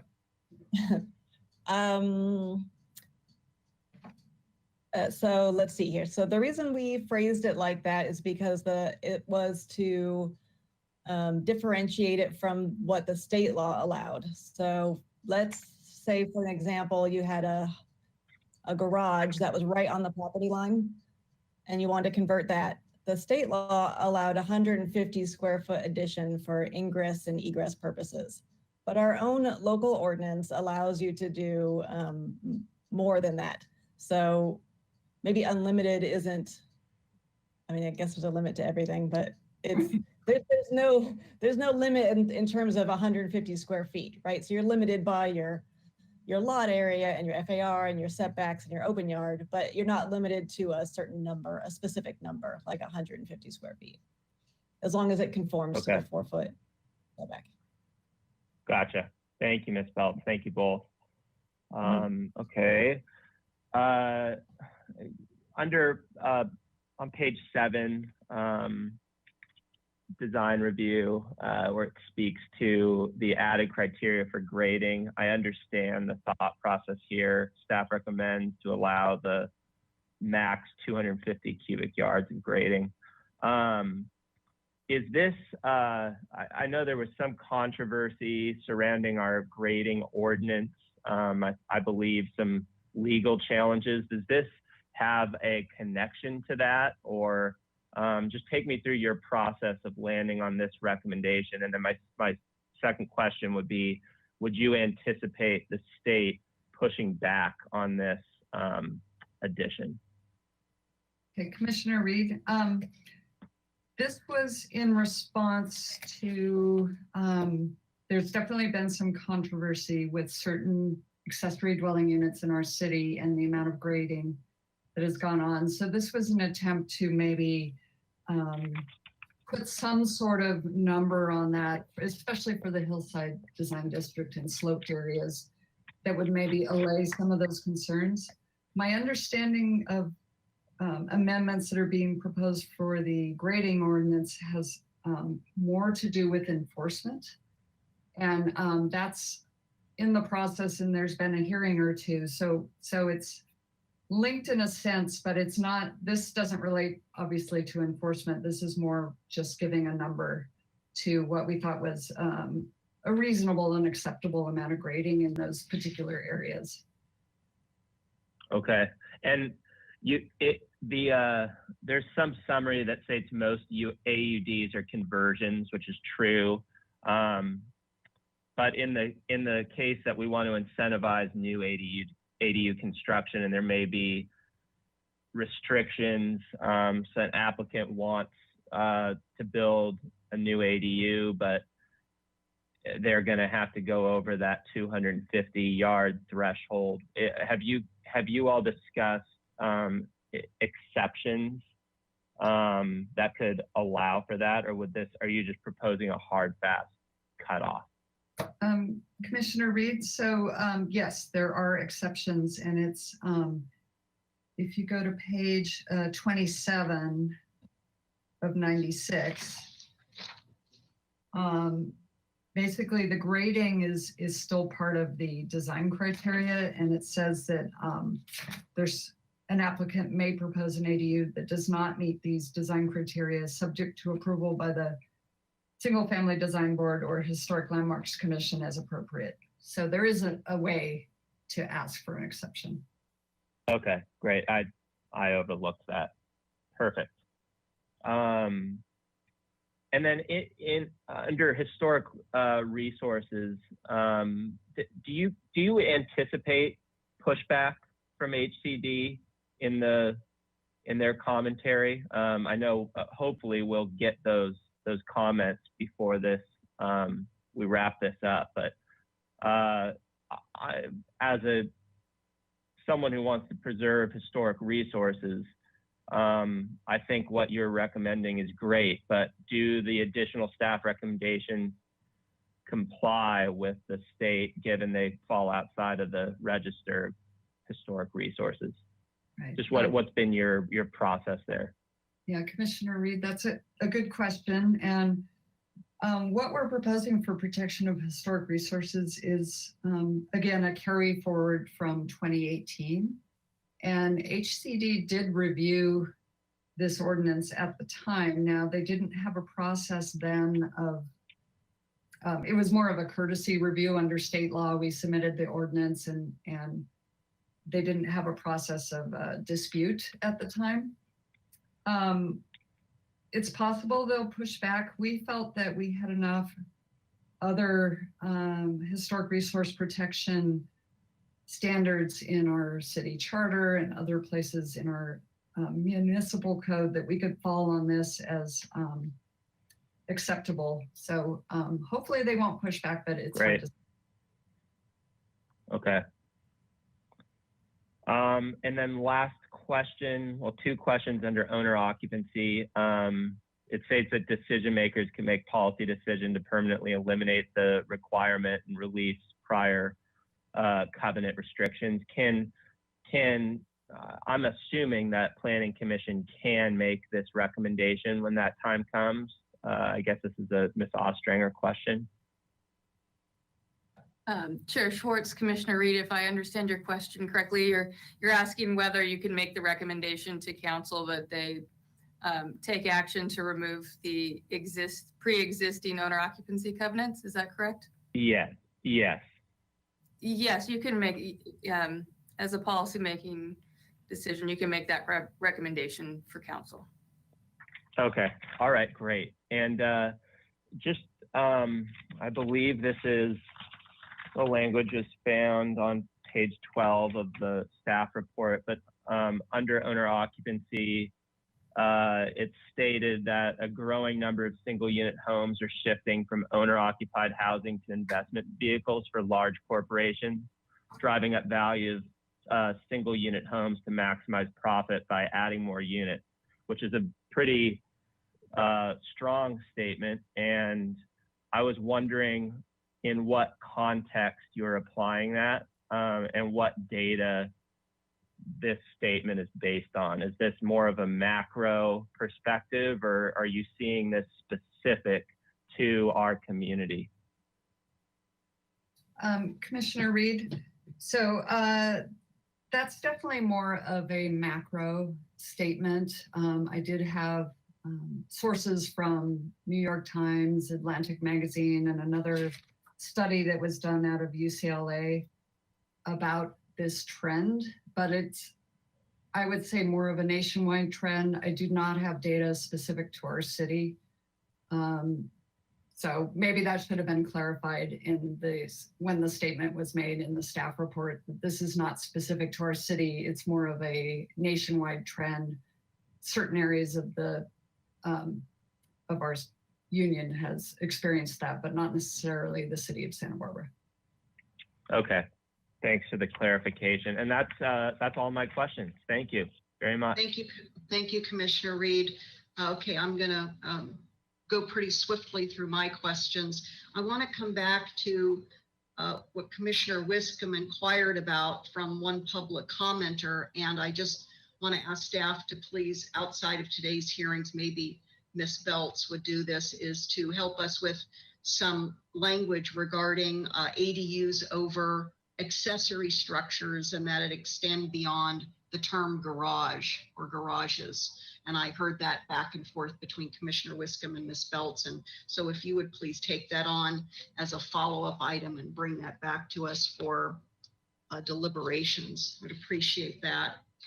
And again, in no particular order, I'm going to ask you, starting on page 4 of the staff report, and I teed this up with staff in advance, there are two different terms being used in the recommendation column: compliance with and consistent with.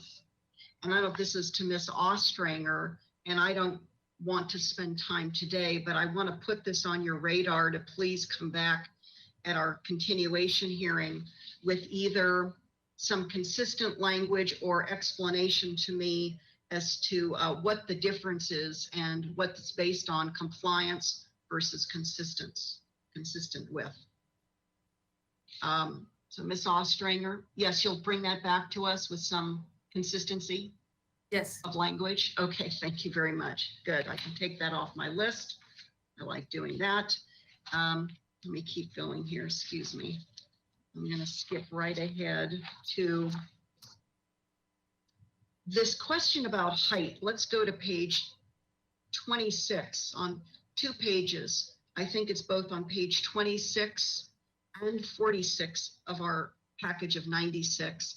Could you, I wasn't quite clear on the answer, if it was to Commissioner Wiscombe or another commissioner, I apologize. The 17 feet versus 16 feet, and I was listening to that discussion. I'm not understanding the answer. Could you just clarify? And if there's some other language in our packet that I need to note, the 16 versus 17, but I just see the two references to 17. Chair Schwartz, yeah, I will clarify this. So there's a certain height limit for special ADUs, detached special ADUs in state law that limits them to 16 feet. And that's just bottom line, that's as high as they can go. For standard ADUs, we have greater height limits allowed because this is where the city has some discretion. Got it. And so, yeah, so we, in our prior ordinance, we had 17 feet. We didn't feel a need to change that. It allows people a little more height. Okay. Oh, great. I'm all for flexibility. Thank you. I thought that's what I heard, but again, I was taking notes, so I appreciate that. Very good. Now, let's go to, let's see. I want to go to page 48 in our packet. And this is Title 28. And it, items, well, item G, automobile movements necessary to move cars parked in a tandem arrangement shall not take place on any street or alley. We don't have time today to talk about this. I'm going to ask you to bring this back for deliberations. I'm not supportive at this point in this tandem parking restriction. We have tandem parking all over our city on every type of residential property. As we know, we drive around the city, whether it's a driveway with no structure over it, or it's a carport, or it's a garage and the garage door is open, and we see cars lined from the sidewalk all the way to the back of the garage tandem. I think we need to face a reality here about the preciousness of real estate and how people use that pragmatically for parking. So I don't know, I think it's somewhat discriminatory to restrict it in certain areas and not others, but I'd like staff to ponder that further and to maybe come back with some thoughts for me on that. Then I want to ask you about, and we discussed this in our meeting recently, Ms. Deisty, in that all jurisdictions are now required to review and approve, this is from completed application date, to approval or denial of an ADU application to go from 120 days to 60 days. Could you please identify for the commission and the public the new tools that staff is working on that will be provided to the public, that is to the applicants, in order to assist us all to do a sprint through the process from start to finish in 60 days, which is the new legal requirement? Certainly, Chair Schwartz and members of the commission. So this is a sprint, and we are committed to making this as understandable and easy as possible for people. And the better applications we get, the more complete applications we get, the faster everyone can get through this process. So as I mentioned, or as we talked about prior, in addition to the zoning ordinance amendments, there will be an applicant handout. And that applicant handout has the checklist of all the items needed for a complete application. So once we know what the final ordinance will say, that's when we can really finalize this applicant handout and have it ready. So when the new ordinance is effective, it'll be available for applicants and they know exactly what they need to provide. And that helps staff out to meet those deadlines. Another thing we've been talking about is really improving our website for accessory dwelling units. Right now it's fairly basic. It describes that we're making ordinance amendments and here's places to get the staff reports and things like that. But what I envision is something that really walks people through the process on everything they need to know. And we get questions, Brenda and I, every day from, you know, applicants, mom and pop homeowners, everyone, questions about what they can do on their property.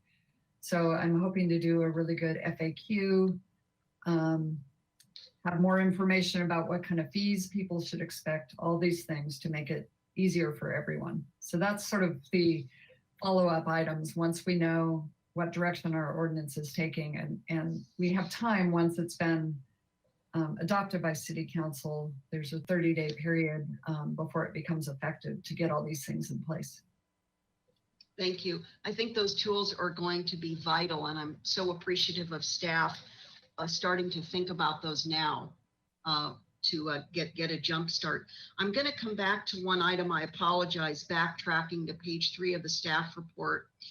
And a number of commissioners, I think, posed this question. This is on Assembly Bill 670, and to Ms. Ostranger, not so much needing an answer right now, but I would like to understand how we flex our authority in our ordinance to help property owners in eliminating CC&R restrictions. I mean, I'm very familiar with CC&Rs, so I'm not going to ask any questions about them as a vehicle for property restrictions.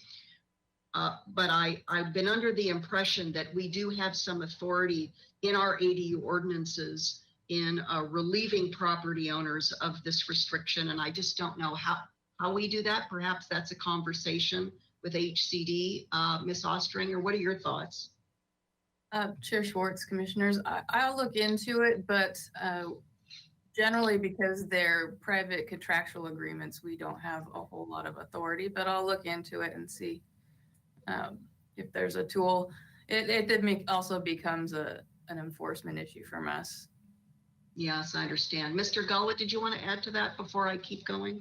Sure, Chair Schwartz, on that topic, I mean, we'd be looking at subdivisions that go back decades and decades, and like the current planners here now don't know where these restrictions are on properties. So it could be a communication that we put out to the general public that you know, this is something that's available through state law now, and there's relief. But us to look proactively would be very difficult. I understand that. Here's what I was thinking, Ms. Ostranger.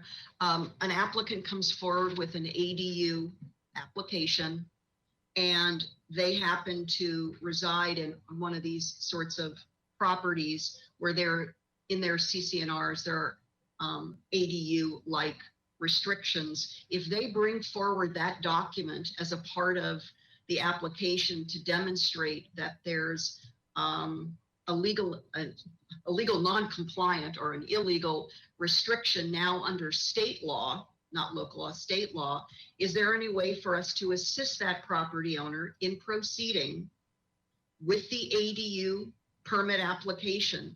Otherwise, it's a long drawn out legal battle between that property owner and the HOA.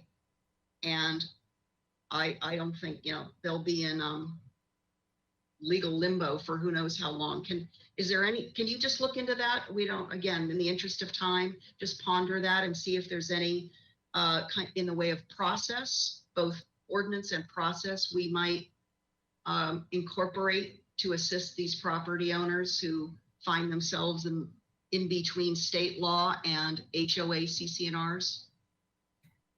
Chair Schwartz, yes, I'll look into it. I could see some legal liability the city might get into on that, but I'll look into it. Okay, thank you very much.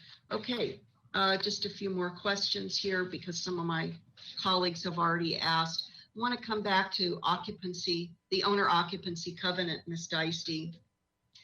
I thought I heard, and I don't know if this is from you or Ms. Ostranger, something along the lines of maybe it'd be difficult to incorporate change language or modified requirement in our ordinance. But here's what I'd like to ask you to bring back in our continued hearing. And you and I had a conversation and you sent me an email, Ms. Deisty.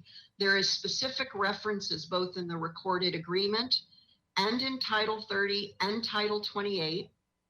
I have the pages that you gave me in an email. So we have language that can be revised right within our ordinances in Title 28 and Title 30 that could rescind or nullify, or whatever the right legal term is, if the commission recommends that to the council. Can you bring that proposed revised language back to us at the continued hearing date? Chair Schwartz, yes, we can. There is one thing I want to clarify, and maybe Ms. Ostringer can also weigh in, but our ordinance refers to recorded agreements for people moving forward. It doesn't really talk about the past recorded agreements. So that might be just a process that we do case by case, or whatever we settle on for that. There's also the issue of whether we want to continue requiring owner occupancy moving forward as well to address. And that's a policy choice as well. Yes, so, okay, so state law under, the new package of 6 laws, I'm not going to get into which law addresses this, it's not needed today, prohibits a requirement of owner occupancy covenants through a particular date. We already referenced this earlier in our hearing. So as of January 1, new ADU applications, a city or a county cannot require an owner occupancy covenant for this purpose. The question is, that's been posed and that we need to take up as a commission to see if we want to make a policy recommendation to council, is those applicants, those property owners that have signed owner occupancy covenants and those pending, right? We haven't really talked about the pending ADU applications or applicants that are waiting in the wings to decide if they're going to complete the entitlement process, including signing an owner occupancy covenant. But they began the process prior to January 1 of this year. So I think we have a 2-part question to answer, both as a commission and a vote on a recommendation when we come back to deliberations. And we need your help, you and Ms. Ostringer. Where would we incorporate some language that would be our recommendation to council? Where would that reside, in a sense, in terms of Title 28 and Title 30? And again, not in the interest of time today, we're not going to take that up, but I would ask Ms. Ostringer and you to please pursue that so that we have a good tool in the continued hearing to consider that and vote on that. And that might be a separate vote. We'll have to see, separate straw poll or other. Have to see what the commission's pleasure is on that. Does that make sense? Or Ms. Ostringer, does that make sense to you, since you'll probably be Chair Schwartz, working on that? Mhm. Commissioners, yeah, I do understand the question posed. A quick short answer, it probably won't be a codified language. It'd probably be just a recommendation that council take this action and then through a resolution, but I'll come back with some recommended language and different options for the commission to consider. Okay, that's excellent. Thank you so much. Very good. I'm gonna just keep going here through my notes.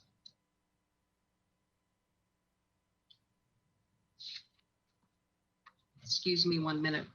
Need to go to the back of my package here.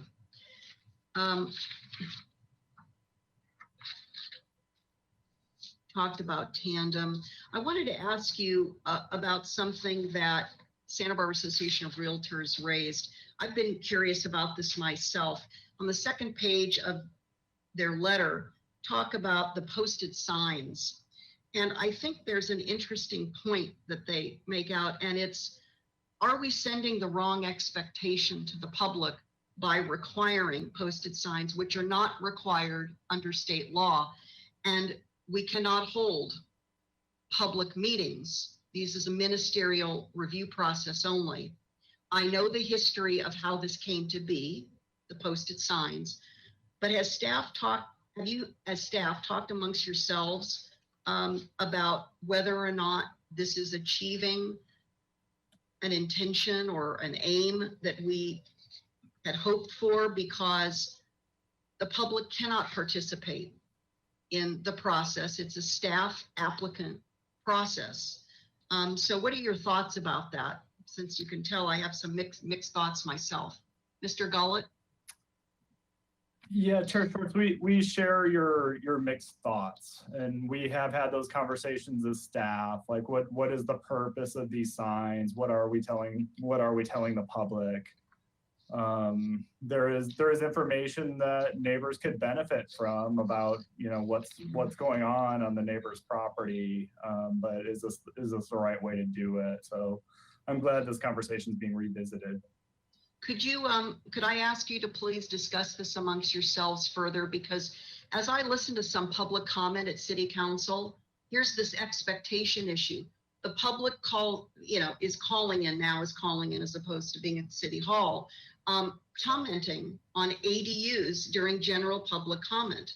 And it's as though they think the council has a discretionary public hearing authority to do something about the ministerial process. And so I think we're sending mixed messages to the public, and that's why I'd like to ask you to please confer among yourselves whether or not we're really doing the right thing here. And maybe there's a different process to do this, I don't know. But I would ask you to please put that on your list. And then, yes, I'm sorry. Thank you, Mr. Gullett. And I think just a couple more questions as we wrap up. I'm going to go to the AIA letter. As I was listening to Fire Marshal Poiret respond to some questions, and this is to item number 2 in the AIA letter, ADUs allowed in foothill high fire areas on single family lots and so forth. I don't know what we need because these significant data studies, I think that's how Fire Marshal Poiret mentioned them, or in order to carve out or identify micro areas or micro neighborhoods. I know that would be a significant work effort. That's not on our list to do. At the same time, again, an item for staff to confer perhaps with the fire marshal about these. As I look at our map, Ms. Deisty, I'm gonna go back to our map. The extreme high fire and high fire, let alone the proposed coastal areas, which I already commented on when the Community Wildfire Protection Plan came to us. Even within the extreme and high, well, it's labeled as foothill, extreme foothill. These areas are not all the same, even within those designations. So to prohibit additional residential development in the form of ADUs, to me seems like a broad brush and a potentially problematic, legally problematic approach. I don't know how else we discuss this, if not at the deliberative continuation meeting. But I think we may need to reconsider how we evaluate residential density, because to say, for example, and I'll ask you to think about this, Ms. Deisty, how are ADUs, let's just say you have one person in an 800 square foot ADU, how is that different than allowing a second story to be built on a single residential, single family residential structure for additional people, family members, others, to occupy more space within the footprint, but at a higher height of the single family residence? So to me, it's contradictory. It's not in alignment, and I don't know what we do about it, but I've just been thinking about this. If you could talk amongst yourselves. And I think we're not being consistent. We allow certain types of development that do add cars and people, and yet not ADUs. So I think our policies don't align with what's being proposed, and I would just ask you to please talk amongst yourselves about that. I'm not going to press that further, but Mr. Gullett, did you have a thought before I go to my remaining question? Just really quickly, just reminding everyone how difficult this is from a policy perspective, because our general plan is so clear that secondary dwelling units shouldn't be allowed in high fire hazard areas. So I understand. I mean, it's been a moving target for us, and we're reading tea leaves a bit and doing the best we can at this No, point. I understand, Mr. Gullett, I do. And lastly, I want to ask you something. This is again from the AIA letter. This is number 7 of their letter. Upper story windows and decks located less than 15 feet from property line, etc. There's a reference in their letter to provide an exemption from single family design board review. Now, this gets to my larger last question. And I'd like you to discuss this or vet this with the State Housing and Community Development Department. I'm still not clear or not convinced, I haven't seen the evidence, that state law allows a city or a county to put an ADU applicant through a process that includes a public meeting. We may say, and I think this is, from our current ordinance, oh, but if they don't want to comply with design standards, this is for ADUs only, they can opt out and go through a discretionary public meeting process. But I don't see that in any state law. And so I would ask you and Ms. Ostranger to please go back to all of the ADU laws, both the ones that have been enacted prior to this year and then the new 6 laws that went into effect in January, because I'm still not convinced, I haven't seen any law that allows us to put an ADU applicant through a discretionary public meeting process. So could I ask you to please look into that, or can you send me by email any reference to any of the ADU laws that might convince me otherwise? Chair Schwartz, certainly I can follow up with that one. Okay, that would be, that'd be very helpful. So those are my questions. It is 5:57 and I don't see any other webcams on for follow-on questions. So what I'm going to recommend is really ask is for a commissioner who would be inclined to make a motion to continue our item to a date to be determined. Commissioner Wiscombe, please. Yes, Madam Chair, I will so move that we continue this hearing to a date to be determined. I think we have spoken with staff about making sure that we have ample time at the next hearing to cover all the issues that we went through today. I will say that I thought today is great for staff because we've been through so much, and I think we'll have some really substantive items to discuss when we come back, considering all our questions. So I will move that we continue the hearing to a future date. Chair Schwartz? Yes. Commissioner Lodge, is there a second to Commissioner Wiscombe's motion?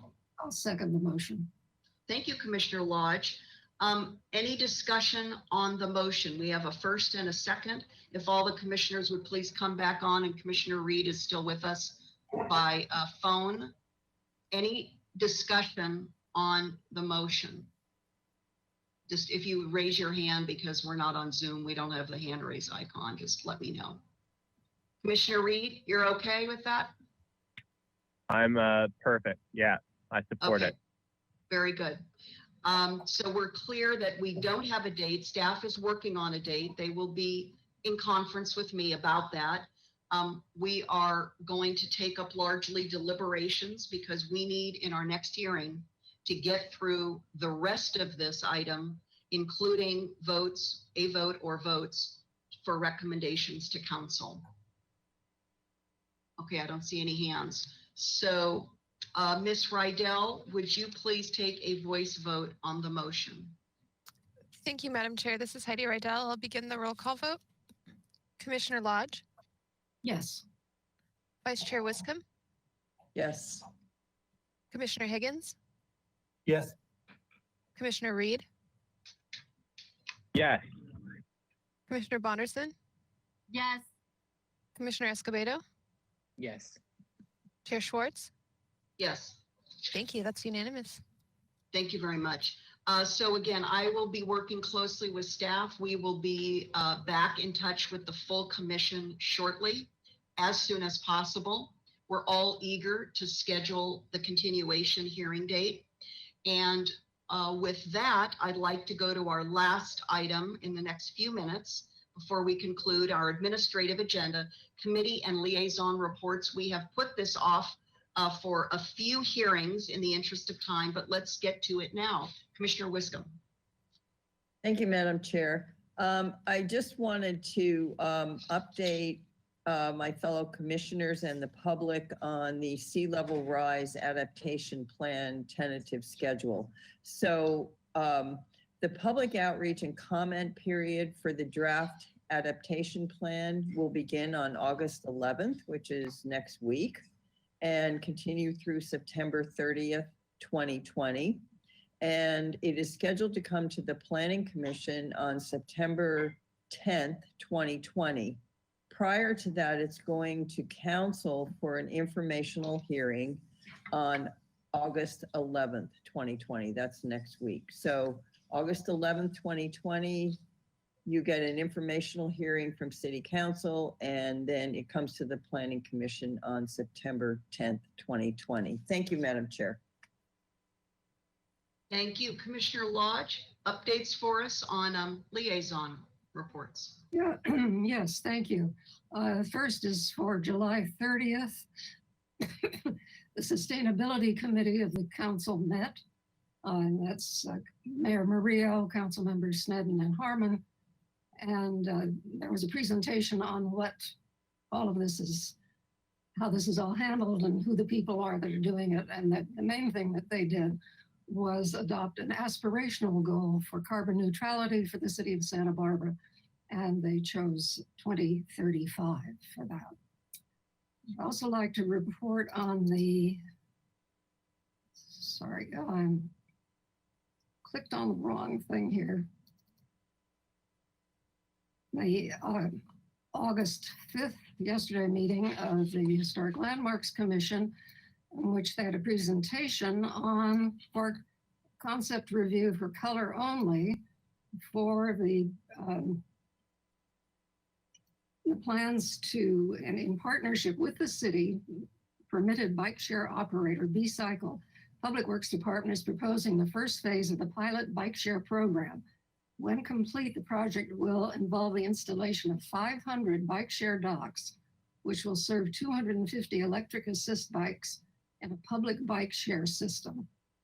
Of the 500 docks, 300 to 350 will be located downtown or along State Street. The remaining docks will be located along the waterfront. Of course, they've showed pictures of what these the stanchions for these bikes look like. That's sort of like what Henry Ford said, you can have any color you want as long as it's black. These come in black. They can be had in special colors, but it would cost a lot of money. The commissioners accepted the black and pointed out that black iron, wrought iron work and so on is very traditional Spanish architectural feature. So they accepted that. There was quite a bit of discussion about having them on the parts of State Street, of the pedestrian blocks of State Street, and concerns about conflict between pedestrians and bicyclists. And they seem to favor putting them on the side streets, the cross streets, around the corner from State Street, instead of having them directly on State Street. And that concludes my report. Thank you. Thank you. Very, very interesting, Commissioner Lodge. Thank you. Other committee and liaison reports. Commissioner Bonderson, please. Thank you, Chair Schwartz. I am here to present July 13th Architecture Board of Review. We had 3 items of interest The first project is located at 1230 San Andreas Street. It was a project that proposes the demolition of 2 existing dwellings and replaces them with 3 new, a new 3-story multi-unit residential building, which comprises of 7 2-bedroom rental units. And the average unit per acre here is 27 dwellings. It falls into the medium high density, 15 to 27, and it maximizes at 27. The project included a request for a waiver by ABR to allow for 3-foot interior setbacks, which was important to note. That setback reduction was for covered parking. And no final appeal decision was made at this hearing. The project has been continued indefinitely with comments, of course. The second item of interest was located at 121 East Mason Street. And this is the project that we at Planning Commission reviewed. I believe it was the week immediately prior to ABR reviewing the project. And as we all know, the project proposes a 4-story mixed-use development in the coastal zone. It entails demolition of the existing structure and construction of 156 residential units. I won't go into more detail on that. I just wanted you all to know that it did go to ABR. The comments were definitely worth reviewing. So if anyone amongst us is interested, please go back and take a look. The comments, of course, are found in the minutes. And no final appealable decision was made at this hearing. And it was continued indefinitely with comments. So that is actually all I had to share with you today. I said 3, but I only have 2. So there we go. Thank you. Great. And I'm going to ask Commissioner Reed, do you have anything to report? You're on the phone with us today. Yeah, I'll just briefly touch on, I believe it was the July 9th downtown parking meeting. I didn't get a chance to share that with stepping out of a couple items. So just the one thing that I thought was very interesting in the committee's discussion was the 0 blocks of State Street. And they proposed, due to the temporary nature of the parklets, the unfinished nature of the parklets, and the success of the parklets, downtown parking wants to pursue expanded sidewalks in the 0 blocks. I don't know what range, but there was a lot of enthusiasm around that, which would allow for additional seating for restaurant uses, but I think could be a really great built-in amenity for some of the AUDs we're seeing pop up in the downtown area. So that's that for downtown parking. Commissioner Wiscombe and I had a De La Guerra Plaza committee meeting this week. And it was another great meeting. We discussed locations for restrooms, trash enclosure, kiosk, and discussed the arcade proposal, which was expanded and reoriented in between City Hall and the News Press building.